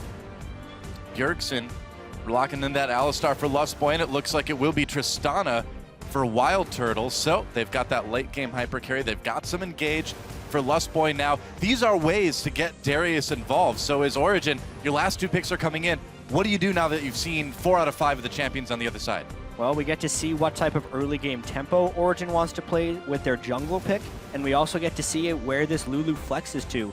Ultimately, it'll decide whether they're playing more of a protect more of a protect Niels composition with the Lulu mid, or really just what type of damage they end up putting. They actually did it! Blind pick Anivia. Locked in. What? Misfortune? Yeah, sure, why not? A lot of questions here, but blind pick Anivia is very, very, very bold. Was Anivia ever love played this in the tournament. summer split in all of European LCS? No, I don't think Baker played it in spring in Korea. She has certain strengths, but she has a lot of innate weaknesses, mostly due to the high amount of mana cost she has on on her basic spells already. Her ultimate also means, yeah, she can wave clear very easy, but Anivia very often wave clears second in the mid lane. This also means that Lulu is going top lane, so this will be a very Niels-oriented composition. He has to carry. Also, it's actually just another thing within their composition that's good against Darius. Yeah, true. You think long ago, back in the first season of League of Legends, Anivia was probably the most OP mid laner in the game. Yeah. And a lot of that was because so many of the champions that have dashes and the mobility creep people talk about in League of Legends over the last 4 years Came later. So Anivia, when people didn't have dashes, dominated the battlefield because the wall literally cut off so many people. At this time, the solo laners of TSM can actually get completely destroyed by the Anivia wall. There's a lot of answers here for the Darius pick, but overall, it may be just too tunnel vision to deny that top laner because Anivia is still in that matchup in mid lane. It's going to be very tricky. Blind picks Anivia. I don't know. Xpeke does apparently. Origin does, and they won it against LGD. They weren't using Anivia. They were using Orianna. A little bit more common, but this game is going to be amazing, man. Yeah, I've been talking to Froggen a lot about multiple build paths here, so definitely going to keep my eye on what Xpeke is running. Teleport does help a lot of the weaknesses that she had traditionally in lane, especially also now that a lot of less people are running Ignite against her, so she doesn't really get all in. Her egg doesn't get procced that easily. But the first 2 or 3 stuns that you cast in lane, at least one of them has to connect if you want any semblance of lane control. Otherwise, Victor will continuously push you in and out trade eventually. Yeah, that's right. So it looks like we are ready to get onto the Rift, guys. Origin versus TSM. Of course, get on Twitter, hashtag who you want to win. If you think it's going to be Origin, hashtag OG win. And if you think it's going to be TSM, hashtag TSM win. Coach is shaking hands, and I'm ready to get into this game, guys. Anivia, we have seen so many crazy picks already, and we're only 3 days into this thing.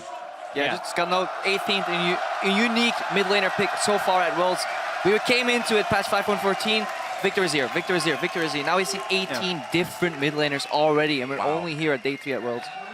Yeah, before this day even started, there were 49 unique picked or banned champions at Worlds. It's extended today. I wonder how high we'll get at this World Championship as the meta maybe starts to formulate into something more solid. It could be one of the most diverse Worlds we've ever seen.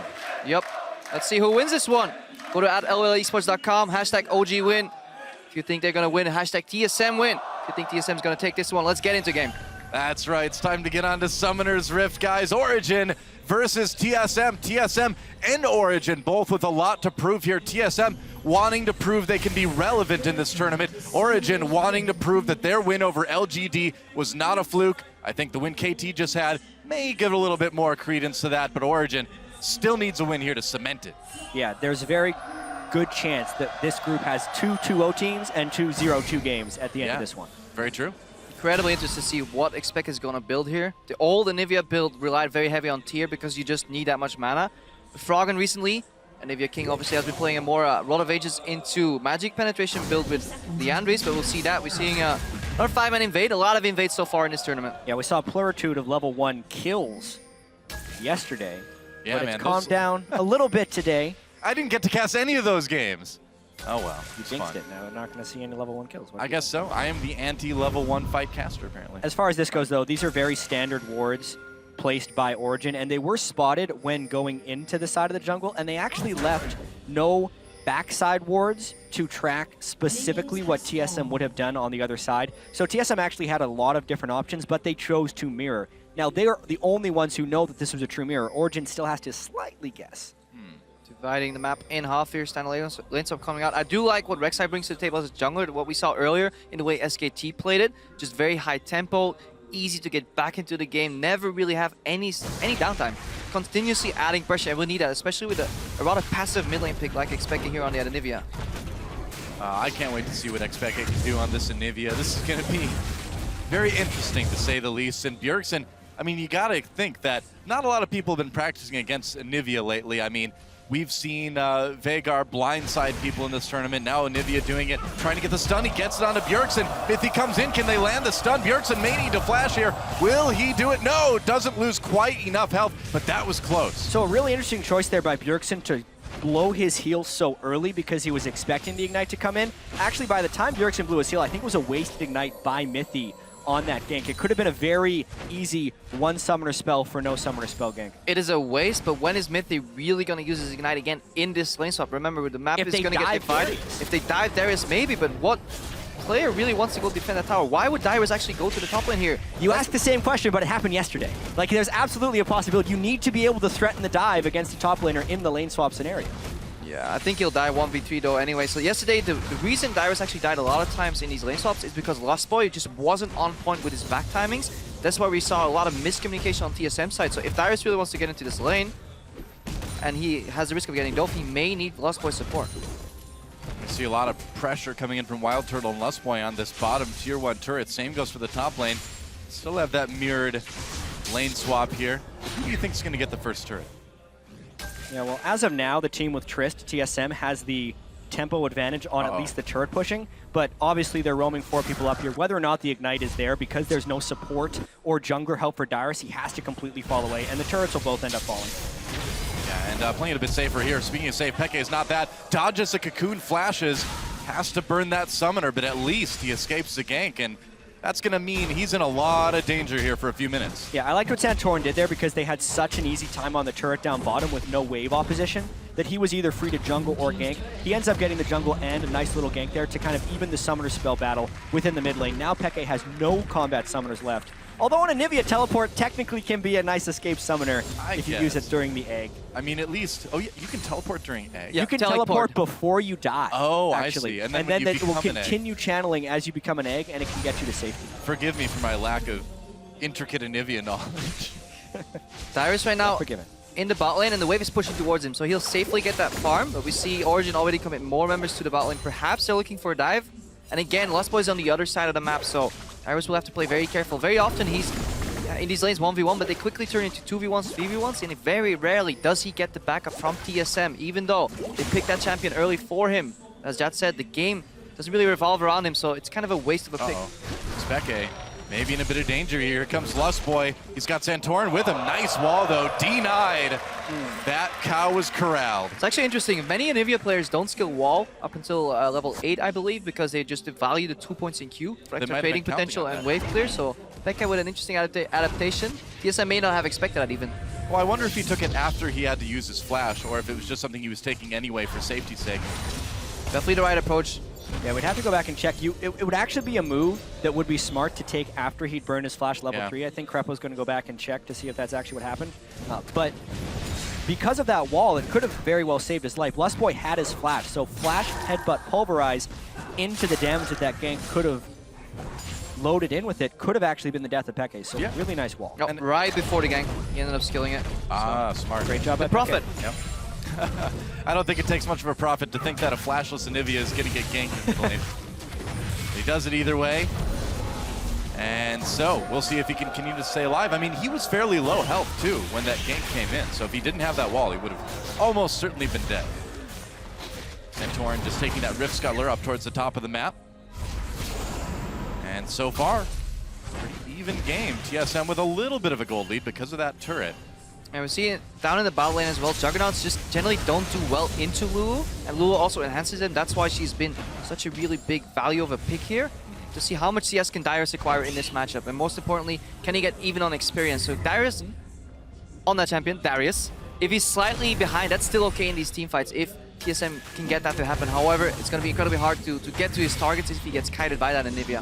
Yeah, and we talk so much about the way these lane swaps work and how it's not just about the first turret, it's about what happens several minutes after the first turret goes down. So right now, TSM does have a 1 turret to 0 advantage because they prioritize the push more heavily on the Trist, and Origin actually prioritized a little bit onto Soaz. So now, even though the turrets are mismatched, there could be a growing advantage between the Lulu and the Darius, which is what Origin is banking on. They actually did a very similar thing against LGD yesterday in order to get Soaz's Vladimir ahead. We'll see if this pays off quite as well as it did yesterday. Origin is also doing a fantastic job of just neutralizing Bjergsen because they ward left side of mid lane, ward right side of mid lane, then back up, at least support is there, jungle is there, and then expect to continuously push in Bjergsen.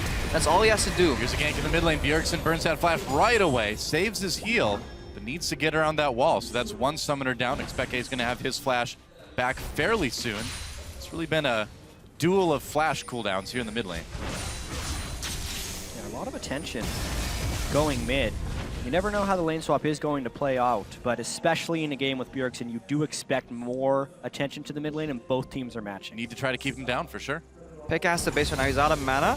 Teleport is about to come up, so this is actually a rough point for him sitting on tier with no mana, limited mana regeneration, and overall incredibly weak. If Anivia dives at any point during like the first 7 to 8 minutes, her build just gets slowed down so much. Speke going with a very slow ramping build too, so to see if we can keep getting that CS, because it's incredibly hard to play this champion because you waste so much item gold on non-combat stats, really, on non-valuable all-in stats. I really haven't been paying attention to the bottom lane, but I'm noticing now that the CS is actually +6 for Dyrus' Darius. There's a massive wave coming towards Soaz though, so that may end up even being frozen. He may get zoned off later. He does have a comfortable experience lead here, level 6 It'll here. end up being about 2 waves that crash in. So I wonder how TSM is going to play that, since that wave will have to be mopped up by Origin. And yes, it'll bounce it back, but that's actually a really surprising change of events, and TSM should rotate that for a Dragon. I wonder how Origin will respond, because Pekka's out of mana. He would need to base and get back for that. Exactly. That wave being pushed in the bottom at the same time Pekka being out of mana could be a big tempo swing for TSM here, but the problem is Xpeke does have teleport. So he can simply just base, get back, and full mana with Deer. Then he can contest these objectives incredibly easily. TSM is actually sending Santorin as insurance. They're going to try and bounce this into the turret and maybe prevent the freeze. This is also actually working out as a pretty nice tempo edge for TSM, because they've gotten the turret and they haven't suffered any ill consequences of having that one turret advantage. Yeah, they're taking care of Dyrus this time, and to be fair, you know, Dyrus didn't die in that early dive opportunity that we saw Origin have. He backed off right away. I think he learned from his mistakes yesterday, and things are going much better for TSM overall. Origin, though, their composition is very, very mid-game focused. Like, Lulu requires some items. At least you need an Athenes to really get into play. And Nivea needs a couple items here. This is an early game carry, but due to the lane stop, she doesn't really get threatened by Tristana as much. BF Tristana can punish a Kalista. It's incredibly hard to punish a Kalista with just a pickaxe. So overall, Origin, I think they're very fine with this. Wow, Santorin got it with his smite. The smite wasn't quite up on Amazing. This is an interesting rotation here. I don't think Origin quite expected that. They were probably expecting a Dragon rotation, but instead, TSM completely sends now 4 to 5 people up to the top quadrant of the map. They're looking for a turret snowball. I think it's smart, because doing a Dragon this early in the game just slows you down so much, and TSM have the opportunity to punish some weaknesses in Origin's composition. Oh, TSM, Dyrus and Santorin coming up towards this top lane, tier 1. Niels and Mithy, they know what's up though. Origin also knows that they have 2 teleporters on their team. Peke just burned his teleport, so they can't support with the full collapse, and they actually have to give up their second turret of the game. Pings immediately go down onto TSM's bottom lane turret, but Dyrus can actually match with his teleport. TSM is doing a really good job rotating in this early game. This is a much different TSM team than I feel like we saw in their first game of the tournament. These guys look much more crisp. The cohesion that we said wasn't there before is there now. It's a great start. But we have to go back all the way to level 1 though. Origin divided the map in half, but didn't opt for the standard 4v0 push and then bounce the wave. They set themselves a tower behind voluntarily, but then they didn't manage to punish Dyrus at all. So overall, a questionable move here from Origin. TSM, yeah, they're punishing it well, but they left some openings in strategy too that just Origin didn't punish at all, and even can't punish because they have such a passive double AP early scaling composition that needs some time to ramp up. As taking a bit of damage from Wild Turtle. He backs off in this lane. And Origin going for this Dragon. They need to get something objective-wise. And it doesn't look like TSM is in a position to stop them. So Origin at least able to get something here. It's a smart call by Origin to go for the Dragon at this point. When TSM committed 4 people to the top lane, there is a recall timing window in which the Dragon is uncontestable, and Origin was able to take advantage of that window. Yeah, so still a very tight game overall here, despite the TSM gold lead, despite the turret lead. Now the question is, you know, can TSM push this advantage? Can they get some more wards into their enemy jungle? Not a lot there right now.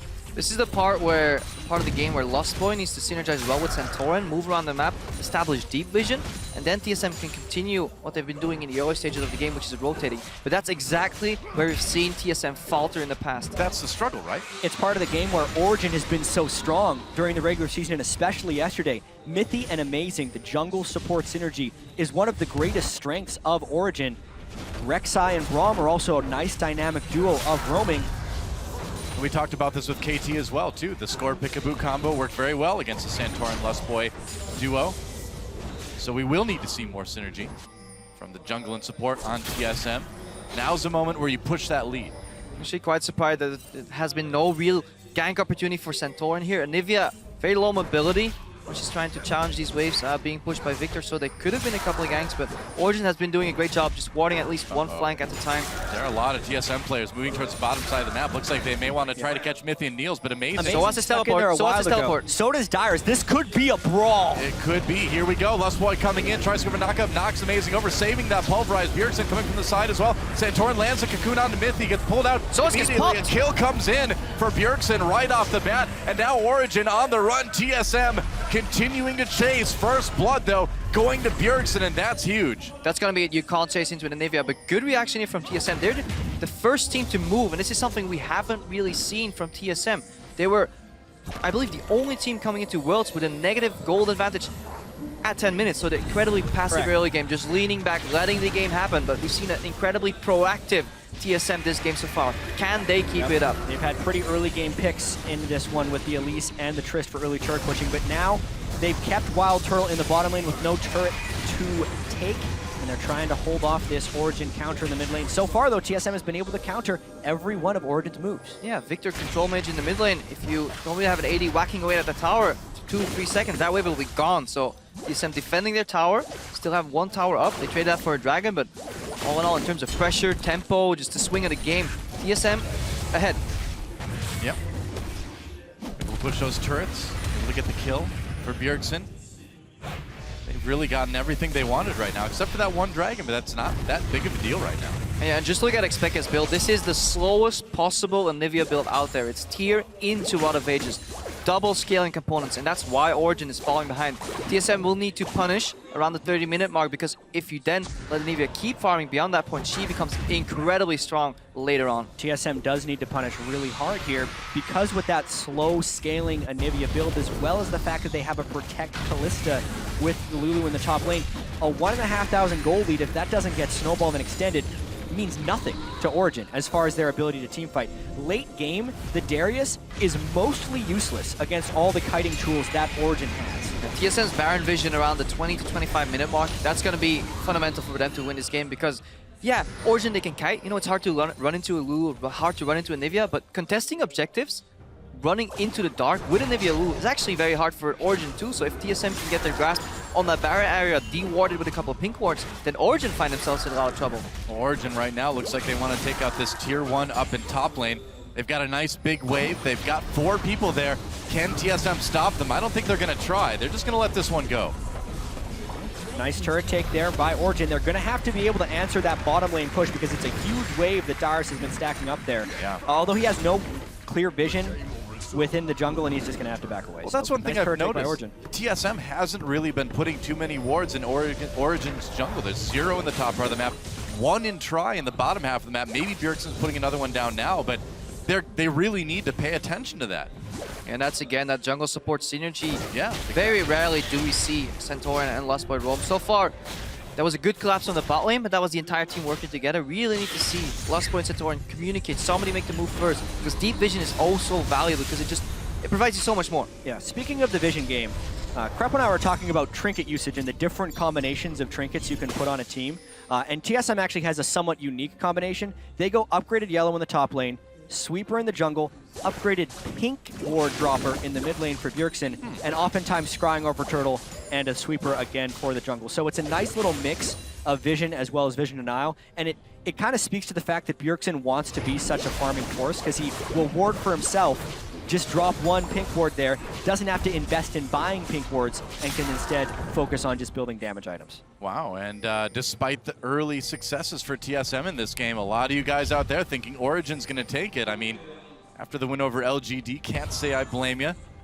This one's still pretty close. I mean, LGD was slightly ahead at all times. It was a close game against Origin until that one crucial fight here, and Origin definitely have the tools to win that fight. One well-placed wall, knock up, amazing going in, get some help from Soaz, could definitely swing the tides in these fights. So TSM will need to make something happen, and step 1 is always pushing your lanes and invading the jungle for vision. Yeah, the fact that Origin's been able to answer both of those turrets makes the gold very close here, and with the Rod of Ages now only 3 minutes stacked up, so not quite there. It doesn't matter, it's not too much of a difference. The zone control of the Anivia, if Origin can set up for dragons first, is immense. I would like to see just Origin yield this dragon. There's no reason to contest it. You already have 1. The race to 5 is very far off, and you're still scaling. You're still buying time. Origin's composition peaks somewhere after 25 minutes. TSM could force a fight, but they need some sort of a flank. You can't engage through choke points, especially not in this dragon area. As of right now, though, Origin has the tempo advantage. Wild Turtle is off taking a minion wave, and they have the zone control of the Anivia wall that can't be walked through. It's a dragon. They didn't have to go for it, but if they're going to get it this easily,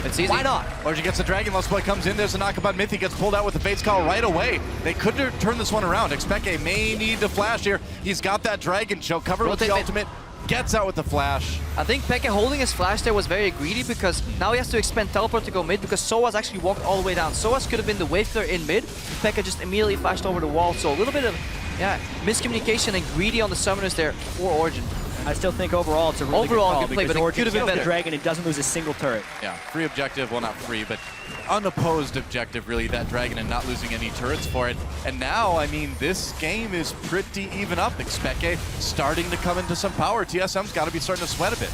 That's what you start doing here, nitpicking in these very, very low kill games, because it's all about minor advantage, minor missteps from the opponent being punished, whether it's vision, you lose a jungle camp, you lose a blue buff, because obviously there's nobody going down, so positioning incredibly important here. And looking ahead, not only what you're doing now, but the next 1 minute, 2 minutes have to be mapped out by the shot callers.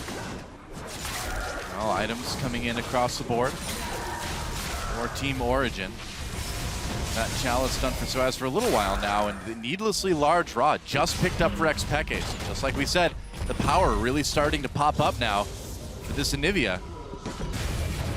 And again, am I drawing too much attention to this? But when I look at the map right now, I feel like TSM should have a few more wards on Origin side. Am I overstating that, or am I right? I think Origin have done a fantastic job predicting where the potential invade could come from TSM, and then it's hard for TSM to get in there. But TSM should be able to move around quicker around the map and then find an opening somewhere. And once you get that first line of vision down, you can add some more vision to it later.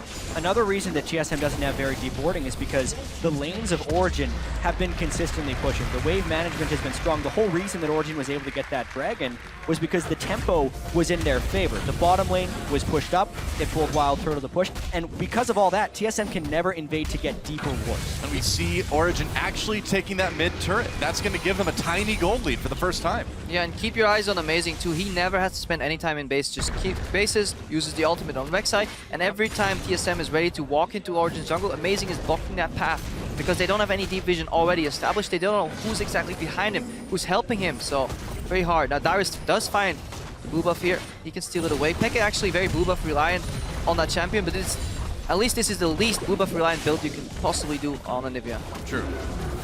He's got a lot of mana. As long as he builds an Athene's net, then it's by far the he's not going to do that. I don't think so. I don't think the needlessly conventional build on Anivia. Yeah. Not yet, man. Well, mid turret maybe in a little bit of trouble. TSM looking to equalize here. Mithy, Xpeke, they want to stop this one.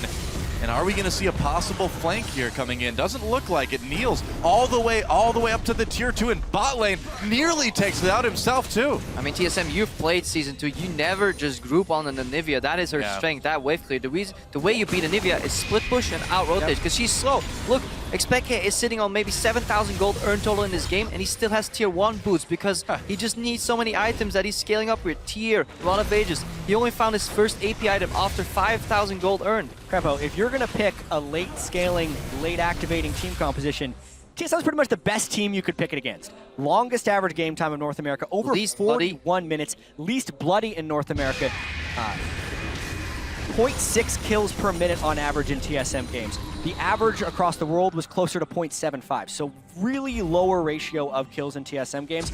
It's picture perfect for an Anivia to just farm out the mid lane and get to those incredibly expensive items that not only are they expensive, then take time to activate afterwards. And Pekka is actually getting there unscathed. Yeah, I just want to see when Pekka actually upgrades his boots. I think he's going to do it next, but a lot of Anivia players, and then we stop harping about the build. I just find it very interesting. Even go just Rabadon's next. They stay on tier 1 boots.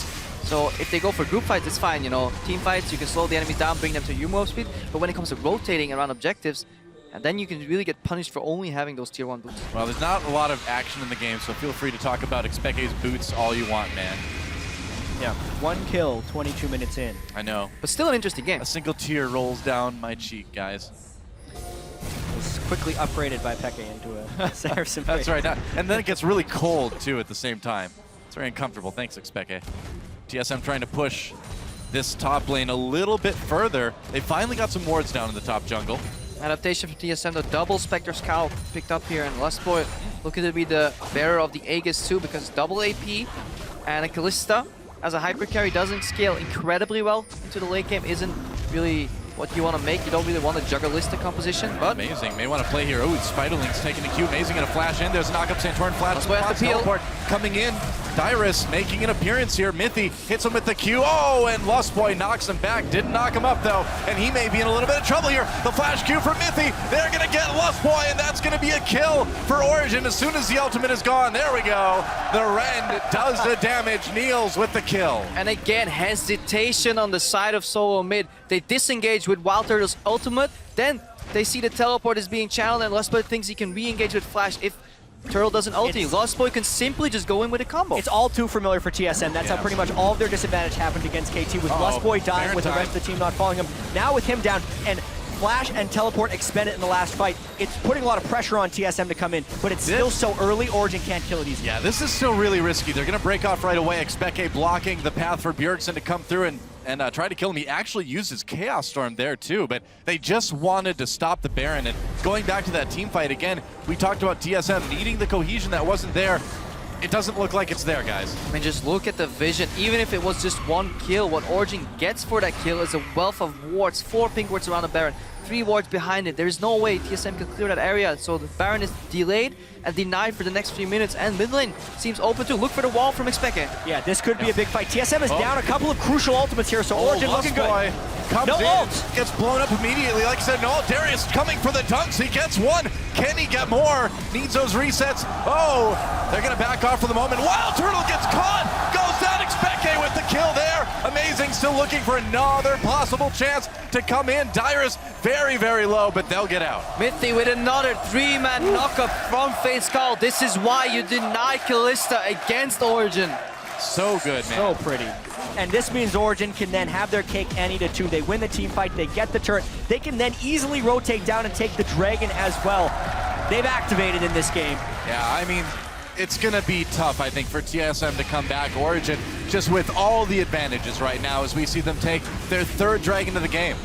And if you look at that fight again later on, you will notice how Soaz was stuck in a gravity field, and right before he got popped, he managed to get out and just activate his ulti. So if TSM could have synchronized a little better, did a little more damage. Let's watch this again later on. Just keep your eye on that gravity field. Got to keep in mind, Lustboy has no ultimate on Alistar, so he's smartly focused by Origen. Then, yes, the gravity field comes down. It stops the reset from Darius, so he does not trigger Noxian Might, which gives him a tremendous amount of power within teamfights, even though he also missed his Q afterwards because he was a little bit weak. Then just nice stun chaining by most of Origen. Yeah, if TSM could have taken down Soaz there, the fight could have gone maybe differently too. And also, they didn't predict the wall. Some of the members were pathing around the right-hand side. Xpeke forced them to change their path in that teamfight with a really good wall there on Anivia. That's what you want to do, but you have to keep that in mind. It is so predictable. We're seeing some tremendous value from pocket picks here at the World Championship. We really saw the Veigar earlier on from Cloud9's Incarnation. It seemed like the team Invictus Gaming wasn't ready to play against it, and here TSM, it's only adding to their communication issues. They had trouble pathing around map walls, let alone walls that can be placed by the enemy. Going in. Mithy pulled out to safety. Dyrus gets knocked up. They're going to toss him back in there. Dyrus getting very low. Another knockup from the Braum ult. Chaos Storm doing a lot of damage from Bjergsen, though. That's a kill for Niels, and TSM on the run already. No Dyrus. No problem for Origen. They're coming in. Xpeke, have you heard? The bird is a word, a stun on Wild Turtle, still alive for now. They're still chasing. Lustboy comes back in, tries to get the re-engage. They get Niels. It's kills on each side. So far, though, 2 for 1. Wall. Xpeke, great egg. Double kill for Soaz. Santorin tries to get it. That spider may never come down. Triple kill. He got it. Triple for Soaz. And that is nearly Support an ace. fight. It's going to be an ace. Supportal combat! Oh! Amazing takes that he should not have gotten in the way. You never interrupt the sacred right of supportal combat. Really nice fight overall from Origen. They are understanding exactly how much damage they can do and take in these fights, and they are crushing the TSM, who is out of sorts. But that fight pretty much sums up the entire game, because right now we have TSM all-inning a support from a Kalista AD carry here. 3 offensive CC spells and pathing used to get Mithy, who simply gets Fate's Call backwards, lands on a knockup. And this is TSM tunnel visioning, not punishing Origen where they have to, and then getting punished later in the fight because of that. Yeah, yesterday against KT, TSM focused all their damage on an ulted Alistar, and again, they focused a support that cannot actually be killed. The chase down with the Lulu, Kalista, Anivia is just too many movement impairing and movement enhancing spells on the side of Origen. There's no real escape. Nice wall, and they secure everything because the death time is so long.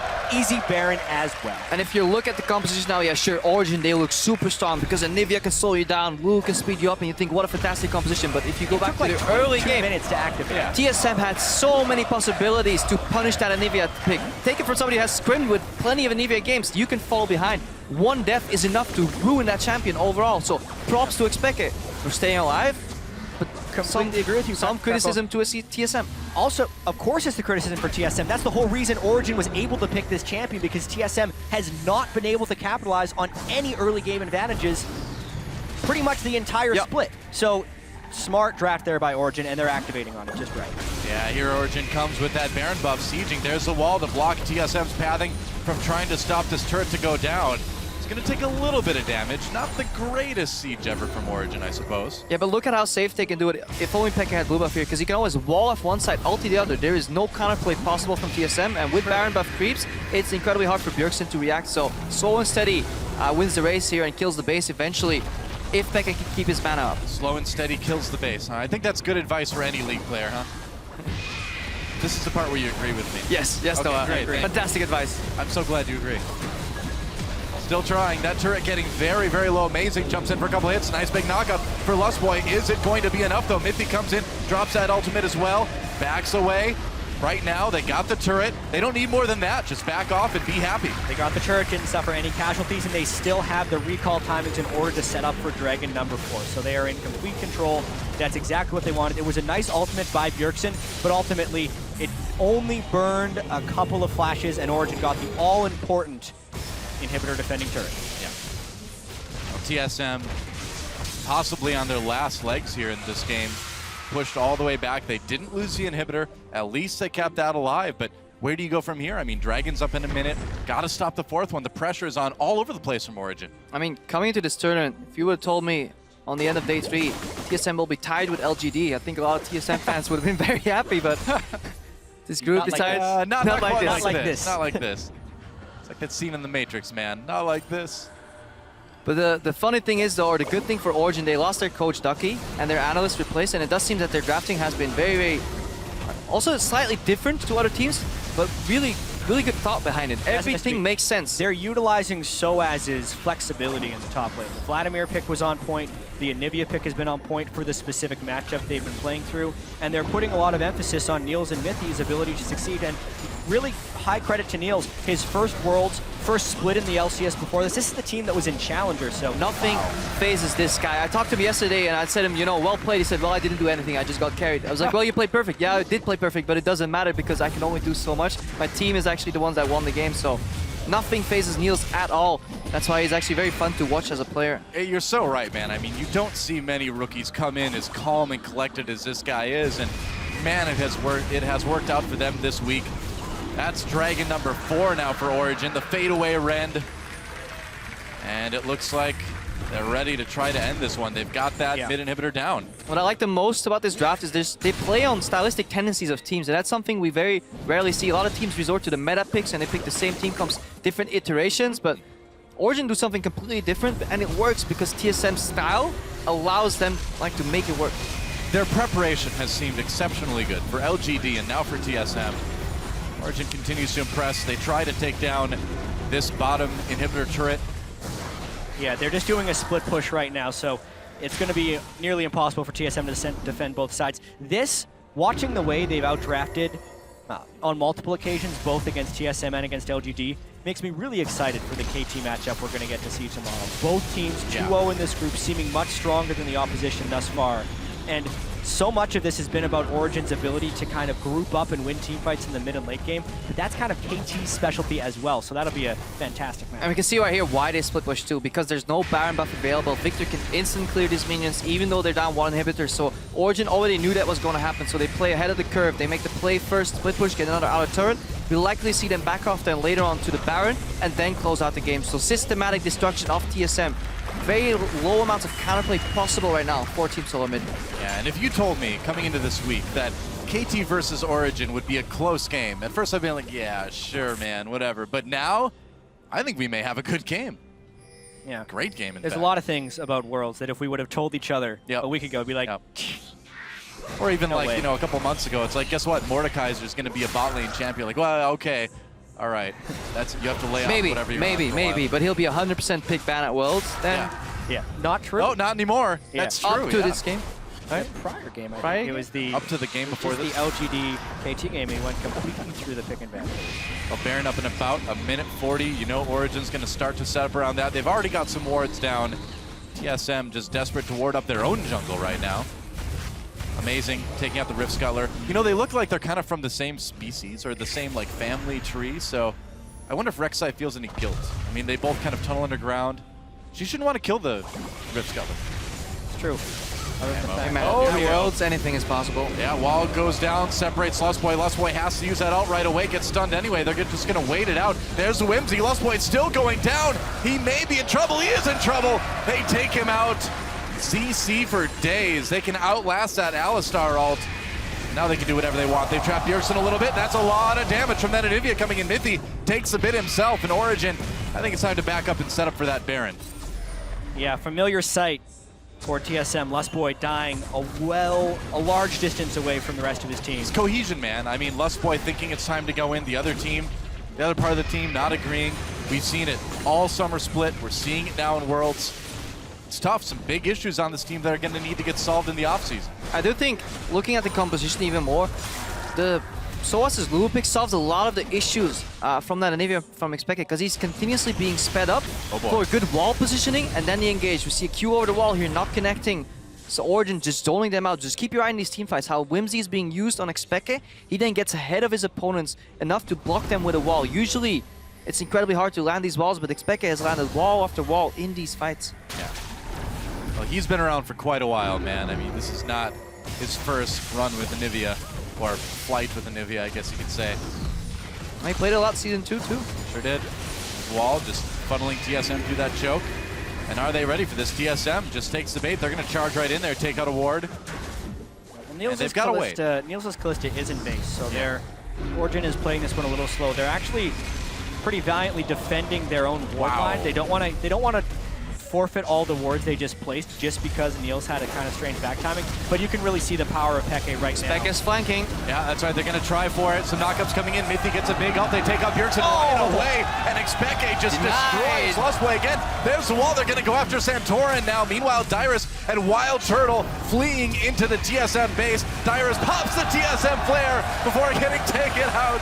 And there's the Origen flare in response. 3 flares beat 1 flare. I'm loving it, man. 3 is certainly a bigger number than 1. You're right about that, Crepo. I feel like you really need to pick your moments better if you want the appropriate effect of flare spamming. You can't flare when you're dead, so maybe Dyrus should have waited just slightly longer. Oh, brutal. This is Origen. I'm not quite dead yet. Well, here we go. This game's over. TSM looking pretty dead as there go the Nexus turrets in Origen. The trend continues. These guys are looking great, and they're going to take down Team Solo Mid. Knockup coming in from Amazing. There's one more. Let's want to dive. There it is. There we go. GG. GG, boys. All right. Yeah. How about that? Origen. These guys are legit, man. Exactly what they were expecting in this matchup as well. They carry over their performance yesterday against LGD, which was a much more surprising affair. And today, it's more about taking care of business. It is. They had a strong team composition, tailor-made to counter TSM's weaknesses, and they executed on that comp. This is Anivia. I can't believe we actually saw an Anivia. Still, the first 20 minutes of this game are the most important, because that's where TSM failed to punish Origen hard enough. And Origen, they did leave some opportunities open the lane swap, whether it was intentionally or not. They fell behind the tower, they fell behind in tempo, so they could have gotten punished if TSM could have got that such necessary deep vision into the enemy jungle, but TSM seems to really struggle with that this tournament, even at the later stages of the summer split altogether. Jungle and support synergy on top of team synergy is just so important. As soon as you start to get a lead, you have to go into the opponent jungle. It's something that Amazing and Mithy do oh so well, and it's part of the big reason they're 2-0. And as Amazing hugs his former team, you gotta wonder if he like whispers something in their ears, like the Lannisters send their regards or something like that. Wouldn't be surprised. But what a start to Worlds from Origen. Really incredible stuff from these guys. But the one common factor still is that Kalista. And coming into the tournament, we expected her to drop very far off, but slowly but surely she's moving up the tiers again, and we may see her become pick and ban status later on, because all these games have in common the fact that very often people engage on Mithy. He gets pulled back, a couple of 3-man knockups, couple of 2-man knockups in these fights, followed up by the Braum ulti, and that propelled them forward. Yeah, in a game that is so keyed around who makes a mistake. Like, that's one thing we saw at Worlds this year, or we're noticing, is there are actually so few mistakes going on that when they do happen, they're punished incredibly hard with multiple turrets. And just imagine if Lustboy had a Kalista to pull him back every time he was dying on the side of his team. It gives the support such positional freedom, and it's being really well commanded by Niels and Mithy. That's right. So for a little bit of post-match analysis, let's throw it over to Dash and the rest of the analysts at the desk. Yeah, very Later. soon we will be doing Soon. that. So. Oh, soon. I just got Okay. told Dash was just, Oh. you know, taking a All right. toilet break, Dash. changing his tie. They call him Fixing his Dash, tie. but he's Yeah. actually not that fast in the end, I guess. I guess that's Oh, true. well. Well, he is a Who knows? cross-country / marathon runner. He says he is That's fast. a slow kind of run. I don't know what his 40-yard dash time is. We'll have to ask him More later. like, Tell us. Yeah. what would you, should he rename himself? What should Dash's new name be? If he doesn't run very fast. Turtle, but that's taken. Turtle? Well, he's not There's that already wild. a wild turtle. He's not a wild turtle. He's just a regular turtle. So maybe like Stick with Dash. standard turtle. Standard Okay. turtle. Stick But with yeah, that. we'll see about that. I'm just very interesting, as you said earlier, that TSM against KT. How is that going to play out? Like how pick and bans, play styles. Is there an innate stylistic weakness? I mean, that Origin versus Origin KT? rather. Yeah. Can Origin exploit something in KT?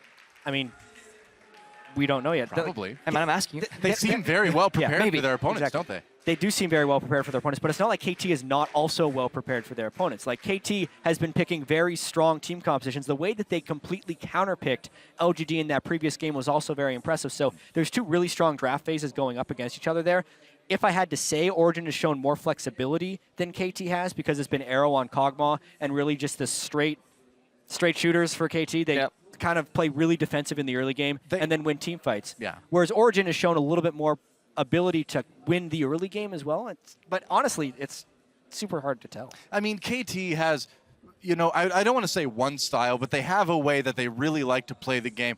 And it's hard to beat. You know, it's a very safe style. It's a very methodical style. And it's hard to find kind of cracks in the armor against KT right now. We've seen that in Worlds. We saw that a lot at the end of the summer season in Korea as well, too. So, I mean, if you think about it, Origin, they've got seemingly so many sort of unique picks, unique ways to pick apart teams. I'm really curious. Like, KT versus Origin has suddenly become like one of the matches I'm looking forward to the most. And more importantly, after that match, most of the games have been played in the initial part of the group stage. Then we go to week 2 where they play again. Yeah. And really that second match will be interesting too, where these teams have watched each other. They've seen the pocket picks come out. They've seen their weaknesses being exploited, but they still have a couple of days of time to fix that. And this group already is pretty close. So those rematches will be incredibly fun to watch. Well, and a best of 1 is one thing, but a best of 5 is something completely different too. So a team that can be good at preparing for individual games still has a much different game plan that's needed for a big match like a best of 5 too. And that's where the test is really going to come in. And now I believe we're ready. We've actually got Shock standing by for an interview. Let's go see what the winners have to say. Thank you very much. The winner is amazing, and Niels here from OG after going 2-0 in their group and beating out TSM. Amazing, of course, ex-player from TSM. Tell me about the strategy you guys played out, because it seemed to be very much catered to the way TSM likes to play. They just left Lulu open, to be fair. You know, if you leave Lulu open, you basically put yourself on a timer, and we just thought we pick the better late game comp, and they don't make too many plays early to mid game. We're gonna win the game, and that's basically what happened, I guess. And something that was the same from yesterday, the first lock-in for Kalista. We know you love that champion. Niels, do you think other AD carries may be undervaluing her at the moment? I mean, we're the only team that actually picks her in the first rotation. So yeah, I would say that maybe they don't undervalue her, but we value her a lot more than them, maybe. I don't know who's right, but we like the champion. We make a lot of things happen with the champion. Mid can do a lot more because we have Kalista. So yeah, it works for us. Definitely works for you guys. And then quickly on the Anivia, of course, you eliminated a couple of options that Bjergsen couldn't pick. Still, it is quite risky to me in Game 2 of the World Championship. Was it with the full support of the team?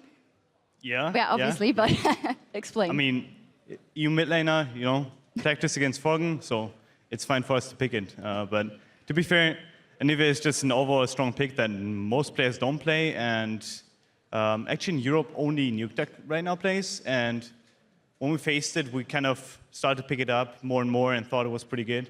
And if a lot of blind pick options or like counter pick options are eliminated, like we did, then Anivia just becomes a high priority pick. Still quite risky. You guys have started working with Hermit for a couple of weeks now, even before the bootcamp. This kind of catering to a style to counter your opponent and not just going for your own comfort picks, that's something that mainly comes from him. And how is that going to help you in this tournament? I don't know who wants to take this one. He takes. I mean, we don't always go for something that is counterpick to the enemy. We try to get what champs we like, and I mean, sure, we'll pick this champ because it's better against this champions over another one, but we generally try to just get the champs that fit our comp the best. Like we before the game, we tried to make a team comp of 5 champions that fit together. 5? Yeah, 5. Cool. Not 2 or Yeah. 3. That was funny. I'm sorry, go ahead. Whatever. No, but we always try to counter pick last pick, on red side or something like this. But generally, it's just try to make a team comp for yourself, like 5 champions. Make 5. That fit together. I see. I'm sorry about that. In any case, looking at the group, can you guys maybe shine a light on what's happening here? Because LGD went into this group as very big favorites. Now we've seen all the things that have happening. What do you make of this group so far? Amazing. We're underrated. Like, I think that's what we can make out of this group, because if you hear analysts talking about us, about LGD, you have some thinking that we can beat KT, but I just feel like the Chinese scene overall is pretty overrated, while the EU scene is pretty underrated. Therefore, the imbalance just seems to happen. A lot is going to come out of that match versus KT as well tomorrow for you guys. Huge matchup. Niels, this is your very first World Championship. This is your very first split. It was in the LCS. How have you been experiencing the pressure? Because you don't seem to be affected by it at all. There was never actually pressure for us to perform. So, we had a goal that we just want to get top 6 in LCS and then top 2, then make it to playoffs. And then we went to the final of playoffs, and then it was like, go to Worlds. And now it's kind of the same thing. We just want to play good here, and there's not really pressure on us to perform or anything. So, yeah, I don't feel like there's pressure for us to do anything. So it doesn't really get to me at all. Okay, well, it shows. Congratulations. Fantastic 2-0 so far for Origen. Let's go back over to our guys at the desk. Thank you, Shocks. Origen there 2-up over TSM handily. They gave away their pick ban strategy there, though. Pick 5 champions that are happy together. I don't, I feel like they may have doomed themselves for the rest. Well, now we definitely know that Renekton and Nasus will not be together in any of their team compositions, so no mixing of... Exactly. But let's be real. What about Graves Twisted Fate, though? They kind of made up, though. As much as we know, we saw Anivia come out. As much as we know the Anivia was chosen for the increased damage to neutral monsters, I'm going to go ahead and hand the floor over to you guys, because maybe there's some other relevant things about her kit that we should discuss. I love this draft. I thought it was absolutely fantastic from Origen. They get the Kalista. They intentionally leave up Darius and Elise. Now, Dyrus doesn't have the broadest champion pool. We already saw that TSM banned Fiora. So what happens? The Darius pick comes out immediately. They prioritize it. But then Braum, Lulu, Anivia.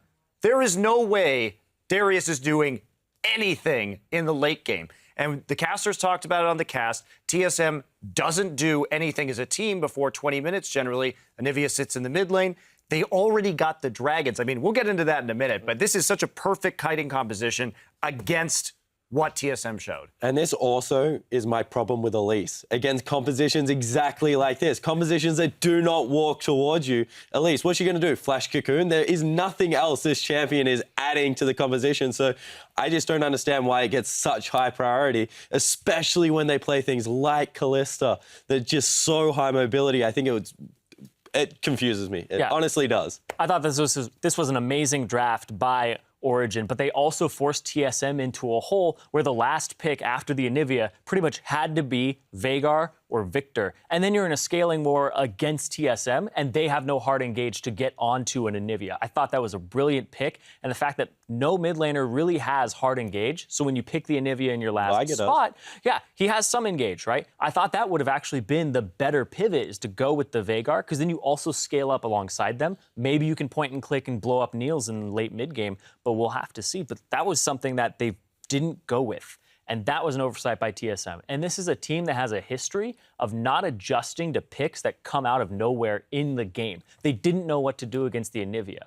I've been saying that for years about TSM, that when you surprise them with something, they adjust incredibly poorly in the game. If you give them some chances for their management, their coaches to talk to them about it outside of the game, they can make adjustments. But, I mean, it's happened so many times. Zoff, Cassiopeia top, MSI, Twisted Fate, Jungle, IEM last year, Swain top lane against SK in groups last Worlds. You surprise them, they lose all of these games. All right, I do want to jump into gameplay because we only have so much time. The dragon point that you mentioned, Origen able to secure the first dragon with a scaling mid laner on a tier. when they did it. Huge, right? Because all of a sudden, one of the ways that TSM, even with this draft, could have won this game, they got a couple turrets, but maybe you can get an early dragon. You can start to threaten that 5 dragon. But as soon as Origins with this kiting composition gets priority over dragon, takes the first one, takes the second one, then they're ready to fight. They just sit at dragon, you try and stop them, they kite you. That's it. And they had so much more zone control within their composition. And Victor is good when he's coupled with something else, like Echo. We call it the Venn diagram comp where I am, when you can layer the circles over each other, which is, by himself, is just not enough because it isn't hard CC. And Zyrene, we have to highlight, the fact that Dyrus, 1,900 damage on Darius. That's less than Lustboy on Alistar. He did 600 less damage, but that's a compositional thing. He wasn't able to lane against the Lulu effectively, and at the same time, there's no way that Darius is getting in. If they were able to get their own Lulu, possibly pair that with the Darius, I think it was too early to pick that champion. They saw it coming. You ban the Fiora, you're throwing all your cards out in the middle of champion select and going, this is what I'm picking. I'm sorry, that is a champ pool thing, and I love Dyrus. Like, my first video on the internet is a lesson with Dyrus 4 years ago, but if you are going to telegraph your pick ban phase that heavily, that is a champion pool issue right there. I agree. Absolutely. All in all, a very cleanly won game for Origin, starting in the draft. Very decisive win for them. TSM still struggling. Now, don't go anywhere because Game 5 is coming your way with Invictus Gaming taking on North America's Cloud9. The action in Paris continues in just 3.5. Play smart, make good decisions, and listen to one another. Control the pace. Yeah, control the pace, I guess. Nox amazing over, saving that pulverized. Bjergsen coming from the side as well. Santorin lands a cocoon onto Myth. He gets pulled out. So gets immediately. A kill comes in. It's kills on each side. So far, though, 2 for 1. wall. The Egg Springpack getting great egg. Double kill for Soaz. Mythy gets a big ult. They take out Bjergsen right away. And Expeke just destroys Lustboy again. There's the wall. They're going to go after Santorin now. In Origin, they're going to take down Team Solo Mid.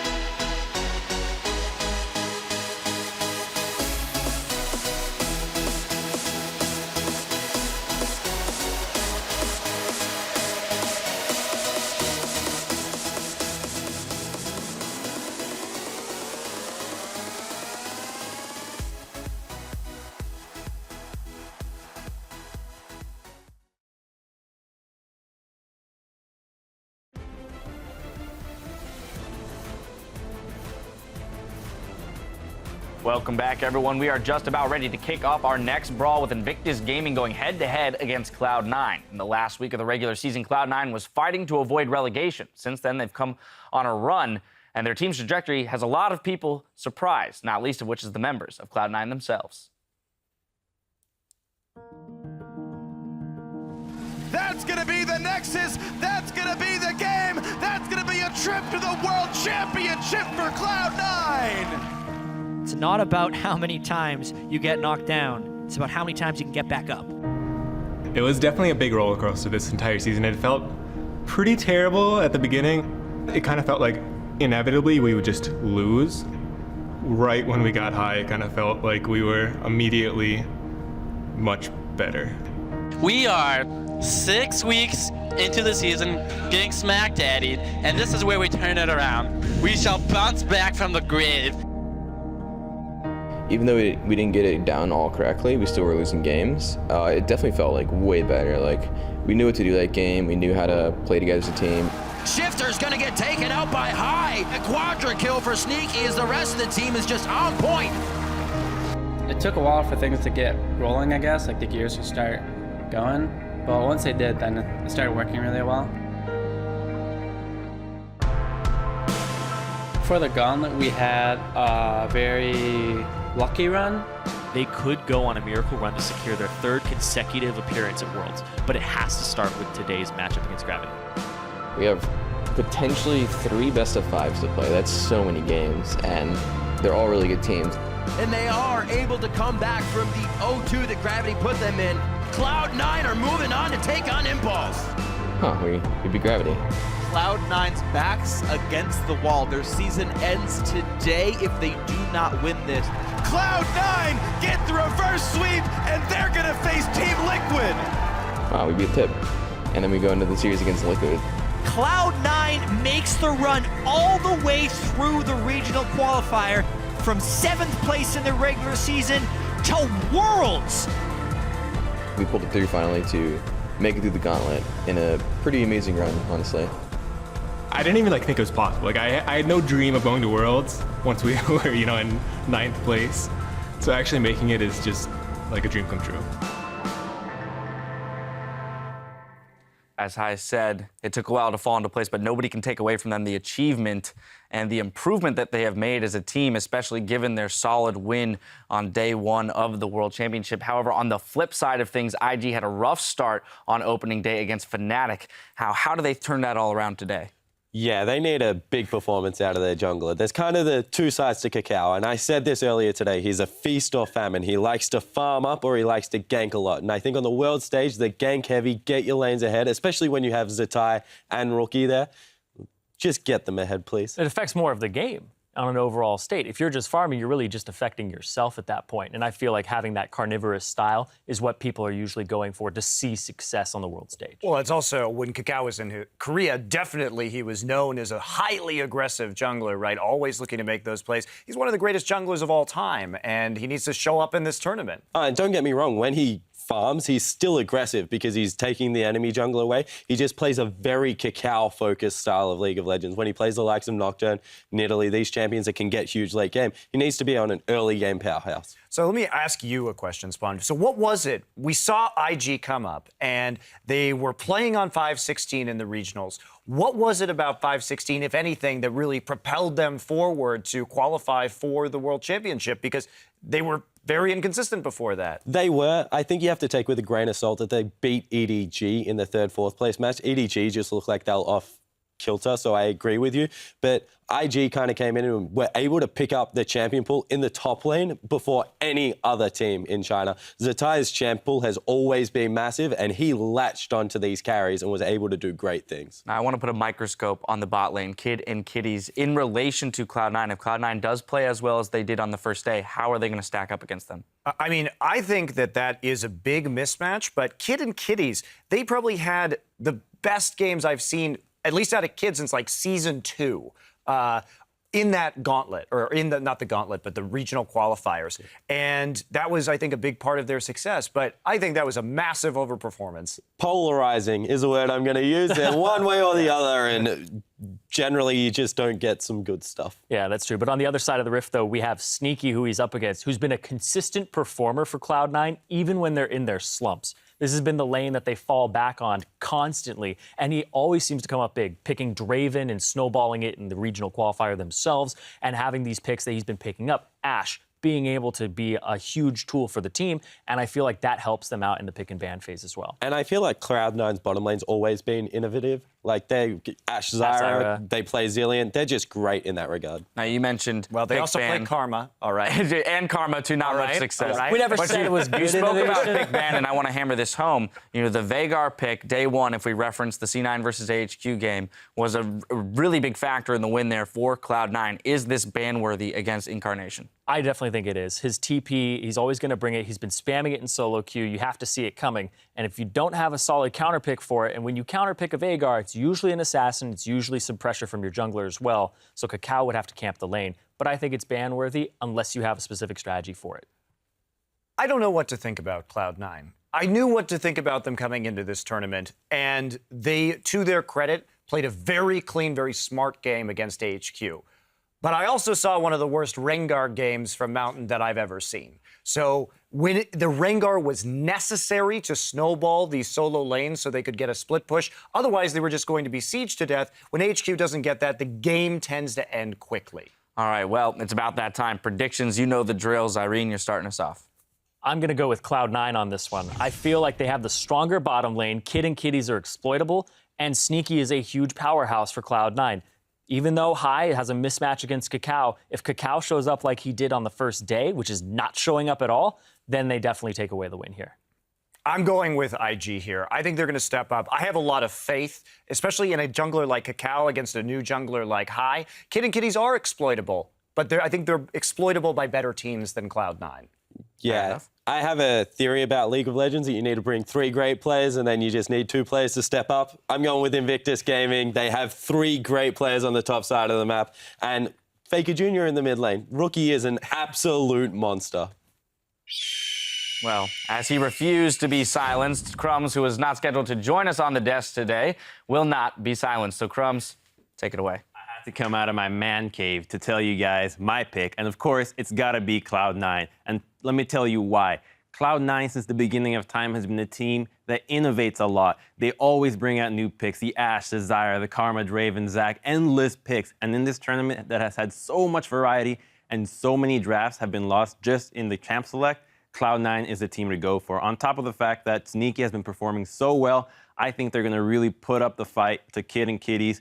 And to be honest, if you're on the IG side and you tell me, oh, but what about CZ Tai and the Balls matchup? Isn't that a worrying trend? Isn't CZ Tai just going to stomp all over Balls? Well, to that I tell you, aren't Balls the weakest region in all of us?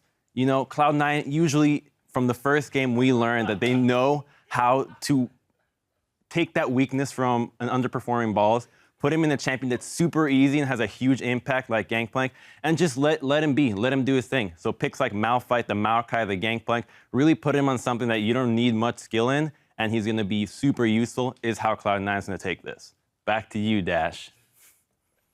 Nothing more needs to be said.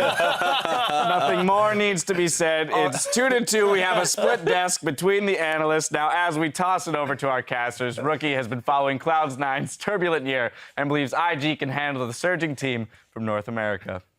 시고 선수들은 아니 시고 팀이 예전에 되게 잘했잖아요. 하이 선수가 미드였고 그랬을 때 되게 많이 눈여겨봤고 그랬는데 아무래도 이번에는 사실 시구가 그렇게 눈에 띄지 않아서 잘 몰랐는데 하이 선수가 정글러로 가시고 롤드컵 다시 들어오셨더라고요. 그래서 경기를 몇 개 챙겨봤는데 그런 점에서 딱히 그러니까 경계가 된다거나 그러진 않지만 힘들 것 같지도 않은데 일단 어찌됐든 팀이니만큼 신경 쓰면서 방심하지 않고 준비할 생각입니다. Hey guys, welcome back to the casting desk. Let's check out the starting lineups for our 2 teams, Cloud9 versus Invictus Gaming. And of course, for IG, wow, the French crowd. I think we know who they're cheering for. Man, IG, it's CZ Tai in the top lane, Kakao in the jungle, Rookie in the mid lane, Kid at ADC. And finally, down at support, his lane mate Kitties. Their coach, of course, the old KT player, Mafa. Yeah, very impressive roster for these guys. They're going to want to be bouncing back today. On the red side, though, a team that won on the first day of the tournament, Cloud9. Balls in the top lane. High, now in the jungle. Ever since he came out of retirement. Incarnation in the mid lane, European talent there. Sneaky at AD carry. And Lemon Nation on support with Bubba Dub, of course, standing behind the ball. Power of the mustache. That mustache is pretty epic, dude. That's true. Yeah, and I feel like we're coming into another situation where these teams need to prove themselves. Cloud9 needing to prove their win wasn't a fluke. IG just looking for that win. Yeah, Cloud9's composition actually, the first 3 picks when they drafted their composition, we had a lot of question marks. Like, they're not running many tanks. How are they going to solve this problem? What can they pick to solve it? But then the combination of Veigar and Morgana together really worked together. That Cage into Bind, Black Shield to counter some of the Juggernauts. Let's see if they get any of these champions again, because it was a good adaptation, but they did reveal their hand. That's right. It looks like it is time to move into Champ Select, guys, for Invictus Gaming versus Cloud9. The Veigar ban right away banned out, as well as that Morgana. Yeah, I also kind of feel like Incarnation gave away too much in the post-game interview. It's one of those strange things about players. You want them to be more telling of what happens, but they gave away strategy. They said they would blind pick Veigar going into the match against AHQ. Unless it was the ultimate mind game. That's all Yeah, it is, man. Because Very clearly they don't calculated. want to pick that champion. Yeah. Alistar, the other ban for IG. Meanwhile, Gangplank, Lulu, and Mordekaiser banned out by Cloud9, and that will lead to a Gragas first pick for IG. Yeah, just hopefully a more aggressive champion here for Kakao. The Sightstone Rush Skarner doing less than 1,000 damage was not his best debut on the world stage after being so Objectively, close so many times. the weakest jungle performance we've seen in a very, very long time. All summer, in fact, if we go by champion damage. Yeah, and again, it also thematically didn't fit the style of the match. That match required an aggressive early game jungler. Perhaps you can get away with it against Cloud9, because High doesn't seem to be, as punishable as jungle, but at the same time, Kakao should be actually be able to invade, so that is the merit of an aggressive jungle here. And I think what this also means, since it's been picked so early, is that Cloud9 better be matching with an aggressive jungler of their own. High did play Lee Sin. I actually wouldn't be too surprised if he ended up playing it again, because again, an early Darius pick. Will Cloud9 be able to play around this with enabling champions and jungle pressure?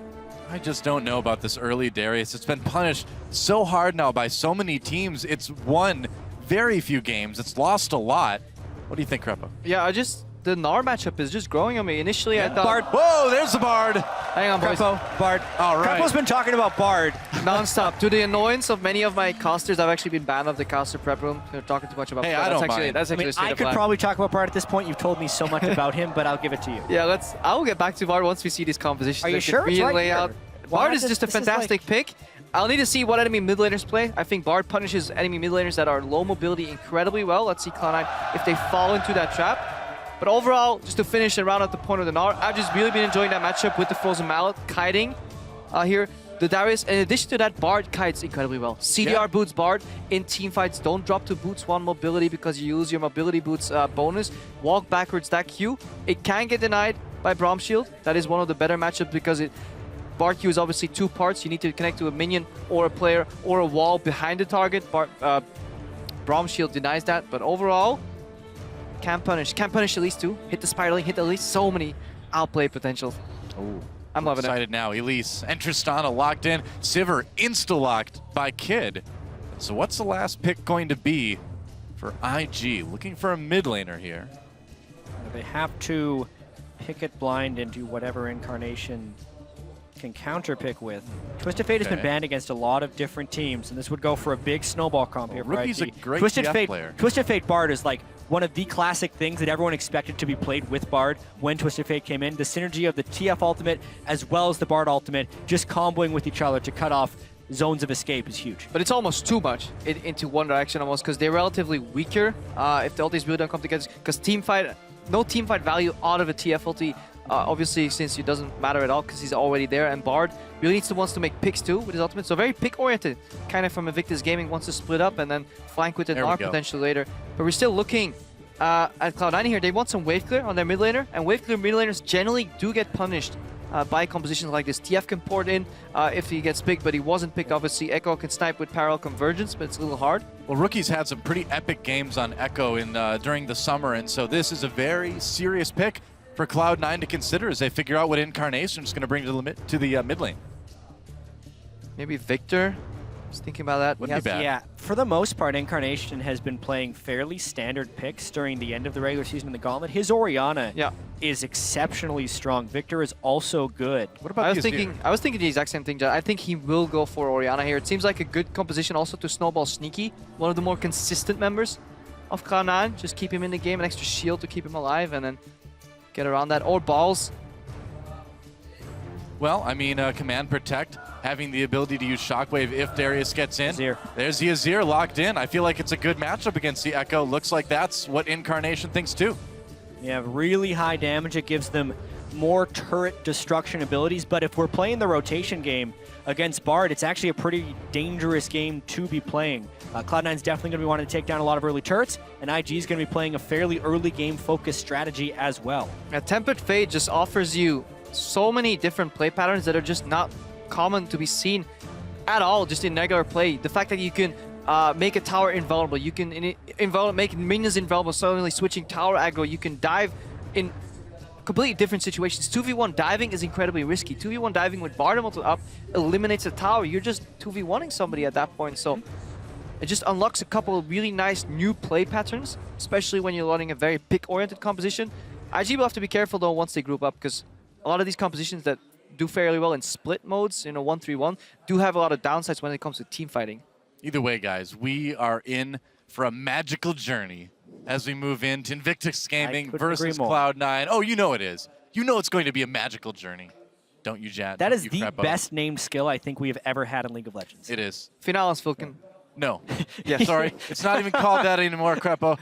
You're vetoed. I apologize. There are now 300 really angry people that Crepo just reminded of a name change. It's out there. It's out there.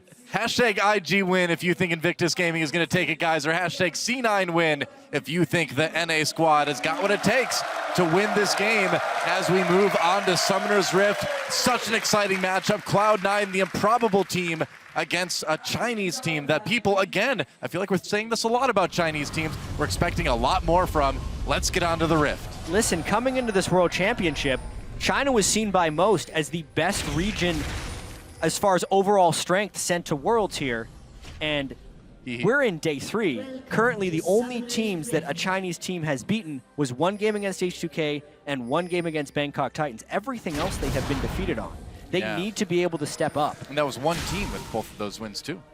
Absolutely, DDG. Yeah. IG and LGD yet to pick up a win.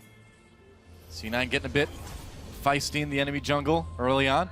And they do have Braum, incredibly good level 1 support here, just applying the passive. They're going in with some aggressive vision. Being matched at the other side, pretty standard here. Overall, the way this vision is going to pan out. And see where the lanes end up, though. Yeah, pretty normal deep wards coming in from both teams. Looks like we're not going to see any big level 1 brawl like we saw so much of yesterday. Yeah, even a mid lane ward placed by Incarnation. Slight tweaks in where you find your ward placement here. You can see there's 2 deep wards from IG in the blue jungle of Cloud9, but 3 wards if you look at the mirror of those wards. So slightly different moves and slightly different plays here at level 1. Now something we have to keep track of is whether IG is going to actually end up hard leashing for Kakao, but it does seem that they go for the double jungle. In the regional qualifier, very often Kakao would get help from either Zitai from a leash or even his bot lane. That would propel him forwards, and then he could aggressively take out the enemy jungle.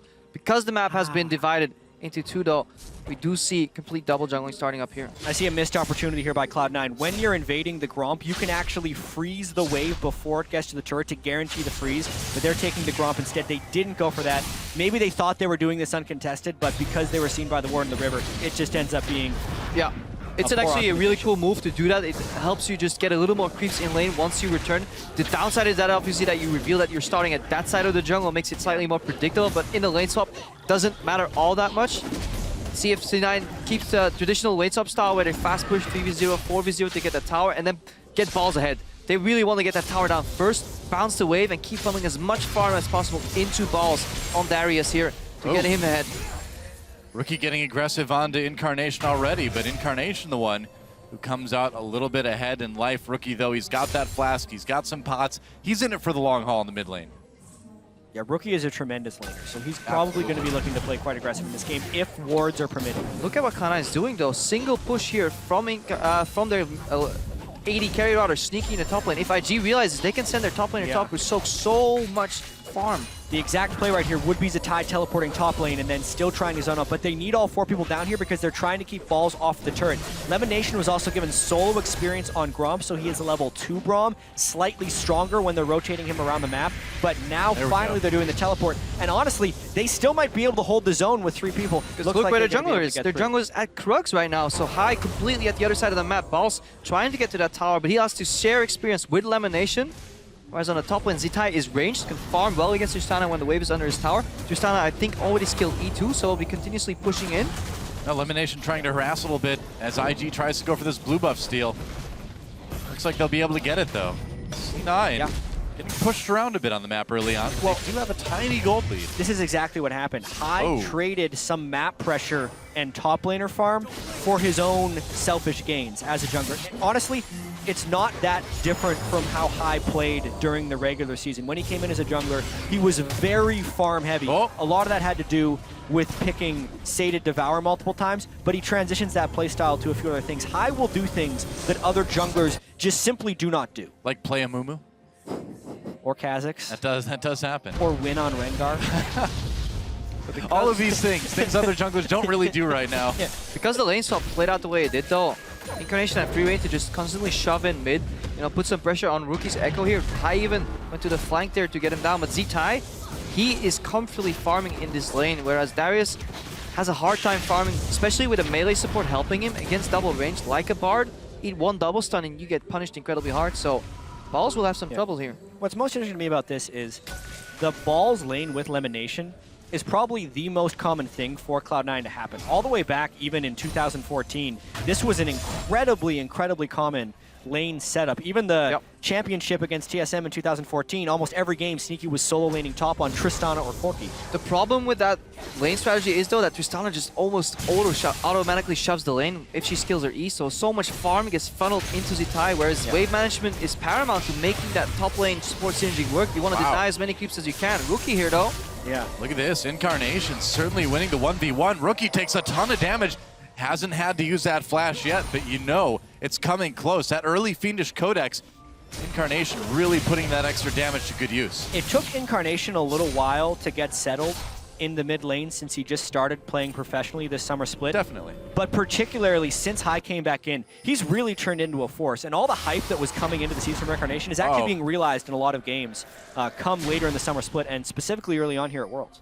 It's actually fun to see him perform on control mages because mainly when he came into C9, he was an assassin player. Everybody expected him to play assassins at Worlds. Now he's picking Azir and doing well so far. He's also in a super dangerous place right now because Kakao is in his own jungle. At least he has some help from High on his own side. Yeah, it's true. Still has that flash, still has that barrier in case the worst case scenario happens. Zitai is already a full level ahead of Balls, so we need to see C9 punish somewhere or use the advantage on Sneaky's experience to get an objective, do something. And it's exactly what we were talking about before the game, and all the teams have been picking Darius. They're giving him pick priority, but they're not prioritizing him within the game. And all of these Dariuses are playing from behind, not due to their own choice, but due to team choices. It's not like he's losing the first levels 1 to 5. He is level 5 when the opponent is level 6. In this game, it's level 6 to level 4 by the time they actually meet in lane. And look where Kakao is. Comes Kakao. Looks like they're going to try to dive Balls here. Balls underneath the turret. Zitai, Kakao coming in. He is in a lot of trouble. Gets the Q off onto Zitai, but there's a Mega Gnar right away. Stuns come through and Balls has no chance. First blood goes to Zitai. Flashes to avoid some turret hits, but not a bad trade for first blood. The only chance Balls had to survive that gank was if he flashed the Gnar ultimate. He tried to predict a drive, but he got caught by the very end of it and still ended up stunning on the turret. That really hurts him because he lost the wave. Cloud9 almost has to counter, but it's pretty hard to dive here. 3v2 instead of a straight 2v1. Balls does have teleport from base. He almost has to go for He's only level 4. This is tricky. Speaking of teleport, they're coming in onto the spot lane. Kitties and Kid in a lot of trouble. Kitties comes back in, gets very low, taken out. Immediately the revenge of Balls is real as Kid takes a lot of damage too. Looks like C9 though has to flee. They got the support, couldn't quite take down Kid though. Meanwhile, a brawl in the mid lane. Incarnation could be in trouble. Flashes out of the stun and Rookie has to back away now. Takes some poking on the way out, but Incarnation, no mana for him. This fight in the mid lane's over. Yeah, needed to burn the flash, was able to maintain the barrier. Oh. The main play right there was just the bot lane dive. I mean, Cloud9 is trying to force, they got the double teleport, but none of this changes the fact that Balls is still 2 levels behind Zitai. And it's not necessarily to his own fault, it's the team not having priority. Similar thing happened in their first game against AHQ, where they put him in the lane far behind. And that's also the nature of the game. Bot lanes can play from behind much more easily than top laners because Especially Darius. Especially Darius, indeed. Because 2v2, you can be behind some items as long as there's not a BF sword disparity at all. A couple extra potions, you know, you drop some CS, but top lane, that's 1v1, especially in a counter matchup like a Gnar. C9's early lane prioritization has been off, and Balls, yeah, he's getting punished for it. Zitai now just hit level 7. Balls is still level 5. Well, it seems like, I mean, if you have a Darius on your team, you have to remember there's a Darius on your team. Give him a little bit of help. Let the guy get ahead a little bit. He's supposed to be the one that comes in and does a ton of damage. You can't do that in a situation like this. Still level 7 to level 5. Zitai going Mega Gnar, throws Balls against the wall. Balls the minion in a bit of trouble. There's the stun. Little bit of minion tanking helping out there. Oh, the Q misses. Flash Cocoon misses Zitai. He's going to back away. Repel coming in. Can they catch him? Zitai, no flash. Still looks like he's going to get away. Meanwhile, another duel in the mid lane. Emperor's Divide does not hit Rookie somehow, some way. No kills result at the end. Couple nice sidesteps there. Zitai hops out of the cocoon. Rookie sidesteps the ultimate. Otherwise, he would have found himself in the tower. Would have been forced to use that ultimate, obviously. No kills would have happened anyways. So close, though. The minion tanking that house for Balls. Save. Very nice. Honestly, though, IG, the mid lane Rookie has been getting beaten on CS. It's somewhat expected for an Echo versus an Azir. He's itemizing defensively, and he's starting to make some really aggressive moves. The fact that there's been very little jungle priority on that mid lane, Rookie is trying to take advantage of. So many of these aggressive plays that he's doing just to stay close to Incarnation could actually be punished by High camping for a gank. And Kiddies, they're fine playing this lane slightly from behind. Bard, obviously, with those health packs, gives you plenty of sustain if you don't get all in. Just over time, you can spam health packs in lane, then you back off when you have 4 or 5 chimes, you take them, and they go incredibly quick because each chime gives you additional movement speed out of combat. You come back to lane, sustain up again. Sivir with Spell Shield doesn't get punished, so Cloud9, where they're ahead in experience, can't punish. IG, where they are ahead in experience, they're punishing Balls. They're looking for another dive. Oh, more action down the mid lane. The duel continues. Incarnation taking quite a bit. Still has that barrier. Rookie needs to be aware. He's got his under tilt back here with the ult. Gets a stun onto Incarnation. Could be in trouble. Again, he pops the barrier. Incarnation low, and Rookie takes the 1v1 duel. Such aggression by Rookie, flashing offensively, ulting offensively, dashing offensively. There's no counter to that, and Incarnation finally falls to his aggression. That Ball's in a bit of trouble too. Kakao comes in, nice ultimate, pushes Balls back, doesn't have the flash to get away. Can they catch him? Zitai hopping in off his lane friend.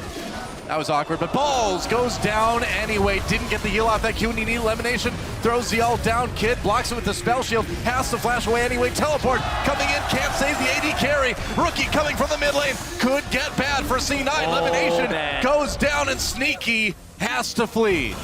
A series of unfortunate events for Cloud9 and great events for IG. If Rookie can start snowballing this game, it's going to be incredibly hard for Cloud9 to get turret sieges up. We know how good Rookie is on this Echo, and Cloud9 has to be terrified. But just look at the bravado from Rookie in that mid lane. He's not afraid of High at all. Even though he knows his jungler is setting up a gank in the top lane, he goes so aggressively. High, his top laner died, his bot lane was fighting, his mid laner died, and he was nowhere to be found. So his pathing, used early to get himself ahead, he hasn't used that advantage at all to help his lanes that he actually put behind with the early map movement. Wow, just like that. A little bit of a lead, almost 1,000 gold for IG. Yeah, it's actually fairly surprising with all the things that just went for IG that it's only that much of a gold lead. But the ultimate to kind of start this thing off, not even to save time for the teleport, and it baits Sneaky into going aggressive, but they're against a double teleport team. They don't respect the teleport of Rookie coming in. It's countered, he picks up an easy kill, and Sneaky has to fall away. And that's specifically what Cloud9 has been playing their early game around, is getting Sneaky ahead in the lane. Luckily, he didn't die, but it still gets rid of some of their advantage. Elimination really doing work to at least keep his AD carry alive by slowing down Rookie. Yeah, but also in that top lane, we talked about experience, also CS, Rookie and Incarnation still duking it out here, but Balls trailing behind half the CS of his lane opponent. This is one of the largest gold disparity or CS disparities at 10 minutes that we've seen this entire tournament. Balls really getting the worst end of that champion trade. Yep. Rookie comes in again. The Cocoon gets thrown out. Doesn't work. Emperor's Divide pushes Rookie back. Just ults to his former self and escapes. Oh, meanwhile, Turret goes down in bot lane. C9 taking their first. Sneaky and Lemon, aside from that gank, have been winning that lane pretty happily. And this is the way Cloud9's team composition wants to work. Trist takes turrets, Azir takes turrets. They need pressure. The way IG stops it is if they force fights with Echo. That is the matchup, and that's the make or break point in this game. High nearly got bounced back under turret by that explosive cask from Kakao. Would have been a little bit iffy because High still doesn't have that flashback. Looks like they're going to be able to grab an early dragon, though. C9 putting a lot of eggs in Sneaky's basket too. No Avarice Blade picked up by him. Raw damage, BF Sword, Pickaxe. He really wants to get that damage in to win that lane, get some turrets, more map pressure because they need to do something to counteract the advantage that ZZTAI has now in that top lane. Yeah, IG grouping a little bit in that mid lane now. I think it's time to move Rookie to a side lane and keep Kiddies in the mid lane, or Kid and Kiddies rather. That also opens up many interesting roam opportunities for Bard. He can roam halfway to the bot and top lane and then just magical journey behind whoever's defending that wave with Tempered Fate. Very true. Specifically, you also want the Echo to have better flank opportunities and a better use of his teleport when it does come up, because that is the way IG stops Cloud9's turret chaining. Rookie getting or having to run. Sneaky getting aggressive there. Looks like he'll make it out. Yeah, and with Rookie being in the mid lane right there, he ends up getting caught. Right now with Kid in the bottom lane, that could very easily be an Echo and a Sivir sitting safely in a turret. So they've lost a little bit of pressure here, and now it's much harder for IG to engage a fight, which is what they need to do to stop the Trist and Azir at the turret. If they get 5 seconds on this turret, maybe even less, they can take it completely down. Yeah, Tristana does a ton of damage. The minions pushing in, but it looks like they'll get cleared pretty easily by IG for now anyway. IG's also way more comfortable in split matchups. 1v1, Gnar wants to just 1v1. Yes, he can flank, but he will beat his lane opponent. Echo can pretty much take on anybody on that Cloud9 lineup, so grouping is not what IG is necessarily looking for. Flanks, just like he pointed out earlier, that's what they want. Push up the side lanes, then converge on the mid lane. Make Cloud9 confused and just try and snipe Sneaky. Ball's just hit level 8 now. He is so far behind both Rookie and ZTAI. It's rough, man. The lane discrepancy is gargantuan. It was 3 levels before he hit level 8. It's just under double CS. Black Cleaver has been completed and then some, whereas Balls is still working on his. Doesn't even have his Kindle gem yet. ZTAI could actually hit the Flame Horizon over Balls. That's being 100 CS ahead, something Flame did regularly when he was back on CJ in Korea. Maybe we'll see Flame yet at Worlds. He's the sub for LGD. I think it's time to bring him in, guys. LGD is struggling. Bring Flame in. Balls is 1,600 gold behind right now, if I did that math correctly. Yeah, over 1,600 gold behind right now. So that actually means it's incredibly critical that Cloud9 can play around ZTAI's teleport timing. As long as ZTAI has his teleport timing up, IG can win any fight. But if he ever burns that, the other 4 members of Cloud9 actually have a gold advantage over IG. And that's where they're going to want to force their plays. But right now, they can't force those plays because ZTAI is freely pushing, no pressure to stop teleport, and always having that high teleport threat. Yeah. Well, Sneaky doing what he can to put a little bit of pressure on that bot lane, just getting a little bit more farm. Back to the 1v1 in mid between Rookie and Incarnation. You see C9 doing that though. They're avoiding ZTAI at all costs, so they're moving multiple members down in the bot lane, get some vision at least. Try and make it so that IG has to rotate between the towers and maybe they can find an opening. They're also aggressively taking away a couple of jungle camps, trying to close out that gold advantage, but ZTAI in top lane just farming up for free. Wow. Sneaky managing to get a decent amount of damage under that turret for the short time he was there for. This is something we didn't see TSM do, that deep vision in the enemy jungle to propel your lead forward.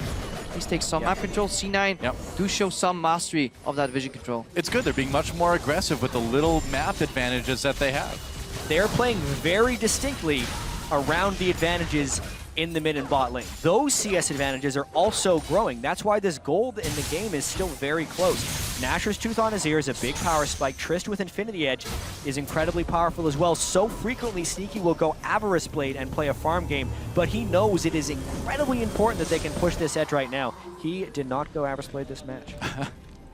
Cloud9, they can win fights even without Balls, so they have 2 really good teamfight damage dealers, and they have a Braum to potentially deny some skill shots, deny some projectiles, soak up some damage, so By no means are they out of it, especially when it comes to team fights. But isolated matchup, that's where IG wants to look at. So at this point, if you're Balls, do you just go a little bit more tankier, just try to be the guy that soaks some cooldowns and frees some space up for Incarnation and Sneaky to do their thing? Probably. Yep. You don't want to plan for these situations on Darius. Like, the fact that his bleed now does physical damage, it's not ideal, yeah. Makes Black Cleaver like such a core item, it's not even funny on him. But at this point, you almost just have to eat your losses and just never get your Black Cleaver because he really needs to be able to live in this game. He's probably going to help Black Cleaver, a little bit. Yeah. IG pushing down, dragging up in about a minute 20. And the control around that dragon area starting to be contested a bit. Tempered Fate will be big in these team fights, so that can make or break these long range, suddenly whacking away at you. If Azir puts up a couple of soldiers, he can poke you out, but if you Tempered Fate him... Kid has to use that ult to get away from the damage of Incarnation, and that is not what IG wants right now. Yeah, this opens up a window for Cloud9 to maybe take this mid lane turret, unless they wanted the Burns and Ties teleport down right now. He just hit Mega Gnar. I think they can. They're gonna, nearly get the turret. Maybe, it got it. Yep. Oh, Kid almost died because he walked next to the giant bomb on the turret. You know, Kid and Kitties have been a problem for IG for a long time, and it's not changing in this game. There's still the liability in this team. The fact that Kid has to back here just creates even more pressure. Cloud9 is pushing this. Maybe they can get the teleport out as a tie. That could be. I mean, Kid is not anywhere around without that ADC. Looks like the teleport's going to come in for Zatai. This is good for C9. So good for C9. Yeah. Now they can actually play around even more strongly their strong 4 in this game, as long as Balls can just live against the Gnar. Yeah, all you need to do is not give the Gnar a bunch of kills. C9, do you think they can rotate pretty comfortably over to Dragon now, or do you think you go for that top turret? It'll be a very interesting choice. They have one Dragon. Cloud9 typically doesn't win off of Dragon snowballs, so maybe they get the turrets. I think the gold is more advantageous at this point in the game. Yeah, their access to bottom lane jungle or bot jungle is denied too, so moving up top and getting a couple of deep wards, just protecting Balls, even if it's just a little bit, making sure so you can get a tower and even a blue buff to boot, that's already enough for C9. They've acquired what they need to off that play. Anything else right now is just a bonus.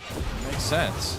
That is your turret too. Really doing a good job of keeping IG bottled up just a bit. Balls finally takes that top turret, getting a bit of farm back. He's not behind Zatai by the entire amount like he was earlier, only down 2 levels. Well, still down 2 levels. Yeah. Sneaky. Oh.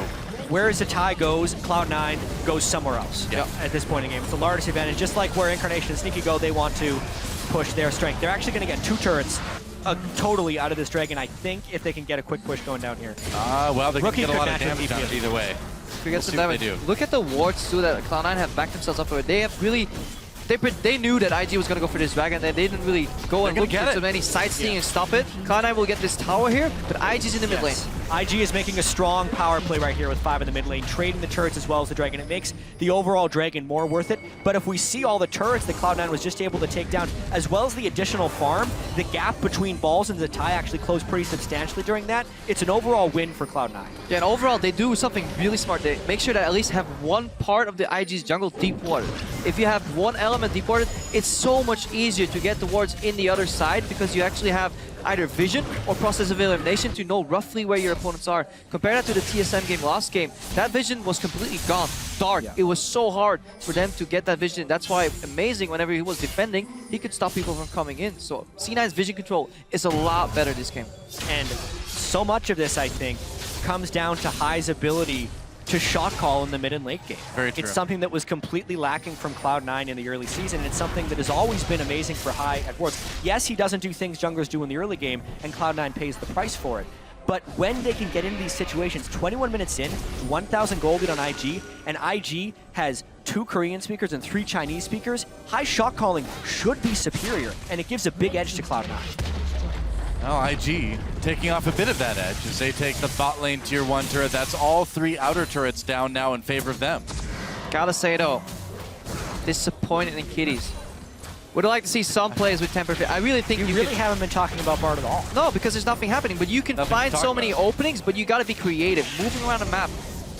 From a 1 screen to a 1.5 screen distance, Tempered Fate is almost undodgeable if you cast it properly. You can always go a flash. Cow. The Cow right now, forcing C9 out of the jungle. Here we go. Oh, Temper Fate locks up Lemonation high. They're going to keep coming in. There's a teleport for Cloud9. Balls entering the fray here as well. Kakao has to flash away. Oh, big explosive cast. Lemonation pushed back into the ult. Slows down IG a little bit anyway. The fight avoided, but a lot of ultimates burned on both sides. Good Braum shield there by Lemonation, denying the Cosmic Binding there from Bard. Really key interaction right there. I also thought that maybe Balls would have canceled that teleport. He flashed immediately after landing. I think he was worried about also getting Cosmic Binding. But amongst all that, Cloud9 actually gets another turret. Sometimes they are so good of turning what starts as a bad play into an advantage. A very particular play happened in AHQ where Balls died in the bottom lane and Cloud9 turned it into a massive team fight in the mid lane. This was a microcosm of that type of play. Yeah, the analysts that's called a creative shot calling, and that's something High is really good at. Compared to Lost Words, when he went on his little solid snake run on the side lanes with that Zed, just trying to hide. That's something you see High do, and very many other shot callers just can't get to that level. So, actually very impressed that Cloud9 managed to come back, because at this meta game, being behind in your top lane or half or double the CS is... We have not seen any other teams be able to play around it. But 2 games now, Cloud9, maybe we have seen another team. You can add it in here. I don't think of it off the top of my head. No, I was just did thinking game 1 against AHQ. Balls went into lane a level down and 20 CS down, and Cloud9 was able to avoid being punished. I was just thinking Balls trained for this in Korea. I can see why you didn't say it. There you go. He's gone to the Korea time chamber. He's come out 10 times stronger. Yeah. Still slightly abandoned in the early game by his team, but hey. A diamond in the rough. He only died twice. It's pretty good. Hey, I will say, as we have a small lull in the game, of all the NA and EU players that went over to Korea to scrim and play solo queue, Balls put in the most work of any player. He struggled mightily to climb in solo queue. He actually never reached Master, but he played over 300 games in the under 1 month boot camp on top of scrims. Wow. Over 10 games a day on top of he was playing out of his mind, so much effort, and he has improved. Even if he's not at the level of the other top laners, the work has paid off. I mean, this game overall, he didn't really make any mistakes. Any other top laner would have ended up under a tower about to get dove, so it's just unfortunate that C9 managed to keep him hanging there. High now getting caught. Teleport coming in, and High in a lot of trouble. Repels over the blue buff. Can he get away? Doesn't look like it. Turns in for a bit of damage, but he goes down. And IG, a bit of a power play now as they've got the 5v4. What are they going to do with it? Huge pick. I actually wasn't entirely sure how that one started, but maybe he was going for vision control. Now they're trying to make a play. Doesn't catch anybody. Tempered Fate. It is so hard. Useful that time. It's so hard to cast that from that distance. You really want to be 1.5 screens at max, because otherwise you can actually sidestep it if the player is experienced against Bard. Some players might panic flash, but your max is 1.5 screens distance, because otherwise you can just dodge it. Yeah, and the play is dead at this point. In clearing the ward, Incarnation got half health bars off Kakao and well, Incarnation has that Rylai's now. He's doing a lot of damage. He's getting that little slow as well. They've got to really watch out when they're going through chokes. It's not exactly the tankiest team ever. I mean, Gnar obviously is going to be a bit of a force to be reckoned with, but still, he hasn't gone for the tankiest build. And the game might actually get very explosive in the next 5 minutes, because both these supports seem to be building towards the Zeeks. I think you might be right. He should be able to complete that probably on his next back. He has both components. Same for Kitties.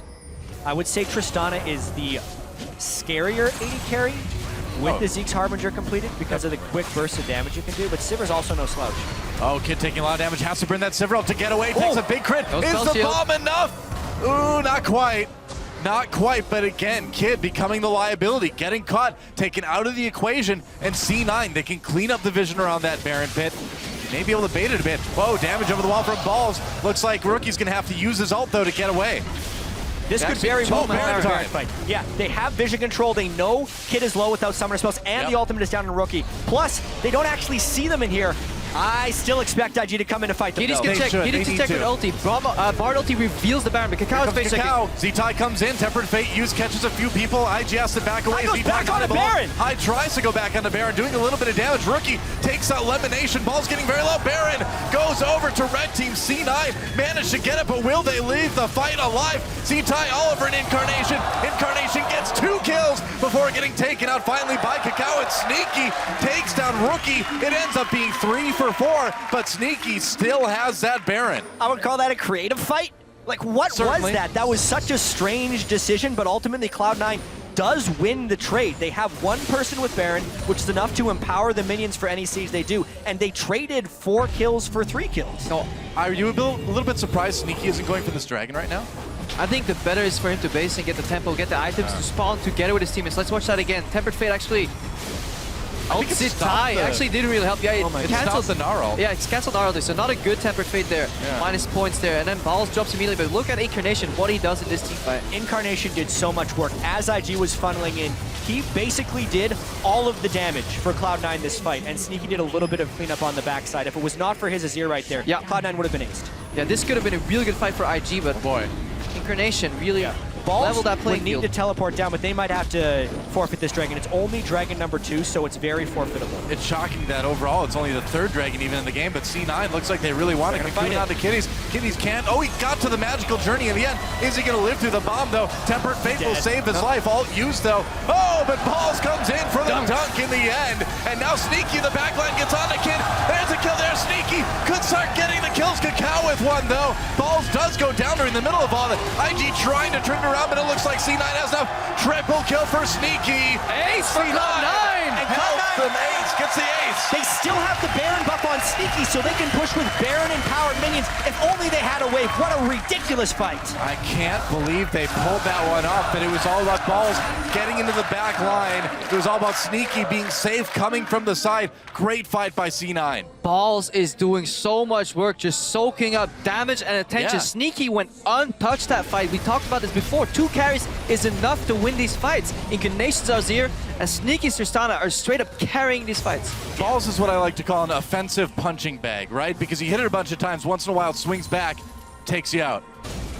Watch that again here. Goodness, he got the Noxian Might in this from executing with his ultimate because Kitties gets so low, and even though the Tempered Fate had only delayed the inevitable, so let's actually watch the other side of the fight right here and see how Incarnation and Sneaky do work here. Whoa. Gets the static shiv crit as well as the dunk here. And Incarnation actually doesn't have the perfect ult, but it still zones Kakao and Rookie off to the side a little bit. And Rookie gets bounced back as he tries to dash in for some finishing blows, ultimately able to get finished by Sneaky, who remained untouched for the entire fight. Yeah, Sneaky, really good aggressive jump there, but still safely. He knows he can always out-trade Kid there in the 1v1, and then he switches with the help from Balls after executing the Sivir to the rest of the targets, and nobody could challenge him at all. And they get the dragon on top of all of that. C9 in control of this game. Elimination actually not looking to finish that Zeke, so he's just trying to get more tanky. He looks Day 1 and Aegis before he gets that Zeke's. Interesting choice. He's also really, it may not even get it in this game if Cloud9 keeps up their aggression. Yeah. They have an open inhibitor here that they might be trying to go for. It would put Sneaky on 95% crit chance in these fights, so... That's why we were expecting it, because it's such a burst of damage. Especially combined out with Tristana Skews, my favorite AD carry to play Zeke with, but Elimination just values the peeling more, and I mean, in a sense, it makes sense if you can just stay alive and prevent people from even hitting Sneaky. Yeah. And specifically with the amount of damage Incarnation is doing, Rookie's going to want to assassinate him with the flank on Echo, and they want a little bit of assurance for that. We're talking a lot about Cloud9. We do need to talk about IG because it's all about the flanks that they need to be able to get. The Baron call, as well as the Dragon call from Cloud9, were super risky. So the opportunities are still open for IG if they can keep up with the pace of this game. A lot of teams at this point in the game, they get baited into straight up team fight after team fight, though. With this composition, IG can't forget that they have to flank or set up favorable team fights with Tempered Fate. Tempered Fate hasn't been used effectively at all, so we really need to see Zitai either split push or start collapsing from the flank. Yeah, IG looks lost, man. I mean, they haven't been playing around that Bard ult very well, and the Bard ults themselves haven't been that great. And C9, man, these guys are looking so good now. That improbable run through the gauntlet, now they're looking to go 2-0 up in their group at Worlds. Every game they play seems to make them stronger. It does. The longer High plays in the jungle, the more the more confident Incarnation becomes as well, because he has just been improving game over game over game. This is a completely different player that joined Cloud9 initially over in NALCS. Yeah. Well, I mean, High's almost a completely different jungler already. The shot calling is suddenly, you know, or finally, I would say, getting kind of equalized by his ability to just simply be a good jungler, too. And for IG, they really need to buckle down and win right here. They're the favorites for some in this group, along with Fnatic. And if they start 0-2 as disastrous, they still have Rookie and Kakao, who have been waiting to get to Worlds for so long. If they start Worlds by losing to an EU and then an NA team, it'd be pretty shocking. Going to be very, very shocking. Elimination. Getting some damage onto Kakao. Gonna wait to proc that stun. Gonna turn around now for deep. Kakao, taking a lot of damage. There's a Bramalt coming through. Elimination backing off. Rookies uses that Zonia's early. Gonna be big. Tempered Great Fate. Bartle. Cap to pull up. Yeah, IG doing quite a bit, but now they're bundled up. The damage from, the damage from Azir and from Sneaky is so big. Double kill for Azir already. High helps them finish it off. Rookie on the run, and this, you'd almost kind of assume it's gonna be an Incarnation ace. with a play, 20% Dude. about to drop, and he just goes in like a man, gets a good ulti and wins that fight for C9. Really reminding me a bit of Coco's Azir play on CJ Entis, man. Just playing that hyper-aggressive Azir, getting the damage done. The team fighting from Incarnation and Sneaky has been so good this game. That was a fight that IG had the initiation on. Not only did they catch Lemonation early and burn his ultimate, they then tempered fate. Multiple Cloud9 members for the setup, but Cloud9 turned it around. And they changed Stun Incarnation too against the wall. A little more damage, a little more focus from IG. He would have instantly dropped without casting a single ability that fight, but because he lived, mostly due to the barrier too, 20%. Watch that again. Look for how Lemonation overextends just a little bit. He tags Rookie, so that helps him in the fight. You could tell Cloud9 was aggressively looking for a fight. That's why he was up like that. But then, Zonia's into 3. And look for the Q from Bar here. Stuns Incarnation, yeah. but he survives long enough to make that play. Yeah, and then he just flies right into a house, but it doesn't matter. Kid should have flashed over and finished off Incarnation. He was too passive in that fight. He could have changed the entire scope of the fight and by proxy this game. I can hardly blame him. Sneaky's been two-shotting him for the majority of the game. You don't want to flash near that if you're going to be executed right afterwards. Sneaky's damage is just out of control right now, both him and Incarnation. And I mean, C9, the other thing about this too is they keep managing to find IG in these choke points, just like the one they're walking through right now. Tempered Fate hits a minion. That's about it. IG needs to back off. Krepo continues to shake his head at the bar play. Sad bar. I'm shaking my Another head. two-man Baron. This is a picture replay of the last one, but this time Here we go. Cloud9 is ready to turn. Bramalt used. Kakao trying to get in the back lines high. Very low. Pops at Zonia's early. Can Incarnation turn this one around again? Big split. C-Tai push back. C9 balls takes down the Bram. There's a big combo. big Gnarl. C9 could be in trouble. Viper survive. Turns it around though. The damage from Incarnation coming in. There's a double kill again. Already Z-Tai desperately trying to keep the fight under control, and he gets a Rookie with the triple kill, trying to make it away against Balls. He's gonna run for it, and that's a fight that went even up 4 for 4, but it looks like Balls might be able to catch Rookie in the end. Maybe. Yeah, I think Rookie's a little too probably quick. not. If he gets a little bit more mana, he can get out of here. Specifically, that is the dangerous shot calling of Cloud9, and this time, he's pretty fast with that Dead Man's Plate. But he has no summoner spells. All right. Yeah. Barely doesn't get Whoa! it. He needed to teleport back too because No kidding. 2 inhibitors were down during that, so really Cloud9 would have just had to stall. They end up getting one anyways. But so close. That fight was crazy. That massive Gnar into parallel convergence and then Rookie going back to it to proc it. Almost at Cloud9's demise, but they managed to hang on yet again. Incarnation, very low HP, gets a couple damage spells off, makes the fight even yet again. Yeah, a couple things I noticed about this fight as well. Balls was able to get in the backline very easily because IG is so focused on flanking, nothing is actually killing him, so his slightly behind state doesn't matter. But also, Kid, this fight, flashed forward to kill Sneaky. Yeah, Sneaky was zoned off 3v1. Even with a massive buster shot, it wasn't enough to survive that fight. But right now, we see another Baron setup here from Cloud9. Yeah, the tempo is continually being pushed. This time, Cloud9 with the Azir can kill it so quickly. They got a Bard ult to pit right now. They're doing it fast. Here we go. Baron taken out. Cloud9 already has a Bramalt, catches Kakao, and they're in that choke yet again. Here comes the damage. Tempered Fate locks them down, but it's only delaying the inevitable as C9 comes through. Victorious already in this team fight with a kill on Kakao. Kid trying to run away. They have to burn that Sivir ult to disengage, and C9, now they're coming in with Baron. Only one Nexus turret remaining. Baron-empowered minions will be in 2 different waves. This could be the end of this game. Certainly could be. IG needs to have a miracle fight to turn this one around. Z-Tai is going to need to come up big, but he's so far away from Meganar. That turret dying almost immediately. Rookie desperately goes in, and Z-Tai backs away as well. Double kill already for Incarnation. The damage is 2-0. Watch C9 completes the ace, and they complete the 2-0 already at Worlds. This Cloud9 You know, I think Faith Age is starting to apply to more than just CLG at this point. You just lump in C9 with that. These guys are looking so good. They're almost looking better than Cloud9 from last year, which is crazy to say after this game. Almost. Incarnation's mid lane play in particular is mechanically amazing so far.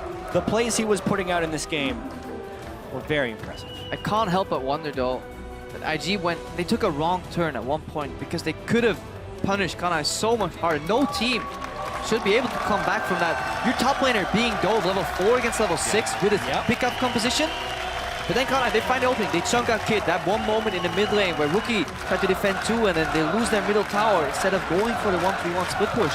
Well, man, credit to Balls as C9 takes a bow, man. He was so far behind, stayed relevant. That's what you got to do as a top laner. You're going to have those games where you're so far behind in levels. And CS, as long as you can just not die, as long as you can just keep it up, keep the farm coming, you can come back and make a difference.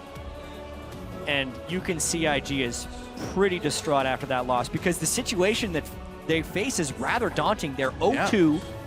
If Fnatic beats AHQ, there would be multiple 2-0 teams that they have to come back on, and only the top 2 teams make it out of groups. It was feeling like an inevitability for most IG fans as well as IG that they would make it out of this group, but they are now faced with a much different reality. Well, IG too coming into this, I mean, a lot of the Chinese analysts saying this team is very inconsistent. They have the high highs and the low lows, but we expected more than this. If Fnatic continue to dominate the group, which a lot of people expect, IG still control their own fate. In the rematch against Cloud9, beating HQ potentially twice, which is the weaker opponent from them left so far, they can still tie it up in the group. We can see a very exciting finish closure next week in this group. That's true. It's a double round robin. Everybody has to play everybody else twice. So these first games, while they are telling, while they are important, you can compensate for it. You can come back with a better plan next time. We'll have to see if IG can come back and do that next week. Yeah, that was thinking about this game a little bit more. We're wondering, like, where did IG go astray? Because they had the top lane advantage, and so much that, and some of it is in Bard because they weren't able to force any team fights. But more particularly, it was literally just about Zatai not finding a way to become involved. And the creative shot calling of Cloud9. They are not following the same script that any other team is here at Worlds. So you have to be also creative on your own end in order to beat that. The moves and rotations they're making are things other teams just aren't doing. There was such a big disparity between Balls and Zatai, but the even bigger disparity in this game was the way Cloud9 played around their weaknesses compared to how IG failed to play around their strengths. And that really allowed Cloud9 to come back into the game, and then they did it phenomenally, though. To come back from such a large deficit, I think it may have even been the largest CS deficit at 10 minutes, was something like 36-70 that we've seen in the top lane this entire tournament. They still managed to beat that, and Balls still stayed relevant. There was a point where it was like 140-70. That was disgusting. It got that bad. Yep. Looks like we're setting up an interview with Shox just a little bit later. And it looks like we've got High and Sneaky on the desk, if I can tell properly from behind here. Yeah, that's going to be it. Speaking of Sneaky, that's another one of the strengths that Cloud9 had on the team. We talked so much about Zatai and Balls being a mismatch. Sneaky and Lemon over Kid and Kitties was very exposing for Kid and Kitties. They have been known as the weaker bottom lane of the Chinese teams that are coming here to Worlds. They certainly and they're look getting beaten pretty heavily. And if you're in a situation like that, you can't play the Bard because Bard needs pretty immaculate team cohesion, bot lane cohesion to make it work. And a lot of roams, really, just to make those picks. But most importantly for me, Sneaky, while any of the members of Cloud9 have been fluctuating in skill up and down during maybe the entire summer split, I think Sneaky is the most consistent, one of the most consistent players in the NALCS rather, and the most consistent player on Cloud9. He has always been a threat to be reckoned with, especially on AD carries like Tristana, where he's not afraid to jump aggressively and make that play. So I'm a big Sneaky fan. Yeah, and I'm going to bring it up again. We saw it the last time we saw the NA teams winning with Tristana. They were on this pick long before other teams were. So as far as playing with and against, the explosive charge and how quickly it can take down turrets in contested scenarios as well as uncontested scenarios, NA teams have much more practice with, and it's paying big dividends here in the first week. You know, I got to say, too, they banned out the Morgana against Lemon Nation. He just picks up the Braum, does an amazing job with it, too. In the middle of team fights, we saw him individually attacking people, setting up those passives, setting up those stuns. Especially against Sivir. If you watch later on those team fights, we didn't touch on it too much. Very often, his shield was blocking so many bouncing blades, ricochets, like boomerangs from Kid. That's why his damage was so low in these fights. That's right, guys. It looks like it's time to send it down to Shox for our post-game interview. Thank you very much, guys, indeed, with the victorious C9. It's Sneaky and Hai that have joined me here for this interview after, I'm gonna be honest, an incredible win over IG, in my opinion. A couple of things I want to ask you about. First off, coming into this game and Balls getting pretty far behind, on the other hand, having the advantage in the bottom lane, how did you try and even everything out? I'd say that was kind of our fault that we got Balls in that position, because I couldn't push into the top wave fast enough to get it to reset fully. So Nara was able to get a pretty big advantage off that. And I only got like a small level lead, which is hard to push as an AD carry. So it was a bit rough. We had to take turret and then rotate to mid to really get any sort of advantage for ourselves. Yeah, that did work out very well. And then there was this phase in the game where you guys went to some very risky shot calling, I would call it, around the Baron area a couple of times. Very close fights. What made you do that? What made you accelerate the game at that point, Hai? Well, I'm pretty confident in my ability to understand how to play around Baron. I've done it so many times now. I know when we can do it, and I'm always asking my team how fast we can do it. So having the knowledge of how fast we can do Baron lets me know if we can do it or not. And during the game, you test them out to see if they check Baron right away or not, and then you get a feel for whoever their shot caller is. A lot of times they're either too scared to check or they check instantly every time. And you have to do it to gauge to see what they do, so that in the future you can make the right call on it. You still have to play it out in the end, Sneaky, especially you had some very good moves in those endgame team fights together with Incarnation. Tell me about the synergy with him, because it seems ever since you rejoined the team and since the regionals, that synergy with Incarnation, just his level of play, has gone up tremendously. Well, I'd say we've become pretty good friends with him over the course of the season. It's started a little bit rough because we were losing all the time, but as we kept winning and once we brought Hai in, the morale was like super up there, and now it's even better. So it's been a pretty good road with us. Losing together, winning together, and right now it's winning 2-0 so far. Tell me how kind of your idea, your mindset, your momentum has changed from coming in as the absolute underdog in this group to doing amazing things, Hai. Well, I came into this not thinking I was the underdog, because for me, I need to think that we are the best team for me to make the calls that a winning team would do. So if you go into a game not thinking you're going to win, I'll probably make like a bad call and not like, I don't know. I just assume I'm better than them, even if we're not, so I can make the correct calls. And it's very important that I think that way, and it's been working out pretty great. Sneaky. I kind of just play it as it goes. I don't really look at the names much. I have nameplates on, but I don't think about it. There's no fear factor there. I just kind of play my own game. Definitely showed step 6, world domination. How's that going? Over 2-0. So pretty damn good. Well, congratulations. Pretty damn good indeed, Sneaky and Hai. Congratulations. C9, 2-0 in this group. Who'da thunk it? Back to you guys. Thank you, Shocks. Zyreen's a happy man. He called it. So surprises coming out of Group B yet again. A win there for Cloud9. Not as easy as you may have expected through the early game.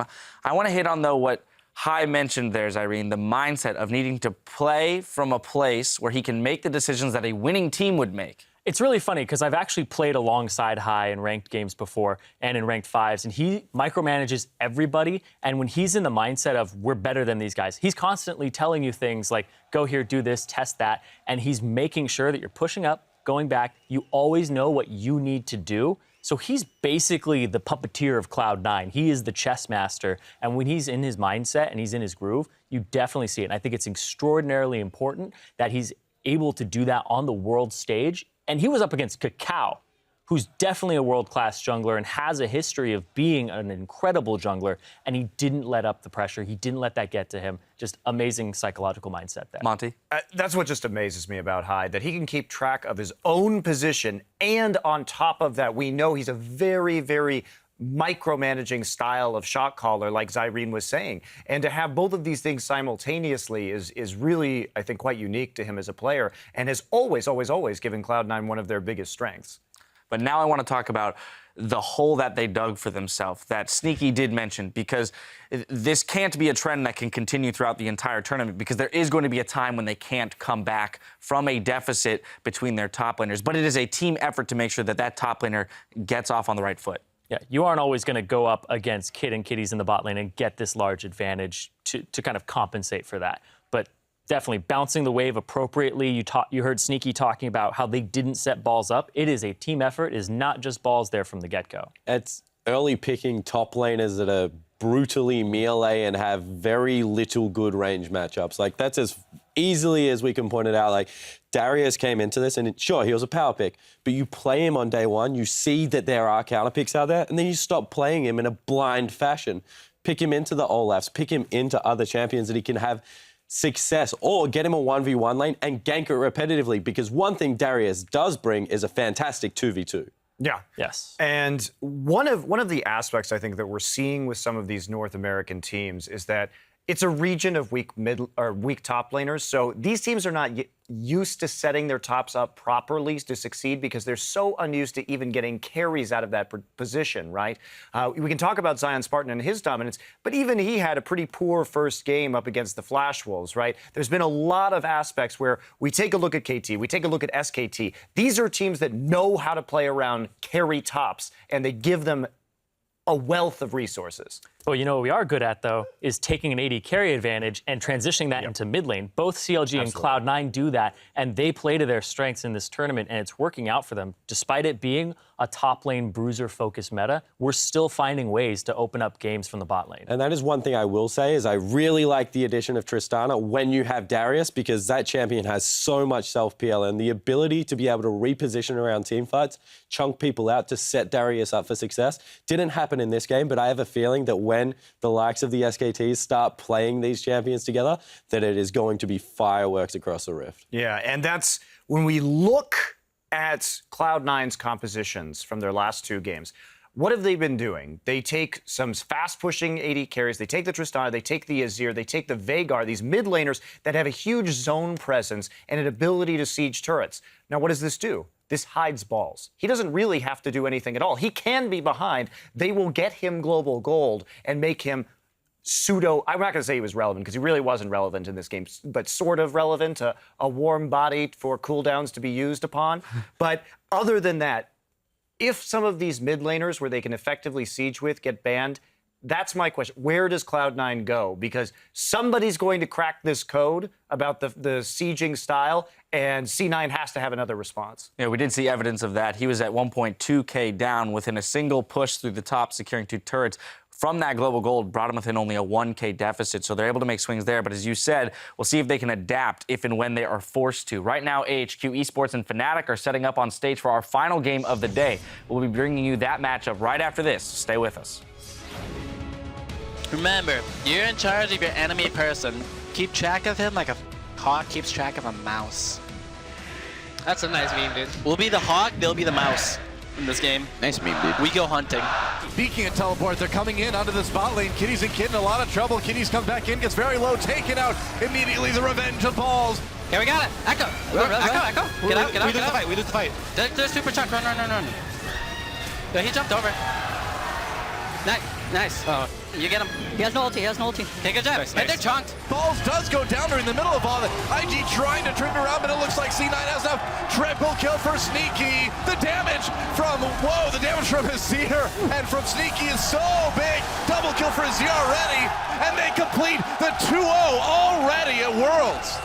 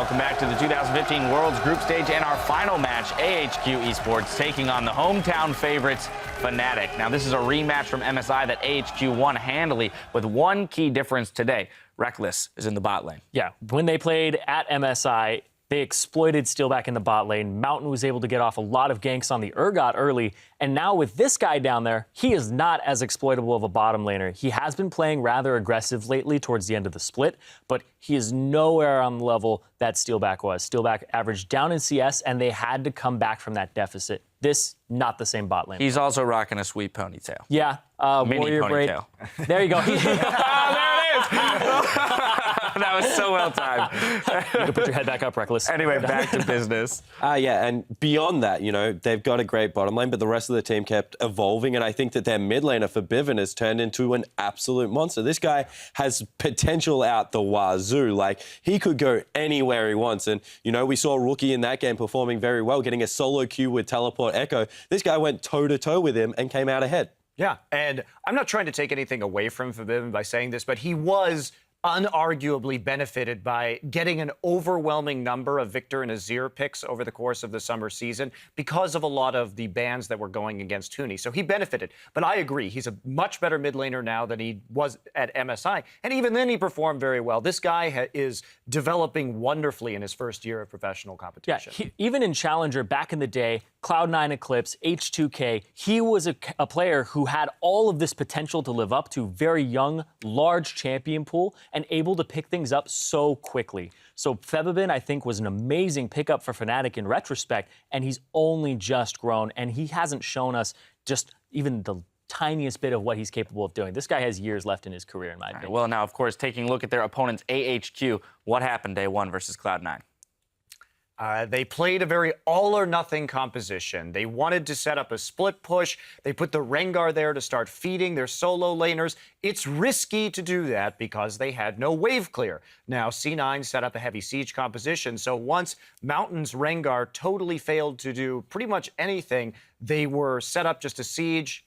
There was nothing AHQ could do, very short game. When you get those two kind of compositions going against each other, it's going to be feast or famine on either side. If Rengar had worked, we could have easily seen a very quick game with AHQ split pushing and solo killing people in the side lanes. So AHQ needs to mix it up. I just think Mountain needs to calm down, play a champion he's actually played in the last season, in the last split, and we'll see what they offer from there. Yeah, it was a very slow, painful process for them. It felt like AHQ was learning during the game, but every death was a lesson. It's 300 gold, 600 gold. We're learning 2 lessons here. What does Veigar E do? What does that do to us? How many stuns? What does my R do as Rengar? It took them so long to figure it out, and they didn't have it even close to down by the end of the game, and that's what cost AHQ. I want to see them go back to comfort. I also feel like those teams were backwards. Like Cloud9 get their bottom lane advantage and transition into the mid lane, whereas on the side of AHQ, they try and give everything down to Arn, and Arn never got rolling. Nothing ever transitioned to that guy. He had a second item QSS and was doing no damage whatsoever. So looking for him to step up in this game, really get going. All right, well, that's what we're looking for. Last time today, guys, got to put you in the hot seat. Who are we looking at to take this game? I think that Fnatic are phenomenal at the moment. I think that they can go very deep in this tournament. I think they'll win the game. Yeah, I don't think there's any argument. Even if it was the same AHQ that we saw at MSI, I would still pick Fnatic here. Especially when we've seen everybody in this group now, and we've seen Cloud9, we've seen IG.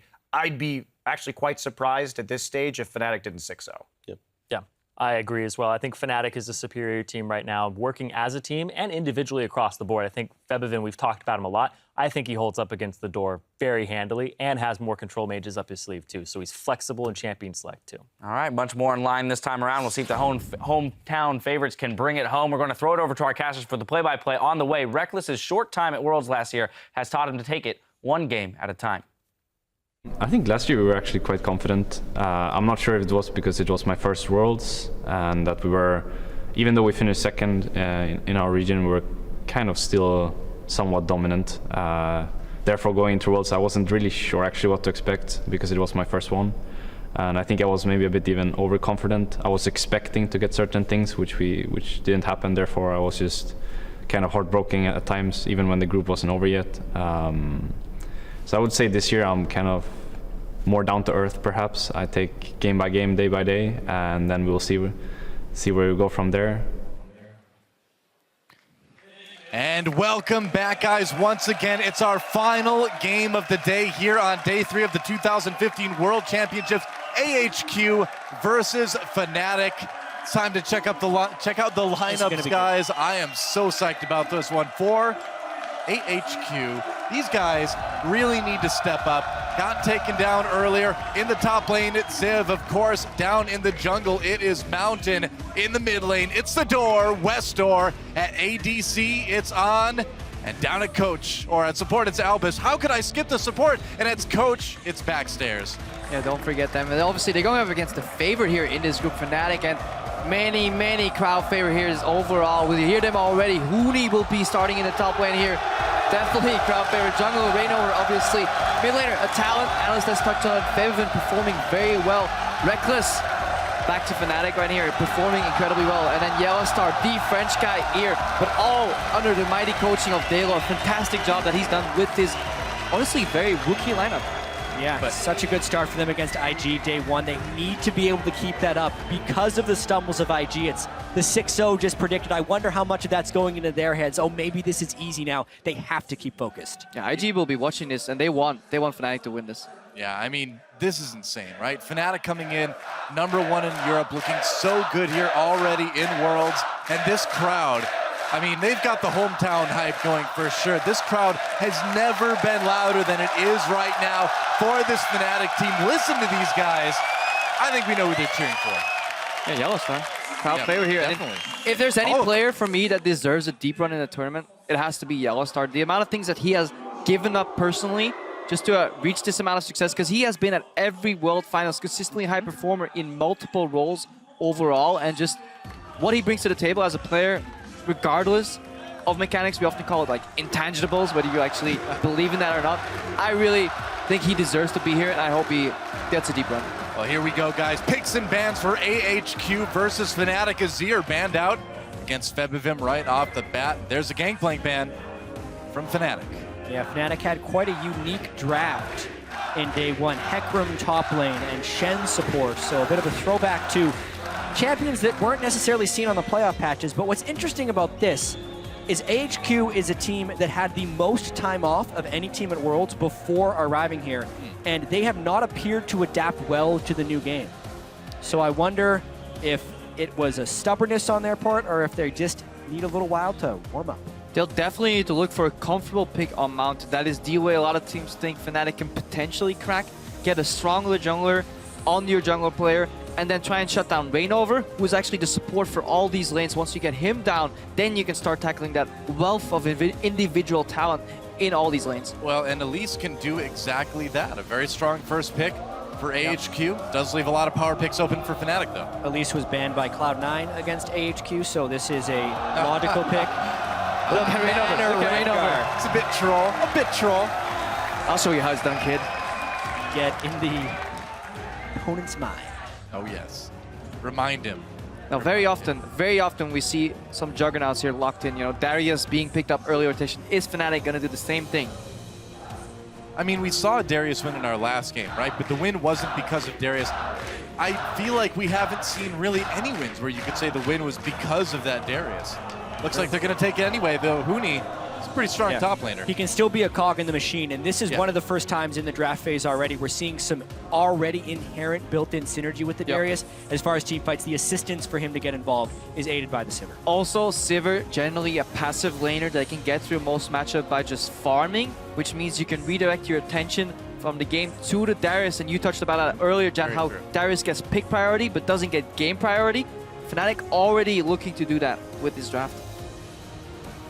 Meanwhile, AHQ thinking about picking up that Gnar. It really feels like Gnar is the default pick against Darius. It is. I mean, he's got the range. You can kite it a little bit. You can harass Darius a lot in range despite that little heal off the Q.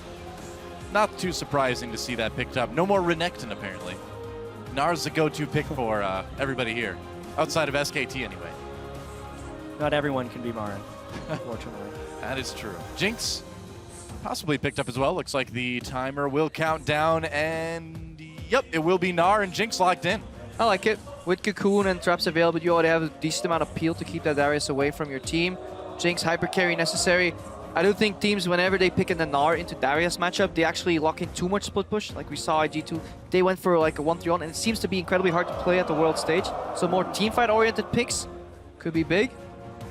Febiven teasing a Riven pick here. Before he became a professional player, Febiven was actually a very big Riven main. Obviously, his real name is Fabian, Riven, Febiven. That's potentially where it comes from. He was a Riven one-trick pony. He may actually end up playing a Veigar here. We'll see, but... Will they actually even pick a I mid feel like laner the right now? majority of these hovers are just taunting AHQ Yeah. about their game yesterday. True, that's actually true. The Veigar was played against him. No, Yeah. I think we've deducted the champ select. This is why we don't talk about hovers. Yeah.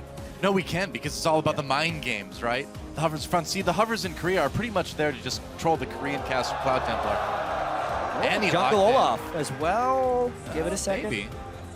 Yeah. Rain over special. All right. Rain over special. It's what his... He was the pretty much only person to play Olaf jungle. Already the inbuilt synergy with the Sivir, so they're building very heavily around this. Well, Jinx is going to have a lot of people running out of that. She's going to have a hard time stopping. Actually wasn't too big of a fan traditionally of Annie as a support, but her value seems to be pretty high in this World Finals where she just provides instant hard CC. Yeah. That's what a lot of these teams have been looking for. A lot of these fights could go different ways. Could still see no Kalista actually this game. Well, you're trying to get on the Jinx, right? And I mean, where you've already got the top lane picked, you can't go to like a Malphite or anything right now unless it's a rare Malphite support. So this makes sense. Put Olaf in the jungle.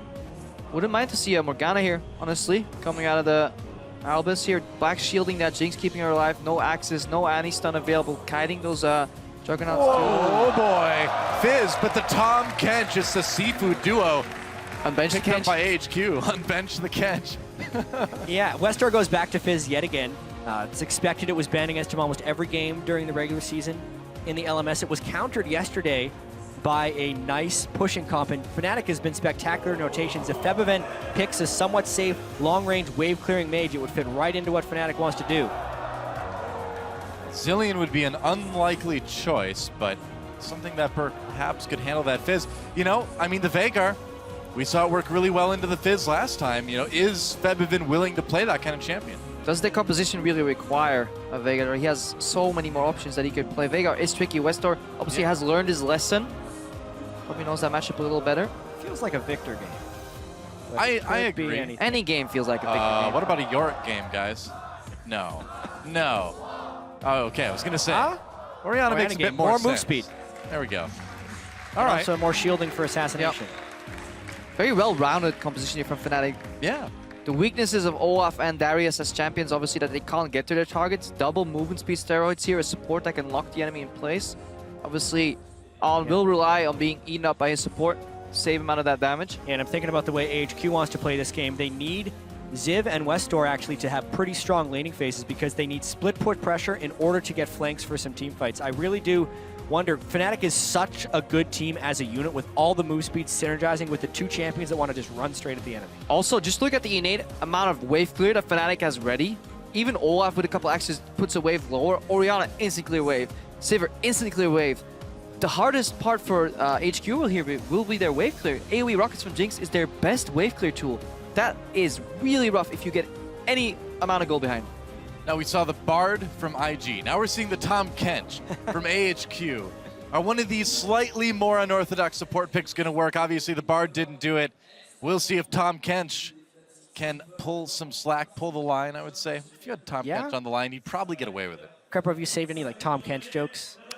There's a bunch of unbench to Kench memes, but we're going to let Twitch chat fill that one up, hopefully. All right, well, guys, if you are on your phone, you want to use that Twitter hashtag AHQWin if you think they can take it, or hashtag FNCWin over to @LOL Esports. Let us know what you think as we move into our final game of the day here on day 3 of the League of Legends 2015 World Championships. AHQ versus Fnatic. It's time to get onto the rift. If you're unfamiliar with Tom Kench overall, his job is really to be a pesky nuisance and peel.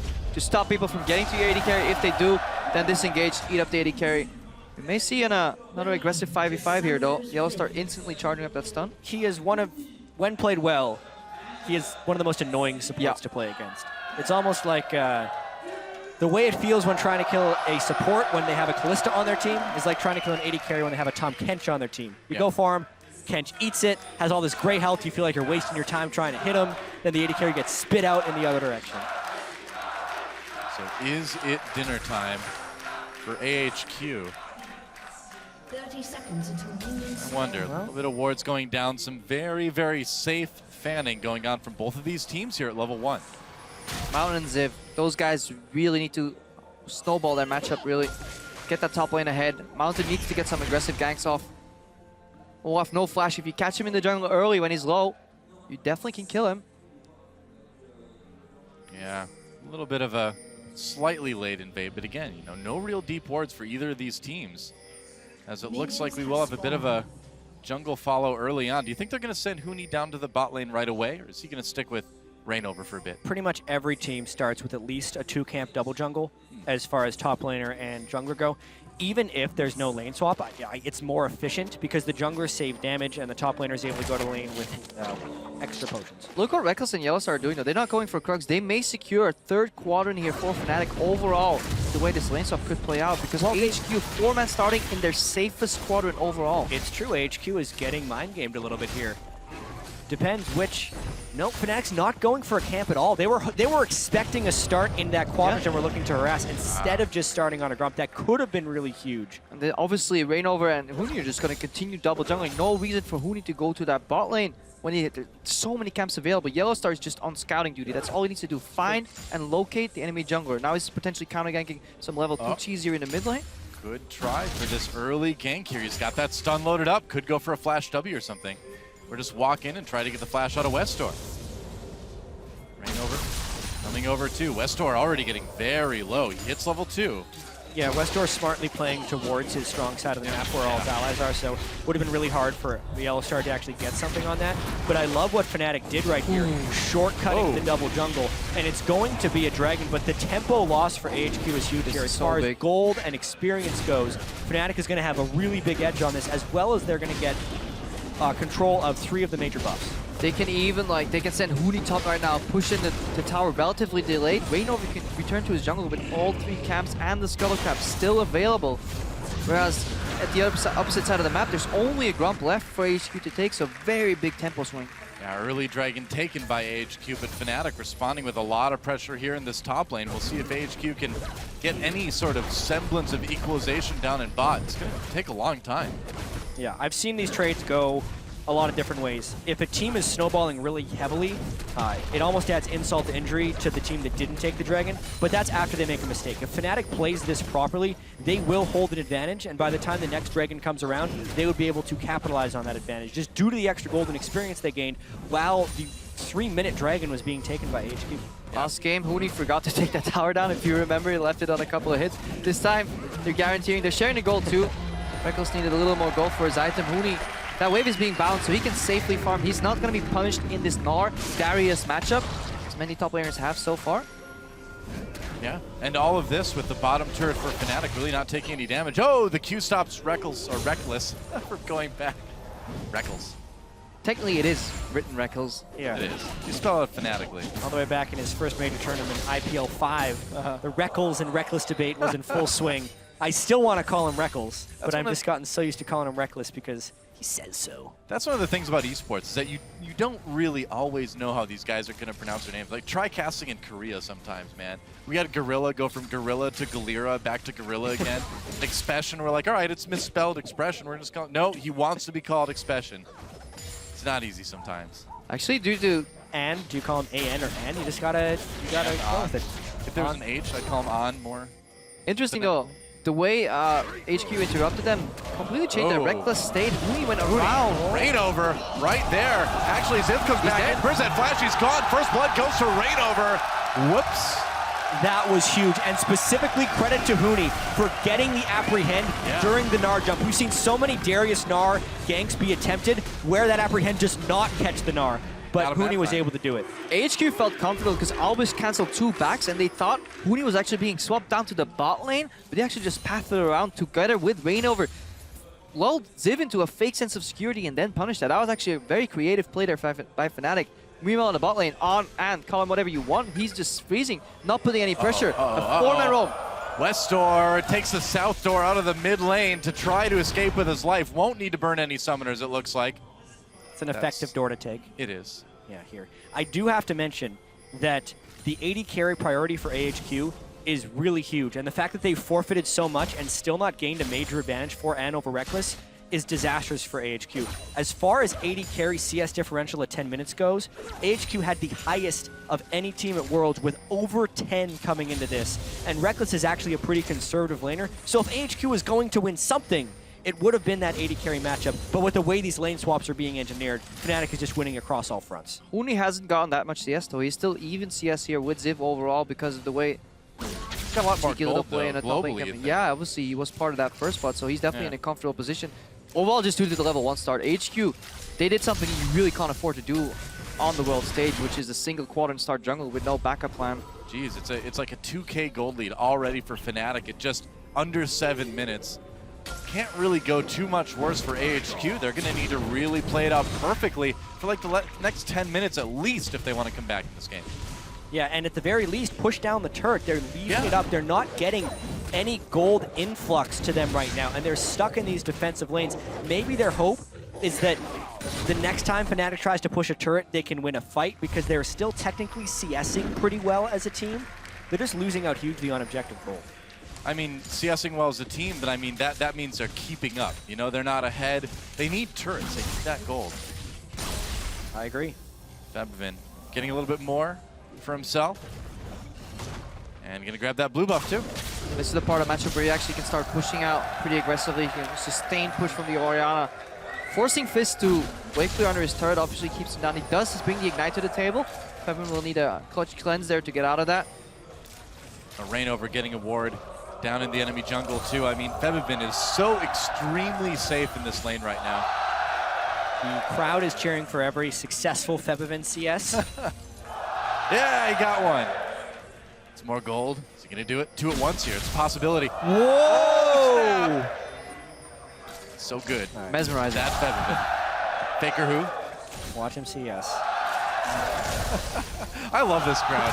This is, I think this is actually the best crowd I've ever seen live. These guys are so excited about everything. I love it. Mostly instigated by the in-house casters here, Chips and Y. Dude. The band of merriment that they brought to the table too. So fantastic audience here. Every time I've come to France for an event, it has been amazing. I've done it, I think this is my 4th time here, and the crowds are just always mind-blowing. Need some more Pantheon, but we'll get to that potentially. Alright, Huni now CSing on the tower. Actually doing a phenomenal job as the crowd indicates.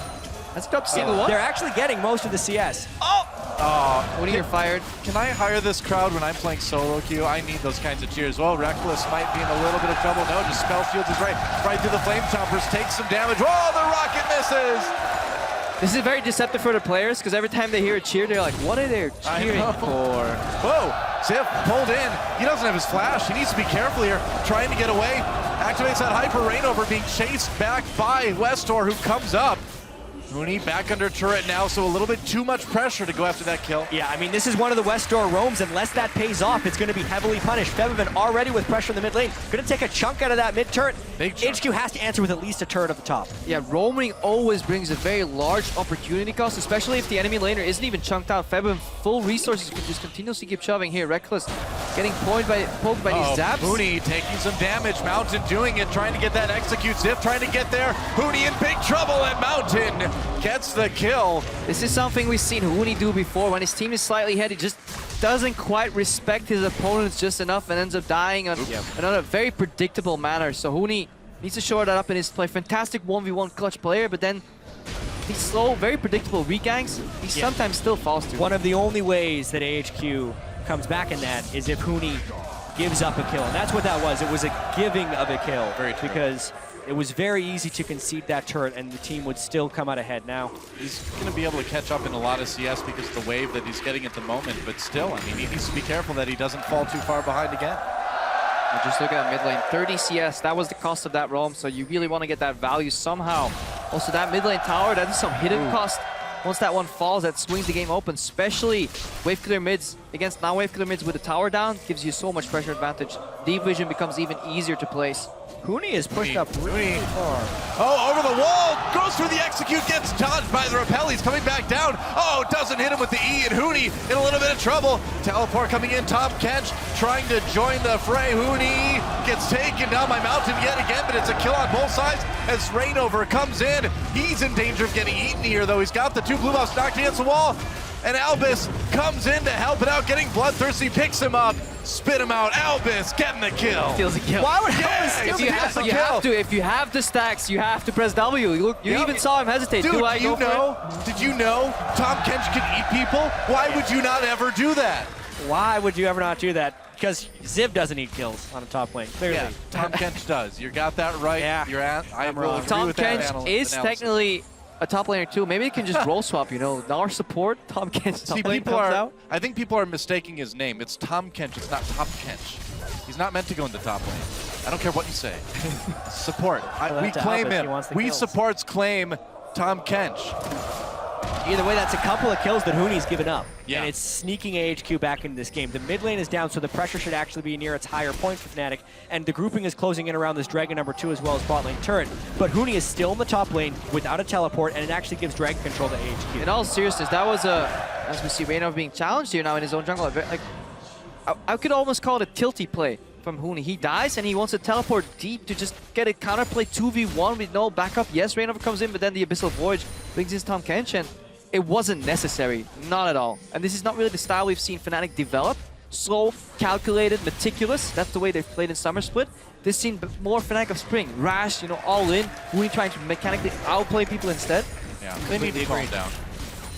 They need to calm down, and it seems like that's kind of what they're doing now. Nice spell shield by Reckless to absorb that torch from Jinx, which doesn't seem like it hurt much anyway, but might as well get the mana. Ziv. Yeah, he's now pulling ahead. Yeah. It is a very straightforward matchup to play. Stay out of his apprehend range. That is TLDR in our Darius matchup. Oh, Mountain trying to make a play with Albus onto Rainover here. Rainover, I mean, what a career he's had since he moved to Europe. I mean, in Korea, he wasn't known for being a great player. They called him Game Over because he really, you know, that was it. You got him on your team, it was game over. Big change for this guy, coming to Europe, making a name for himself. Still game over, just in the other direction. 18-0 with Fnatic in the regular season. That was game over in a good reason. Well, maybe not this game, but we'll see. It's still very close. Fnatic still with the gold lead, but that might change as this turret looks like it could go down fairly soon. And this was the initial lane sub tower HQ decided not to take down at all. So they really want to keep that lane, even be able to bounce back the waves on. Didn't feel comfortable playing in a long lane, but so far they're hanging out. The gold hasn't really changed all too much. He's got the safety of Tom Kench behind him. He also has a pickaxe advantage on the Reckless as far as straight AD is concerned.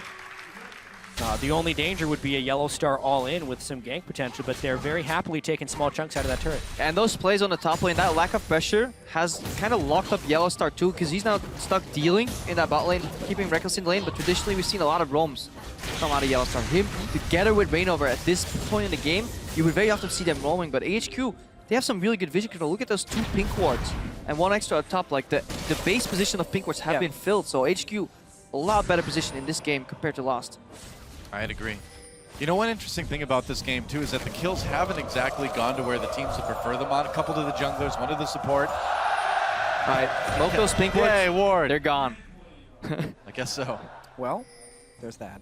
And There's immediately HQ actually has to retreat. You feel the pressure. Because they have no vision within their own jungle, which makes an incredible feeling of pressure right there. Because if they stay under the turret, for all they know, they could be getting Formendo.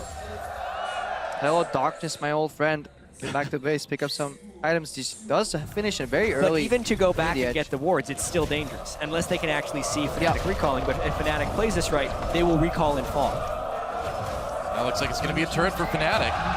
That's actually something. 3-0 now. That is something EDG does incredibly well when you watch them play. They abuse Fog of War to their advantage so much, and I hate it when I see people base in full vision because you just give your opponent so much free information. Yeah. Top level teams, that is often the difference. You basically say, hey, you know what? If you want to come to this part of the map, you can. It's fine. You're safe for a little while. That's not something you want to do. HQ looking to respond with a turret of their own. They'll be able to take the top one, but that is their first turret of the game. They do have the 2 dragons, though. And that bot tower could fall down soon, too. Yeah, really could. There's a chance that HQ has held out pretty well from the early game pressure disadvantage they opted into with that dragon. the mistakes that Huni granted can almost slingshot AHQ ahead if they are able to win a team fight of some kind. And remember, Westor is a very good assassin split push player on that Fizz. Whoa, on the Timberall. gets popped. They're going after him here. Westor gets stunned by that. Timbers could be in trouble, turning around as the teleport comes in for AHQ. Ziv is there as well, too. That's a kill for Westor. Fnatic getting Reckless as Reckless tries to escape. They come in, they get a kill, but it looks like they'll pay for it. Jinx Rocket, non-consequential. Huni flashes. Can he actually catch Ziv? No, he can't. He's about to go Meganar. Here comes Tahm Kench. Not going to be able to catch Huni. Here comes. You know, he could just pick up Ziv and run after him. He's got that move speed, but it doesn't look like they're going to go for it. The way Westor turned around there was actually incredibly smart. Like, he saw the teleports and he turned around to finish Annie, and then somehow Ziv stayed alive 3v2 long enough. Impressive play here from AHQ. That's a turret too for AHQ. Fnatic in a lot of trouble now. And this could be the slingshot. HQ fell back in the early game, and now they're flying ahead of Fnatic because of the mistakes Huni made and that nice play by Westor, as well as the globals there enacting the teleport from Ziv and the Tahm Kench just to make some safety at the end of this fight. Let's watch that again. Just keep your eyes on here how Westor decides. His teleport is coming behind him. Huni teleports ahead of him, so he has to turn around. They finish off Yellow Star, and then they turn to Reckless. 2 for 2 would be actually a decent trade here, considering that they fight 2v3, but actually ends up just being a 1v2 here. Kill trades, and then Ziv still survives. Really nice jump. And forces the flash. Barely outrange. Or gets the flash, you know. Yeah. Tomato, tomato. Technically, he forced flash because it was used. We talked about Huni. Have no cooldowns. It's flash. I mean, we talked about Huni waiting, of course, to use that apprehend until the hop started. He didn't that time. He used it really early, right after he got in, and that made it easy for Ziv to escape. Especially if you look at the weaknesses of this AHQ composition, we touched on it in the draft already. No wave clear at all. But because they're actually still even in the lane, they can put... Whoa, big shockwave brings in on and Albus. Albus eats his buddy, keeps him safe. Say they can put on mid without anything to worry about. Still have to worry about that shockwave. Well, he's a bit slimier, but he's alive. That's the important thing. And these are the trade-offs that Westor makes in almost all of his games. He almost always loses CS in order to try and create kills and pressure on the other side of the map. But mid laners in the LMS are not nearly as good at punishing this as there are at Worlds. Febiven with a 70 CS advantage, only 18 minutes in. And despite the kill, 1,300 gold up. Uh-oh. Mountain gets slowed down by that undertow, trying to get away. Westor coming from the side, Mountain with the repel. Albus trying to get in there. He's going to flash over the wall, pick up his friend here. Yellowstar in a lot of trouble. Going to go down. Westor gets the kill. Gets taken out, though, as Huni comes in. It's a brawl. There's the zone. He's used by Febiven. It's another kill for Rainover. Ziv still in touch from the side. A lot of members low for Fnatic. That's kills all over for AHQ. Meanwhile, Huni still going at it with On. He gets the kill. 4 on both sides. It's a top laner battle. Huni trying to catch Ziv, and Ziv just going to run away. Are they still going to go in? No. So 4 for 4.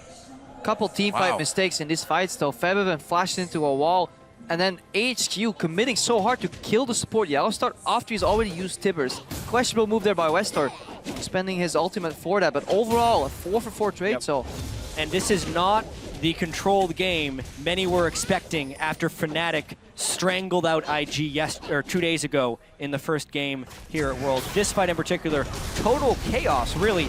The annoyance of Tahm Kench showing true here, flashing over the wall just to eat, and that prolongs the fight. So yes, Westor went on a bad target, but it was the target his fish landed on, and he's really just trying to get kills to start his goal beat off. The big thing here was the way the front lines were playing. On was really close to resetting this fight, but Huni was at least in the right position to zone him out. Chaos in the backside. And that failed flash. If Febiven went over the wall, he could have killed Mountain, but Mountain had time to get out of spider form. In that case, turn around and actually finish him off. So Ziv also has been shown really good distance management. HQ's going to want to fight over this dragon right away. Yeah, they do. They don't want them to get it. Fnatic gets it anyway. There's going to be a fight. Fish onto Yellowstar yet again. On coming in from the side, unopposed. Rainover trying to get to him with that Ragnarok. A kill comes in already for Fnatic. Ziv getting low. Finally, Albus so healthy with that Greyhound. Not anymore. That's a double kill for Reckless. Yellowstar finally gets taken out. It's a triple kill, though, for Reckless. And finally, Huni takes him. There's a double kill for Ziv, though, on the other side. It's nearly an ace. Once again, a big brawl, but this time 2 for 3 in favor of Fnatic. LMS teams, in particular AHQ, are never willing to give up a dragon for nothing. So they go in really hard despite the dragon being down. And also, we just talked about Westor's target selection. He again all-ins Yellowstar and actually does not have the burst yet to even one-shot. So he is a complete non-factor in this fight, and it negates the advantage the other members of AHQ may have had. Yeah, watch that again. If he had a Zonias, this is an okay move, but because he doesn't stun into Boomerang and one-shot, Westor completely useless in this fight. And on he really needs some healing. Good shockwave from Featherman. Yeah, and then you can see the Super Mega Death Rocket almost take them out for On, but Featherman sits at full health for pretty much the whole fight, and Ziv is unable to dodge the outside of the Darius Q on that occasion, which ends up trading the shutdown gold to Huni. Speaking of Darius, he's getting some items, he's getting some kills. Huni much more relevant now than he was a couple minutes ago. Only 1,000 gold, roughly behind 900 right now, and more importantly, he finished his core build. Black Cleaver and Deadman's Blade, that's all he needs in these team fights for Darius, so he doesn't really care that he's behind Ziv in particular, because Fnatic as a whole, as a team, they team fight way better. So HQ need to go back to this 1-3-1 split push again and find individual skirmishes, because Fizz is one of the strongest 1v1 assassins that they have here in this game. You know, I gotta say too, Albus is not making a huge difference at the moment on this Tahm Kench. I mean, when it comes to a big 5v5 team fight, he's just kind of walking around a little bit. Particularly that last one when Fnatic had the setup. Yeah. Really evident. Tahm Kench has some nice capabilities of coming in on the backside of chaotic fights and creating a difference because of the duration in which he can make someone untargetable. But really, if Fnatic sets up that well and HQ jumps in, it's not good. Yeah, good point there, because compare the utility of a Tibbers versus an Abyssal Voyage. Abyssal Voyage is good if you can relocate between lanes. Again, 1v1 split push. Get your more members to a different lane quicker than Fnatic can expect it. Whereas in team fights, Annie takes the cake right there. An AoE 4-man Tibbers can decide to fight. Abyssal Voyage, not so much. We're only 22 minutes in, and Featherman has nearly 100 CS over Westor. That's insane. The kills are even. Westor has been trying to roam and make plays, but the gold difference is 2,100 in that mid lane, and if an Orianna gets ahead, it shuts down Assassin. We're also averaging 1 kill per minute, something we did not expect from Fnatic coming into this match. HQ we did, Fnatic not so much. It was such a tactical game for Fnatic in their match against IG. Here they are playing really crazy, honestly, being so aggressive, being overly aggressive at times, wanting to get in there for the skirmishing, and AHQ is answering. They're saying, all right, you want to fight? We'll fight too. Yeah, Fnatic is defaulting back on a lot of really old habits in this game. So much of the Spring Split team was undisciplined, risky plays, and they completely cleaned it up for 3 to 4 months. But for whatever reason in this game, AHQ's has brought the old Fnatic back. Well, I mean, they're lucky. Fnatic they're barely making it work at this point, but this game is so close. AHQ could still turn this around anytime. That's the way, honestly, if you look at a team that is this crisp at Fnatic, you can take 2 approaches. Either you play the same crisp game style that you're not used to, or you bring them down to your level and you try and beat them with experience. And that is the approach. Controlled chaos here from AHQ, but they'll need some fancy moves right now because Fnatic, their fundamentals are still better. Their vision control, especially on this Baron buff, is just a lot more advanced than what HQ is used to. Well, they're finally, Fnatic that is, getting a little bit of side wave control back in that top lane. We'll see what they can do in the bot lane with Huni here. This Ziv, this Gnar is still pretty fed. Yeah, and Frozen Mallet, if he gets in split push scenarios, he can completely dominate Huni and then have some teleport advantage. You can see he's consistently pushed up on that side of the map. Yep. Split push is almost set up for HQ. They just need to get this wave in neutral or pushed in and then have a perfect 1-3-1. Unless Westar basing. Now, Dragon is coming up in a minute 30. Just everyone base. Yeah, because Dragon's coming up in a minute 30, man. You gotta get ready to fight again. Yeah, let's team fight that Dragon because our composition is totally built around that. Oh, yeah. It's exactly the way AHQ plays, whether or not their composition is built around it or not. The Dragon is where you team fight. And if you're not ready for that team fight, you are not winning those games. It's like in that way they're 300, man. It's like, this is where we fight. This is where, well, we might die too, actually, but they'll die a little bit. That's how it's been going for AHQ. 11 to 11, something's got to give.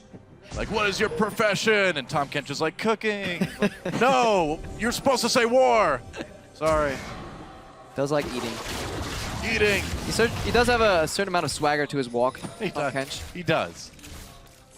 He has a jolly swagger, I would say. Ondo, I agree. Outside of all the swagger, yeah, I'm glad you agree there, Jen. Has had some really good positioning overall. And kiting, even though not many people have been peeling for him, he's done a decent amount of damage with those AoE rockets in fight, and has really dodged quite a few, shockwaves and just sidestepped a lot of the abilities. So keep your eyes on him for the team fights. Westor is the big name, but Ziv and On are the carries of this team, through and through. They also became a much more powerful team when Mountain started jungling for the team and Albus moved down for support. So really, Westdoor is a cog in the AHQ machine, and he's trying to fulfill his role right here as a teamfight flanker, but he needs to make the right decision. This time, if he pulls a backline move, at least he has the Zhonya's Hourglass, so this fight should be more interesting. Mega Gnar is in the top lane as the dragon spawns, so they have a very finite window here. Deep wards though. The jungle's on Krugs coming back right now, so very delayed on tempo here. Maybe they panic again. Fnatic going for this dragon. Can the steal happen? Oh, he gets it. Mountain steals the dragon. That's not bad. Don't have to fight for it. You could just steal it. That works. Why not? Genius. All right. They're one step ahead of us, Chad. He had flash, he had the repel, it wasn't respected by Fnatic. They didn't use any spells to zone out. Honestly, I think they were too ready for AHQ to just pile in and fight them again. Yeah. They kind of forgot about the obvious play. That's the Elise steal, who has an execute and therefore can outsmite your jungler. I think you're absolutely right. Well, stun onto Zip. This may have not been wise to come down here. You're going to take a lot of damage. Goes Mega Gnar at the last second. Oh, here comes Westdoor looking for some kills. Misses his ultimate, though. Fade away from Reckless. Can he survive the playful trickster? He can with the flash. Mountain still harassing that AD carry. Oh, there's the damage. And there's the kill for Reckless. Meanwhile, a ton of kills for Fnatic as they chase away AHQ. Zip forced the flash. Huni didn't even hit the E. They can turn onto this Baron whenever they want. Such good juking from Reckless, and he has faith in his own mechanical ability. You can see upgraded his Alacrity boots because he knows he has the mechanics to sidestep, and this just gives him that little extra edge. While everyone was trying to kill Reckless, the rest of Fnatic was cleaning up on the backside, and that's the game-changing moment in this game. Yeah, such a fantastic play there. Ziv coming in to harass, but Feven should have the zone control. Huni should get back to the Baron. That goes down. I got it. If we see that again, I want to see if he actually shielded that fish from Westdoor. I wonder. I think he did, and that means the fish will drop down. If you have the spell shield on, the fish will not latch onto it. It was right on him. I mean, he must have, right? Yeah, it looks like Westdoor did the dash to him and then fish right away to kind of cancel the cast animation, which normally locks it on. But Reckless, I think, saw it coming. We'll see in the replay. And then somehow, the back end of that fight got completely slaughtered by Reynov and Huni. You could just imagine that Olaf and Darius had just had a fun time whacking away. Everybody was looking at Reckless, including AHQ. Boy. Okay, here we go. Brothers. Let's see what happens here. Yeah, it was a nice start by Ziv, considering how caught he was, to get the Gnar stun into the wall. And let's see Westdoor. It was point blank right on Reckless, but doesn't stick because of the spell shield. Yellowstar does get taken out here, but and again on the bottom end of your screen, you don't see it, but On is just getting wrecked there in the fight. Good shockwave on Febiven. And again, nobody is peeling for On. The composition is built actually around a hypercarry Jinx, but nobody's helping him in these teamfights. Yeah, saying good luck to Jinx and like running off is not generally the best way to keep your ADC alive. Yeah, and now Reckless has a QSS, so even if he doesn't spell shield the fish, he can QSS to drop it and still walk away. Not to mention Febiven is kind of sneakily carrying this game. The amount of pressure he's put and CS he's picked up while Westdoor is attempting shenanigans is really giving Fnatic a huge edge. He's had some great shockwaves in team fights, and Fnatic uses that Baron already to take out the tier 2 turret in mid. Febiven has just overall become a very consistent force on Fnatic, and they can just lean on him even when one of these side lanes perhaps doesn't get the win they require. You can always rely on Febiven to have at least even or ahead CS, and then he can even just shine in teamfights. So Fnatic overall using that to their advantage. Pretty sure this is the largest mid lane CS discrepancy yet. Yeah, it's huge. It's massive. Just like the massive damage going down on that mid lane turret. AHQ, the desperation is real, man. Are they going to fight it? Not just yet. The turret goes down. Fnatic moves in with that Baron buff to try to go for the inhibitor. Huni tried to flash play there. Didn't work out, but they get the inhibitor. There is some synergy on that basketball Darius with Orianna. There can be. The Sivir is down and the Darius flash, so HQ wouldn't mind a fight here. I wonder if they go. Oh, Yellowstar has to flash away. Huni, or Zip rather, gets a Gnar out. They pull him in anyway. There's the fish on the Reignover. Still, the carries for Fnatic are okay, and that is going to mean the damage turns around. Double kill, though, for On. That's the beginning of the resets. That's right. Westdoor getting the kill, triple kill, and that is nearly going to be an ace. It will be the ace as Febiven finally gets taken out. Kill for Tahm Kench, and AHQ gets a near clean ace. I love the way On plays this fight. After his first kills, many Jinx players would just storm forward to get resets. He actually sidestepped one of the ball movements from Febiven, then went in for the play. At the end, we see how much damage that ball can do, because this could be an entirely different fight. But overall, Fnatic, they stayed a little too long. What a massive turn in this game. Yeah. That was such a huge gold swing. Not only are they getting 2 turrets off of this and an ace, those were shutdown kills on a lot of people, so that's an extra ignition of gold into that team. It's now a 1,000 gold game despite all of the punishment they've taken early. All right, let's check this one out. How did this all end up happening? We have to remember that the flash on Darius was down as well as the Sivir, so they can't actually disengage. Then Shockwave doesn't have much impact because of the pull by Westdoor, and On is untouched since Darius can't flash to get on him and because the Shockwave was used elsewhere. Yeah, that 4-man stun from Ziv, even though he just hit one guy with the ulti, the follow-up there hits 4 people, stun swords people, and then On with some good respect there for the Orianna ball from Febiven. Yeah. They just clean up that fight, and we see just how important the cooldowns are for Fnatic's lineup in these fights. You know, I feel like we've been seeing Huni all game long taking these excessively risky plays, like trying to get the flash engage. It's flashy, but you're already killing the inhibitor. Just be happy with that. You always have to see what does that play generate in terms of objectives. Yeah. If the inhibitor's already down, why would you flash it? And then you look at the opportunity cost of that play. What can we lose if this goes wrong? Apparently a lot. They lose the Baron buff, they lose the fight, they lose some turrets, but they come right back and take this bot lane tier 2. So Fnatic, despite the game getting a little bit closer, seems to have bounced back quite nicely. They've got the waves where they want them to. Yeah, that was actually the first negative Baron power play of the tournament when Fnatic had Baron. They lost gold in the eventual exchange, but this Dragon is now huge. AHQ, if they get this, start the timer for 5th Dragon. Can Westdoor flank?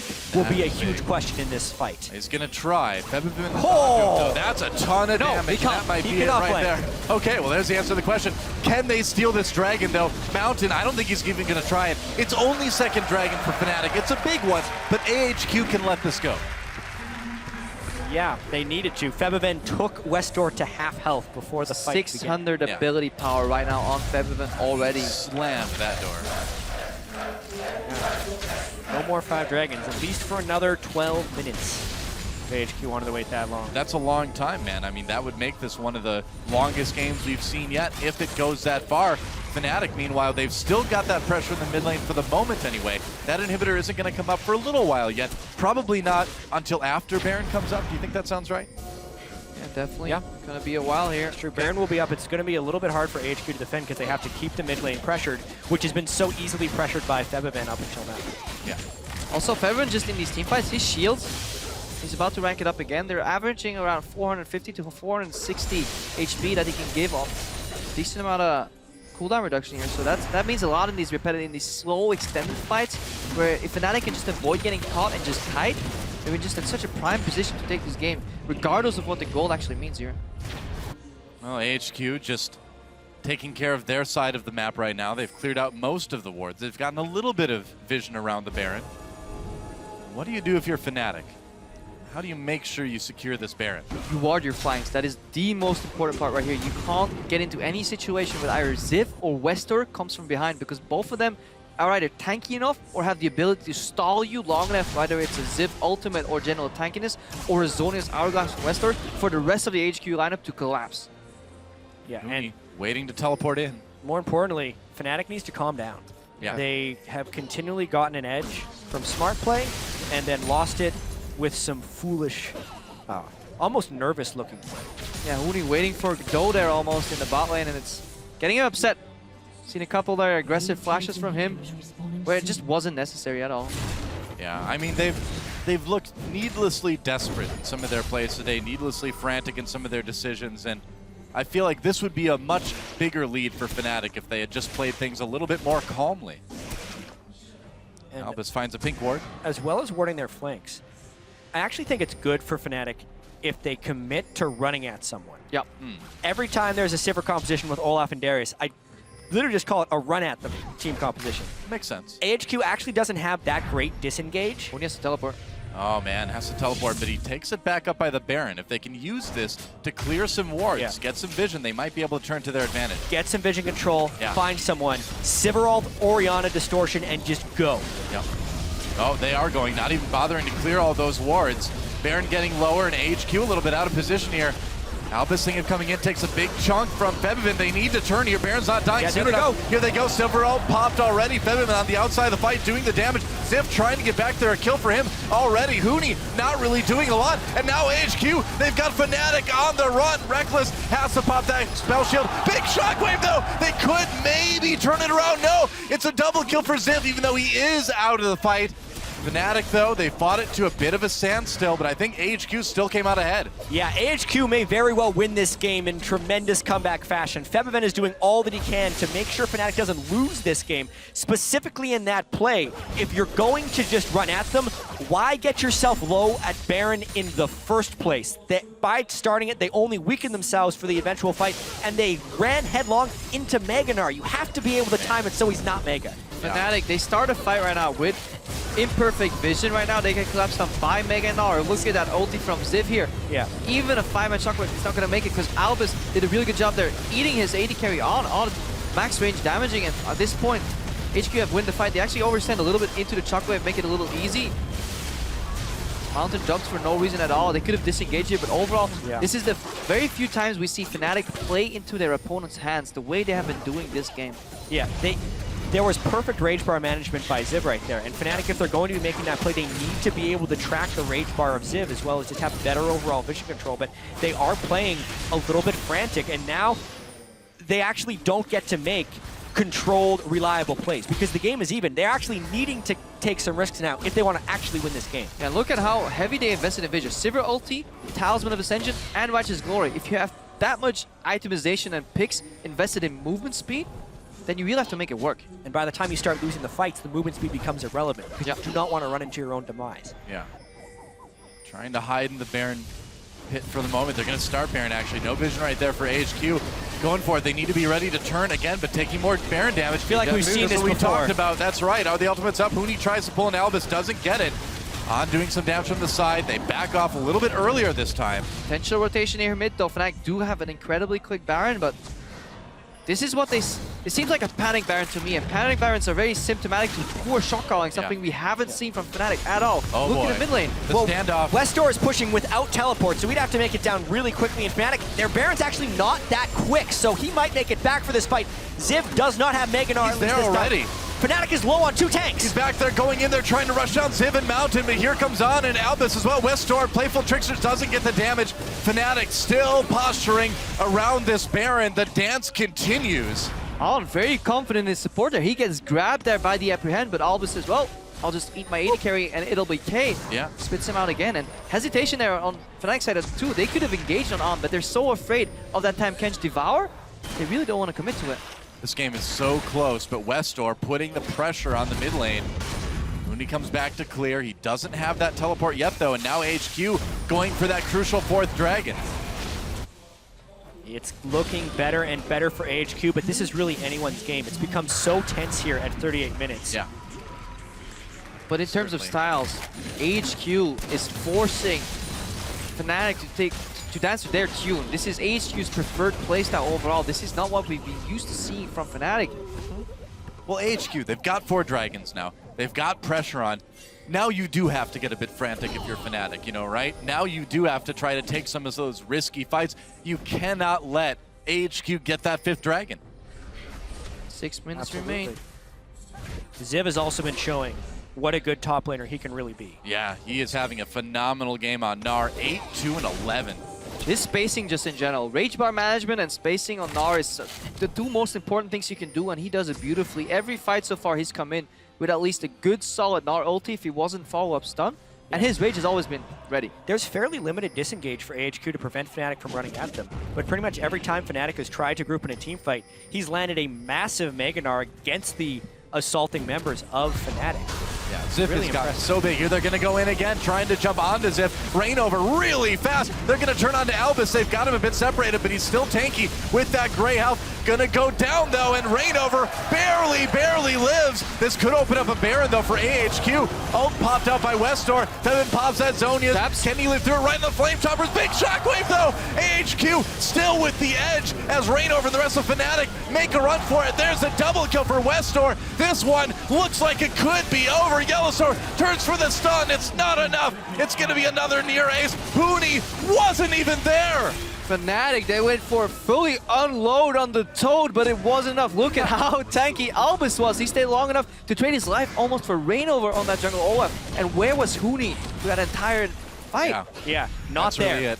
So many mistakes from Huni this game, but honestly, AHQ has capitalized so after such a large deficit. They're going to look to take a surprise win over Fnatic. The death timers are very long, and Huni has to pull a miracle here if he's going to keep Fnatic in this game. Flash is available for Huni. This may be the time he actually wants to use it. Yeah, maybe. We'll see. Tries to go in. There goes the first Nexus turret. Ziv has done such a great job carrying this game back to Mega Gnar. One last time, throws Huni against the Nexus that AHQ is about to take out. AHQ takes down Fnatic. AHQ bounce back from their day one upset against Cloud9 and make this group really interesting. Yeah, they do. Wow. And Fnatic, phenomenal first game of Worlds. Second game, like we talked about, going back onto some of those bad habits. It's definitely, I don't want to say a worrying trend, but it's something to be a bit concerned about, isn't it, guys? Isn't it one and the same? It is. All right, we can just use that. Yeah, the fact that Fnatic defaulted to some of their older habits. Especially Huni. Huni had a very poor performance. That was the beginning of the loss of their lead. I mean, that Gnar matchup, again, it proves that it may not be worth picking that Darius so early on first rotation on West side, because every team just has a comfortable answer for it that doesn't really give too much away. And I mean, I still just can't get over how needlessly frantic Fnatic looked, especially Huni, making these plays he didn't need to. I think the best example of that, to me anyway, they were killing the inhibitor. He flashes to try to get some big flash engage. Why? Why do you need to even try that? That's where the whole game turned around. Maybe that was a team call of some kind, because almost at the second Huni flashed in, Rekkles also burned his Sivir ultimate, and then they finished off the inhibitor. But because of that play, that's when AHQ turned it on. But not to discredit only Fnatic here, but gotta give props where props is due, especially to On in these team fights. He had some really immaculate positioning, because in the earlier stages of the game, Westor was flanking, Ziv was going in, his support wasn't really watching him. Who was peeling for On? Really nobody. Yeah, Tom Kench, Tom Albus. Kench. That was it, but even he was sometimes successful. Dude, we got a win for Tom Kench at Worlds. How about that? No Bard though. Oh, no Bard. We'll have to wait until next year. No, but really, AHQ, we got to see a lot of the ways in which they won the LMS and why they were considered to be pretty good coming into Worlds right here. Ziv, fantastic top laner. We saw through his rage bar management, positioning, and spacing that it was spectacular. On great team fight positioning. And Westor, he performed mostly like he did within the LMS. Roaming, falls behind in gold, still able to win team fights with the rest of his team because they do play cohesively. He just needs to stop focusing those supports though. You know, what mid laner doesn't love to insta-give supports, though? Well, if you insta-give them, I'm okay with it. But very true. often, he just left Yellowstar in that sliver of health, and that's where Fnatic actually took control back of the game. But he was adamant, at least. You know, if at first you don't succeed, try again. Yeah, but at some point, you got to admit that DFG's not in the game anymore. You got to play it a little bit slower. You got to prioritize those targets a little bit better. But for him, it's got to feel good to get a win on the Fizz. It's his primary champion. Yeah, it's necessary that he's able to win on Fizz, because if teams are letting it through in the ban phase, he's almost knocked himself into a corner that he has to play that. Westor is a player that does not play many champions. So he's not executing on his core top champions. He's not doing anything. It's put so much pressure on IG, though, in this group. Overall, everybody expected Fnatic to take the 6-0 and then the remaining members to fight for second place after the first few days of the tournament. This throws this group entirely wide open. I mean, we've got Cloud9 on top of this group right now with the 2-0. It's insane. This Worlds is already getting better. Looks like we're getting ready for another interview, this time with some members of AHQ. Got Ziv there. And again, Ziv ended that game 8-2-15 on that Gnar. Was a big difference in what ended up giving AHQ the game. Because again, we talked about Fnatic. Nothing was really stopping them from running in onto the squishy carries of AHQ. But Ziv was. He was there. Perfect Gnar ults nearly every time. Big difference maker in that one. Yeah, absolutely. Ziv played great. That's right. And so AHQ are on the board. So let's send it over to Shox for more on their first win here at Worlds. Thank you very much, as I'm joined here by Ziv and Max, who's assisting for the translation. First up, a humongous congratulations on that victory for you guys. Fantastic game. First up, what does it mean after coming into Worlds as an underdog in this group to take this win off one of the favorites? 首先恭喜你们获得胜利。然后你们在小组里面目前是看起来是黑马的姿势，然后击败了 Fnatic。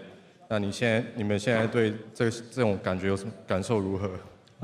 就是觉得很开心，因为毕竟我们第一场打得并不是很好，所以这算我们的开壶这样子。We're really happy to get this win because we didn't play that well during our first match, and this is our first win, so we're happy to have that. Well, you guys played very well in this match. Ziv, we know you're the Summer Split MVP over in the LMS, and we were looking forward to what you could do here. Tell me about this matchup versus Huni, one of the best top laners in EU. 我们知道你夏季赛是 MVP， 然后打得也很好，这场比赛表现得也很好。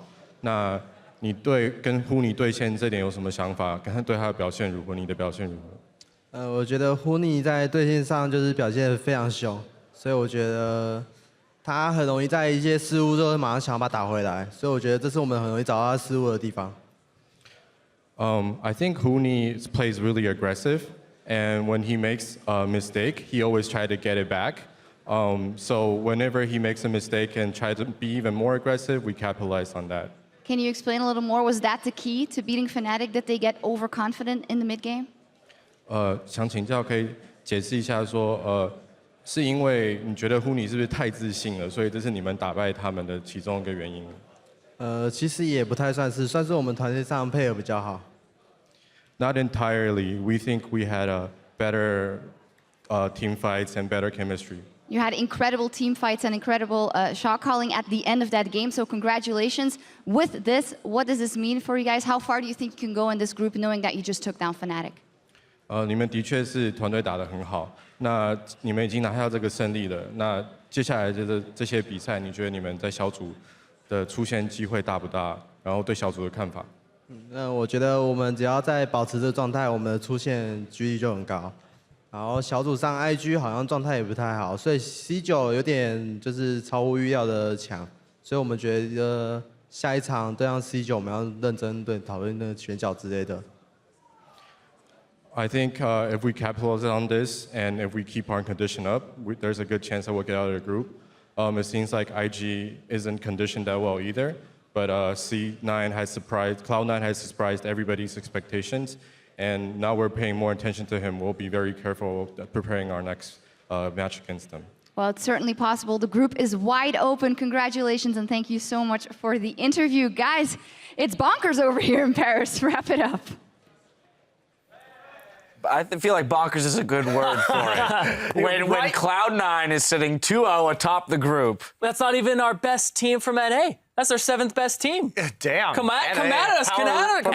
NA strongest region. Okay. Well, then I humbly suggest something I've been suggesting for a long time, which is that we move to, you know, we had Battle of the Atlantic in the offseason, Pacific Scrim. There it is. Korea and North America. We got 1 versus 1, 2 versus 2. Let's do it. I like this idea. I'll pitch it to the execs. Cool. I'll pitch it to the execs. It's catchy. China wants nothing to do with this.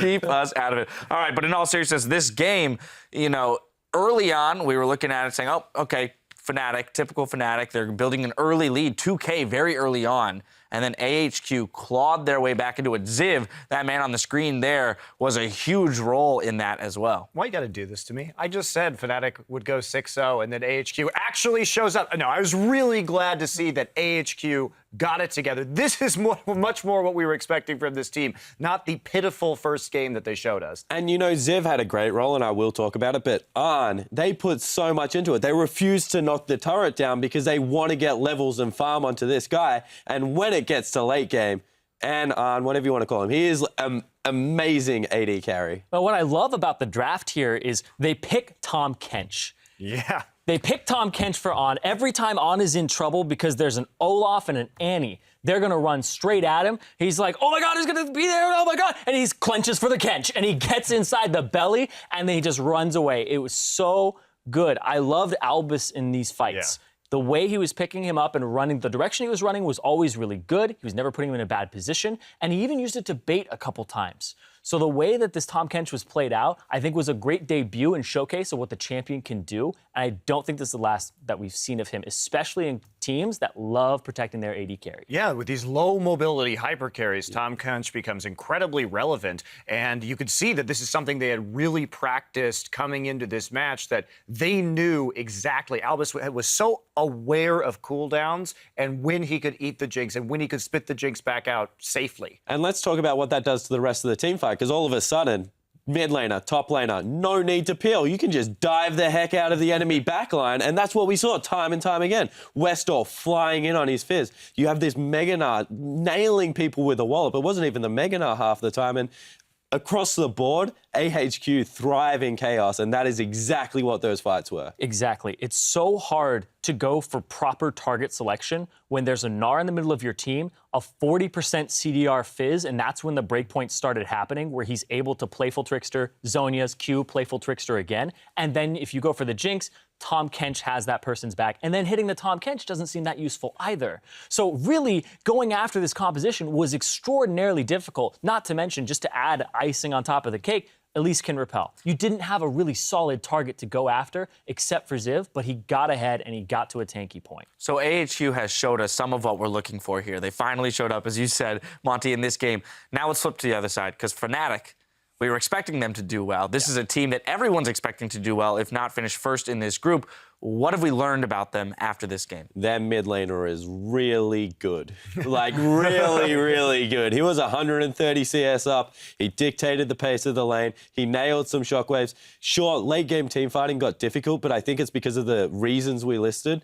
He is a very good player. He is. Now, he also had a blind pick Fizz into him, so he did have some more opportunities. I'd love to see AHQ get some more Ahri in there, which is one of Westdoor's champions, a little safer in that blind pick. But man, Fnatic, I think we're seeing over the course of this tournament, no one really knew what this patch was, 5.18. And I think we're learning that there are a lot of options against Darius. Yes. And I think we're going to see, starting in the next few days, much lower priority on that pick. All right, well, let's pull up the standing to see how things have changed after today's games. Group A had the day off, so CLG remains at the top 2-0, followed by the Flash Wolves and KOO Tigers tied for second. Then in Group B, it's clear skies for Cloud9, who are flying high above AHQ, Fnatic, and IG. SK Telecom controls Group C with a perfect 3-0, while EDG settles in second. Finally, in Group D, KT Rolster and Origen are undefeated, while LGD and TSM are still looking for their first win. A big part of C9's second win was one fight that got I Am Viciter on Twitter, who writes, "Sneaky and Incarnation, that was a beautiful dragon fight by Cloud9." Let's check out your world's big play of the day. There's a kill there, Sneaky. Could start getting the kills. Kakao with one, though. Balls does go down during the middle of all of it. IG trying to turn it around, but it looks like C9 has enough. Triple kill for Sneaky. See how Incarnation and Sneaky do work here. Whoa. Gets the static shiv crit as well as the dunk here. And Incarnation actually doesn't have the perfect ult, but it still zones Kakao and Rookie off to the side a little bit. I mean, this fight to me just showcased the strength of those two players, given all the things we talked about with Balls having been behind and fighting to even stay relevant in the game. They have to rely and fall back onto these two carries so much to carry them through these games. It was a great core. They had a great laning phase as well. Both of them were about 40-50 CS up between Incarnation and Sneaky, and they were able to fall back on their shoulders and allow them to win the game. I did think that team fight was a great showcase of the position that Sneaky can have on that team and how he's been a consistent threat throughout the split. Even when his team isn't doing too well, he still holds positions like that and holds his ground. Well, if you want to see more plays like that, make sure to meet us back here tomorrow for the final day of Week 1. We'll be starting the day off in Group D as TSM challenges China's LGD Gaming. Then it's on to KT Rolster versus Europe's Origen. After that, Invictus will face off against AHQ Esports. The action gets underway at 2 p.m. Central European Time, 5 a.m. Pacific, so mark your calendars. Looking at the lineup, though, gentlemen, which of these games are you keeping your eye on to close out our week? CLG Flash Wolves. That's the one I'm looking at personally, because I think that CLG might have what it takes to close it out against the Flash Wolves and sorry, KOO Tigers, KOO Tigers, KOO. Man, the Tigers, Wolves, That's just a Tigers, two. Wolves. They already beat Flash Wolves. too many I want to animals. relive that. I'm gonna go watch the replay later. But yeah, KOO Tigers versus CLG, because I think that in KOO's current state and what I've been hearing about their scrims very recently, I think that CLG is going to be the team to actually come out on top of Group A. Yeah, definitely possible. I'm looking forward to the KT Origin matchup, just because we have these two 2-0 teams. Both of them have been drafting very intelligently. I'm really just looking forward to the pick and ban phase of that game in particular. See, I'm confused right now because I don't know whether I want to watch IG play or LGD. I don't really want to watch either of them play if they continue to play like they're Spawn, playing. it's okay to want to watch a team from a different region. It is, I promise you. But it's because I'm perplexed right now. I just don't know if there's a complete misread on where power lies within the world of League of Legends, and I was fooled the whole time, or whether they just haven't showed up. So I want to keep an eye on the Chinese team, see if they can get it together. I'm with you. The KT Origin game is going to be very interesting, to say the least. Well, now for myself and the entire live broadcast crew, thank you for watching, and stay right there for another episode of Worlds Tonight in just 15 minutes. First match, it's going to be an amazing one. It's China's Edward Gaming versus South Korea's SK Telecom T1. That's a trade kill back in Pond. Now stuck on top of the Dragon. Faker gets his first kill of the game, and then still trades back and forth, but EDG are routed. Faker picks up the kill. Mako snacks easily, and there's really not much that Amazing J's going to do on this one. Pond pops yielding for a bit of damage. Zoni's to buy some time. SKT, undaunted, take down Edward Gaming. Fight. H2K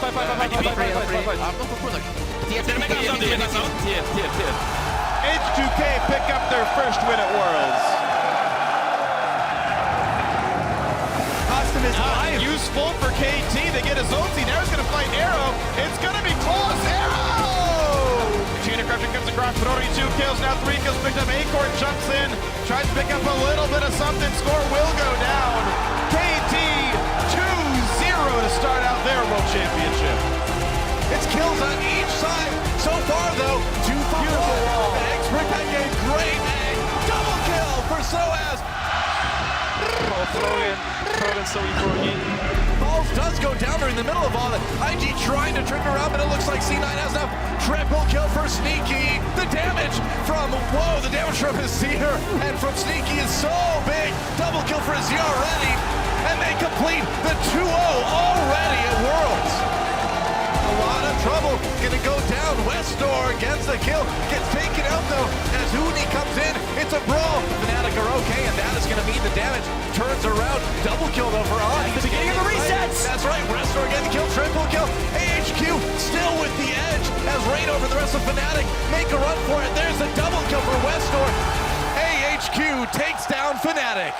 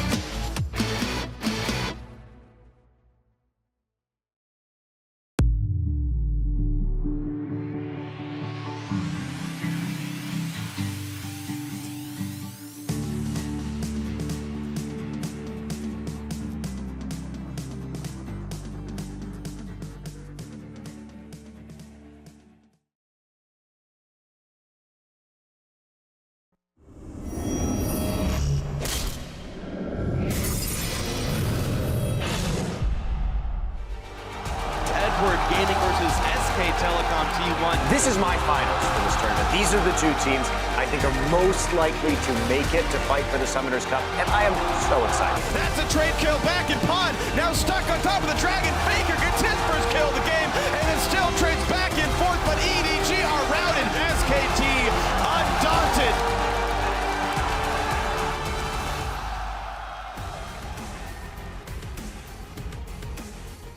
It has been a day of grudge matches here at the League of Legends World Championship. We did see a rematch of the MSI Finals, round 2 bout between Febiven and Westdoor. We just saw that recently, as well as some more games on the day. A little bit of the battle between NA versus EU. Hurts a little bit, but it's all right. We're still alive. We're still here, and right now the players creating and the fans creating an awesome atmosphere for us here as we go over a few of the games. We'll start in C. EDG versus SKT, a nail biter to start the day, but really EDG kind of spitting out their teeth through the entire game. Not anything we expected. Yeah, SKT, they came out swinging here. They had the red side for counter picks. EDG actually even opted into early picks on their solo lanes and got counter picked in both of them. SKT, with a really good early game plan, they made EDG pay so heavily for the early Dragon focus. I mean, full skirmish, no wave clear, early Darius pick, and overall, there was just beauty in simplicity. The way SKT handled that game and how they got Marin especially ahead, and then super stepping up. Once he got that red buff, he completely dominated the top lane. They made it look easy. They took out a title candidate and they made it look easy. That was actually phenomenal to see overall. Yeah, Marin going back to his roots on that Renekton. Yeah. Beautiful thing to watch. It's like the new juggernauts. We have to bring in all the new models, and Marin's like, I'll stick with the old instead. And Marin actually stated in an interview after the game, he said he thinks if EDG played Koro, he thinks EDG actually would have done better in that situation, which is interesting since this tournament kind of favors the individual top laner, the Fiora, the Darius, what's going to go hard in lane. Yeah, it's also interesting to think about. So EDG, they did gain some information in this matchup because they got counterpicked in 2 lanes, and they saw what SKT would use to attack them. They also saw SKT's early game, you know, how they deprioritized the Dragon and went for the early gold so that they could win the team fight afterwards. Same token, though, Faker came out and said, well, last time my champion pool wasn't deep enough for Faker standards, that is. I've been working on a lot of counter picks. He busted out the Rise mid, something we completely didn't expect. Also said he has more. He had a counter pick ready for mid lane Aurelia. Yeah. he literally, I believe that Faker does have a counter pick ready for literally any champion. And he knows how to play every single matchup.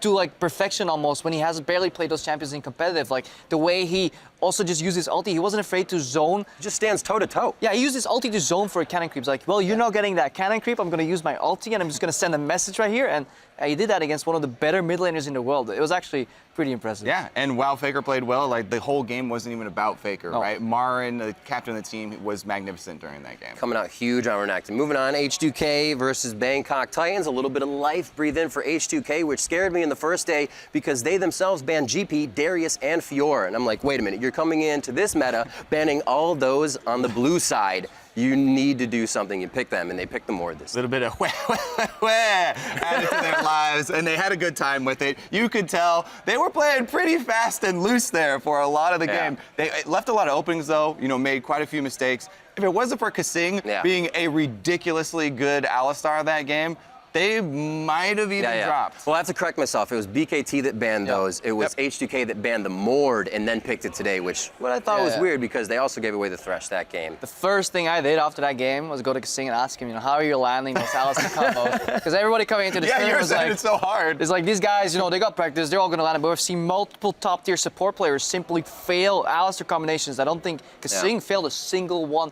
that entire match, while the rest of his team was playing full-on solo queue style, just like see him, kill him. Kasing was playing control. We've seen other supports as well really messing up that combo, putting themselves in a bad position. Lustboy doing that quite a few times today as well. Ooh, a little early to bring up TSM. I don't want to touch on that one quite yet. Delay the pin. Yes. So looking at H2K doing well, Bangkok Titans, however, really not faring well coming into this one. And they had to have a bad taste coming in their mouth with knowing they had to ban everything on the B side. They came out swinging, though. I mean, G4 on the Twisted Fate, they went with a different look. They didn't have him split pushing. He was trying to make cross-map plays. He went for ganks. They were doing their best to punish the openings that H2K gave them. It was just too little, too late. So they're getting individual outplayed by H2K, who are playing pretty loosey-goosey. I don't think it really mattered for them whether they won or lost that match as much as they let on in the interviews, like there's a chance and maybe we'll make a game of them. Yeah. They play pretty casual there, but you could definitely see the mismatch between BKT, then H2K, and then the rest of the group right there. All right, so with SKT and their win and H2K's win, let's check out how Group C standings now stand throughout the tournament. It is going to be 3-0 for SKT, 2-0 for EDG in that group, 1-2 for H2K, and BKT 0-3. It's going to be really tough for them to really make an impact. Hopefully can start just putting in some kicks on other teams there. A little spoiler. Moving on now to, we have Group D next. LGD versus KT Rolster. Everybody as well thought LGD going to the finals. This team's going to be the one to do it. And then the pick ban phase, very odd. But I gotta say, a lot of China's pick ban phases have been a little odd this tournament. Just so hard to predict. I love what Zyrene said on the analyst desk when Monty predicted LGD to win. Like, you're either going to be right or happy when KT ends up taking the game anyway. So that kind of worked out. Nobody really expected it to be this big of a fans difference. not very happy. LGD players not very happy. LGD tied with TSM right now on day 3 at Worlds. People coming into the tournament were like, yeah, tied with LGD, but just not in the way they were hoping for. Yeah, they've honestly been crashing and burning here ever since the first upset by Origin, who came out really strong. LGD, I don't know what happened in that pick ban phase, because they have had, some questionable ones before, but this one was just kind of blew your mind. OG TSM, boys. Looking at this game, everybody was kind of thinking, is TSM taking a hit? Cloud9 and CLG both did well, so that's obviously playing on their mentality. And I think that's something that TSM takes a lot in their wheelhouse, is their mentality, and it can affect them poorly. I mean, the Anivia pick, and everybody's like, OG completely mind game TSM, but TSM They were hovering over the Veigar, which I felt like would have been a really We were cheering in the yes, pick it now! They were just in prime position also, even with the current picks to close out that game, but it seems that TSM wasn't used to playing with a lead at all. And then obviously they got outscaled. Really good stylistic mismatch to play such a slow composition into such an incredibly slow team like TSM. But where was the vision in the mid-game? And yeah, exactly. Picks aside, the play from TSM, they've shown the same problems that they've had for a long time. Coordination and communication. Lustboy, Santorin, Dyrus, they're kind of all over the place here for TSM. It almost boggles my mind in that sense, because coming over to North America, Lustboy was almost one of the best transitions that North America's seen, being a Korean player, being a foreign player. The communication seemed to be there. Was it not, and it just worked in NA, or did it actually fizzle out? Whatever that spark was is gone. And that actually made it so that NA second seed took a convincing loss here against EU's third seed coming. They talk about, So I just want to point out to the viewers, EU is in fact greater than NA. We'll wait on that, because if I count the groups right now, we've got 2 undefeated teams. I think we're staying in this group for this segment. 2 of the groups, North America tops 2 of the groups here. Let's look at those standings right now. KT 2-0, OG 2-0 as well, LGD and TSM sitting at 0-2.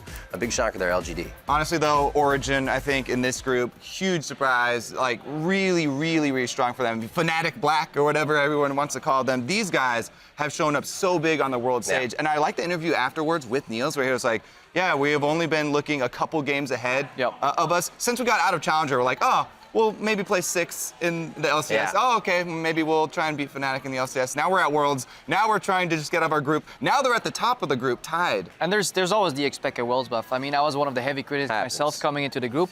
Rating him the weaker member. Shockwave, and everybody's a fan again. Yeah, rating. I don't think the Shockwave mattered as much, but just the consistently solid higher play, because that Shockwave was still set up by his teammates. But his Anivia performance was actually pretty impressive. The way he just synergized with the team, busting out that pick, slow scaling build. Definitely impressed with expected Worlds. But even though still the rest of his team still playing better too. He could still be the weakest member in his group, in his team, but it doesn't matter because his team's playing so damn well. Let's hit the final groups of the day. We just saw the last 2 games. First, IG versus Cloud9. This is where we get a little bit of love back and smile on the NA faces here. It's gonna walk out of here. What a game this was. And in the beginning, Incarnation looking so much better in the mid lane to help control everything. There is so much faith coursing through my veins, man. Can you see it here? We have enough for 2 teams. Cloud9 are able to go 2-0, and I have to say, that Incarnation that you point out, he's been so big for them. We talked about it at the end of the normal season, but man, Incarnation has been huge for the team ever since Hai came back to work with him in the jungle. Go ahead. There's the easy narrative here. You know, Cloud9 doing well, but I think we're missing the crucial point. Yeah, EU mid laner? I don't know. Okay. Good, dodge the bullet. Dodge the bullet. That's actually a good bullet. I'm gonna save that one. Disappointing Bard performance by Kitties. That could have changed the entire... Kid and Kitties. Very, very disappointing overall. And then, EU mid laner. You have to look at top lane as well. If Cloud9 is going to keep going like this, they even said themselves, we let Balls fall into a situation where it wasn't working for him. That also happened as well in their first game when he was trying to play Gangplank. So it almost is a trend that they're able to get out of every time with shot calling. It's a good thing that they were able to see that and still get a win. So it actually didn't cost them to learn this lesson. Hopefully, moving on in the group, then they'll be able to retain what they learned from that game. And, you know, not let Balls get into that same situation again. Because we've seen so many times the Dunk Master drop the ball. So many Darius have been picked really early and been countered or bad comp against them, or not supported by the team. I do like what Hai did in that sense, because he was facing off against Kakao, rumored to be the best jungler in the tournament. He said, guys, you guys keep laning this. I'm just going to take all the jungle farm I can get, stay ahead of this guy. And then, well, Balls, too bad for you, but I'm not going to look bad against Kakao here. And it ended up working out somewhat overall. And the one thing I loved is the trial and error Hai talked about is, you know, we go to Baron, we see how fast they check it, we kind of get that answer and how fast we can do it again, and we just go for it. Trial and error in game, testing things on the spot. The snap decisions so nice. Have always been there. They're still here. Like, it's ridiculous to even believe this story that he brought the team coming from 7th place. Lucky number 7, baby! All the way to the top of Group B. I mean, if you're IG right now and you're scouting the match, who are we playing again? Yeah, 7th place team out of NALCS. How did they get here? It's true. By some pretty ridiculous, you know, slide under the reverse sweep. Nah, we got this. In the interview, though, they said, I remember Cloud9. I remember Hai in the mid lane. Oh, he left the team. Okay, we stopped paying attention. Oh, he's back. Why? He's jungling now. So, moving on, AHQ Fnatic, definitely looking at Huni in the top lane, a little bit of lackluster play. I say carefree play, not lackluster. They knew what they were doing. Huni flashing in. Febiven was playing his ass off in the mid lane to thwart everything his team was bringing down. Honestly, they fell apart. Did you see that teleport? I did. I'm waiting. I haven't used the classic line quite yet, and we've seen some bad ones. But yeah, that was just... All around, rough to watch. All around, really, yeah, exactly. They had It was a rematch. Fizz got Westor got his Fizz again. You thought, oh, it's just kind of the same thing. But we also have to give props for the rest of AHQ because, yes, Westor got punished really heavily in the mid lane. But Ziv and Ann, these are the 2 guys that we hyped up coming into the Worlds for AHQ, and they showed up huge for them. Both of them carrying, and in the end, on that Jinx, able to take it home for the team. Going pretty crazy. Ziv's Gnar was immaculate. His spacing, just keeping out of range of Apprehend. The only time he got into Apprehend range is when he wanted to. When he then got a Gnar into the wall or a 4-man stun, throwing some houses down on the opponents, and that set up on, for that positioning and cleanup. But just fantastic play overall. And looking at how Group B played out so far. 2-0, Cloud9 on top. 1-1 for both AHQ and Fnatic, and IG, China not having the greatest start to the event, sitting at 0-2 there on the final group of the day. These rematches will be really cool to see after the final day. Absolutely. Very excited. And you talk about loosey-goosey play or whatever. The careful. Call it what you want, Kobe. People have been, first picking this Darius and just throwing him all over the map. This is not a safe pick. He's a low mobility champion himself. Yes, he's a juggernaut. They take a while to get him moving, right? You have to pay attention. That's inertia. Once he's going fast. Exactly. You have to be going. It's got to get the train going. All right, so let's take look at a few of the matches tomorrow, go over these guys, figure out what could actually pan out. TSM versus LGD is going to be one we're first looking at. LGD and TSM both looking to pick themselves up. As Krepo said, these teams are tied, technically, right now. Yep. That being said, LGD are extremely angry right now. Yeah. And I don't know, TSM have been showing problems that they've had in the past, and it doesn't look very good. I think Imp might be so angry, and if he takes it out on Wild Turtle, we may see some big issues here, especially since TSM, even if they get slightly ahead, I'm just so worried. The vision, it's not there. I mean, play some of these boards. Yeah. Just get them in the jungle. Come on, TSM, you can do it. KT Rolster versus Origin, one of these teams looking to give each other a loss as they go into the groups tomorrow, and looking at the rest of the games. It's going to be pretty crazy. Yeah, those first games, all the Group D games are going to be really exciting. We get to break some of these ties. Yep, it's going to be great. So that is going to be all from us here at day 3. Get some rest. We'll be back here tomorrow. Thank you so much for joining us for Worlds tonight. Good night and GG. First match, it's going to be an amazing one. It's China's Edward Gaming versus South Korea's SK Telecom T1. That's a trade kill back in Pond. Now stuck on top of the Dragon. Faker gets his first kill of the game, and it still trades back and forth, but EDG are routed. Faker picks up the kill. Mako stacks easily, and there's really not much that Amazing Jade's going to do on this one. Pond pops Yuldi for a bit of damage. Zonya's to buy some time. SKT, undaunted, take down Edward Gaming. Fight.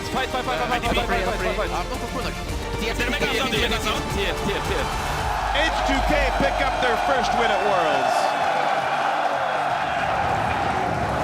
Custom is useful for KT. They get his ulti. Now he's going to fight Arrow. It's going to be close. Arrow! Chain of Corruption comes across. Brody 2 kills. Now 3 kills picked up. Acorn jumps in. Tries to pick up a little bit of something. Score will go down. KT 2-0 to start out their World Championship. It's kills on each side. So far, though, 2 for 1. The Expert got a great egg. Double kill for Soaz. Balls does go down during the middle of all that. IG trying to turn around, but it looks like C9 has enough. Triple kill for Sneaky. The damage from his Seer and from Sneaky is so big. Double kill for Azir already. And they complete the 2-0 already at Worlds. A lot of trouble. Gonna go down. Westdoor gets the kill. Gets taken out though as Uni comes in. It's a brawl. Fnatic are okay, and that is gonna mean the damage turns around. Double kill though for On. The beginning of the resets. That's right. Westdoor getting killed. Triple kill. AHQ still with the edge as Rain over the rest of Fnatic make a run for it. There's a double kill for Westdoor. AHQ takes down Fnatic.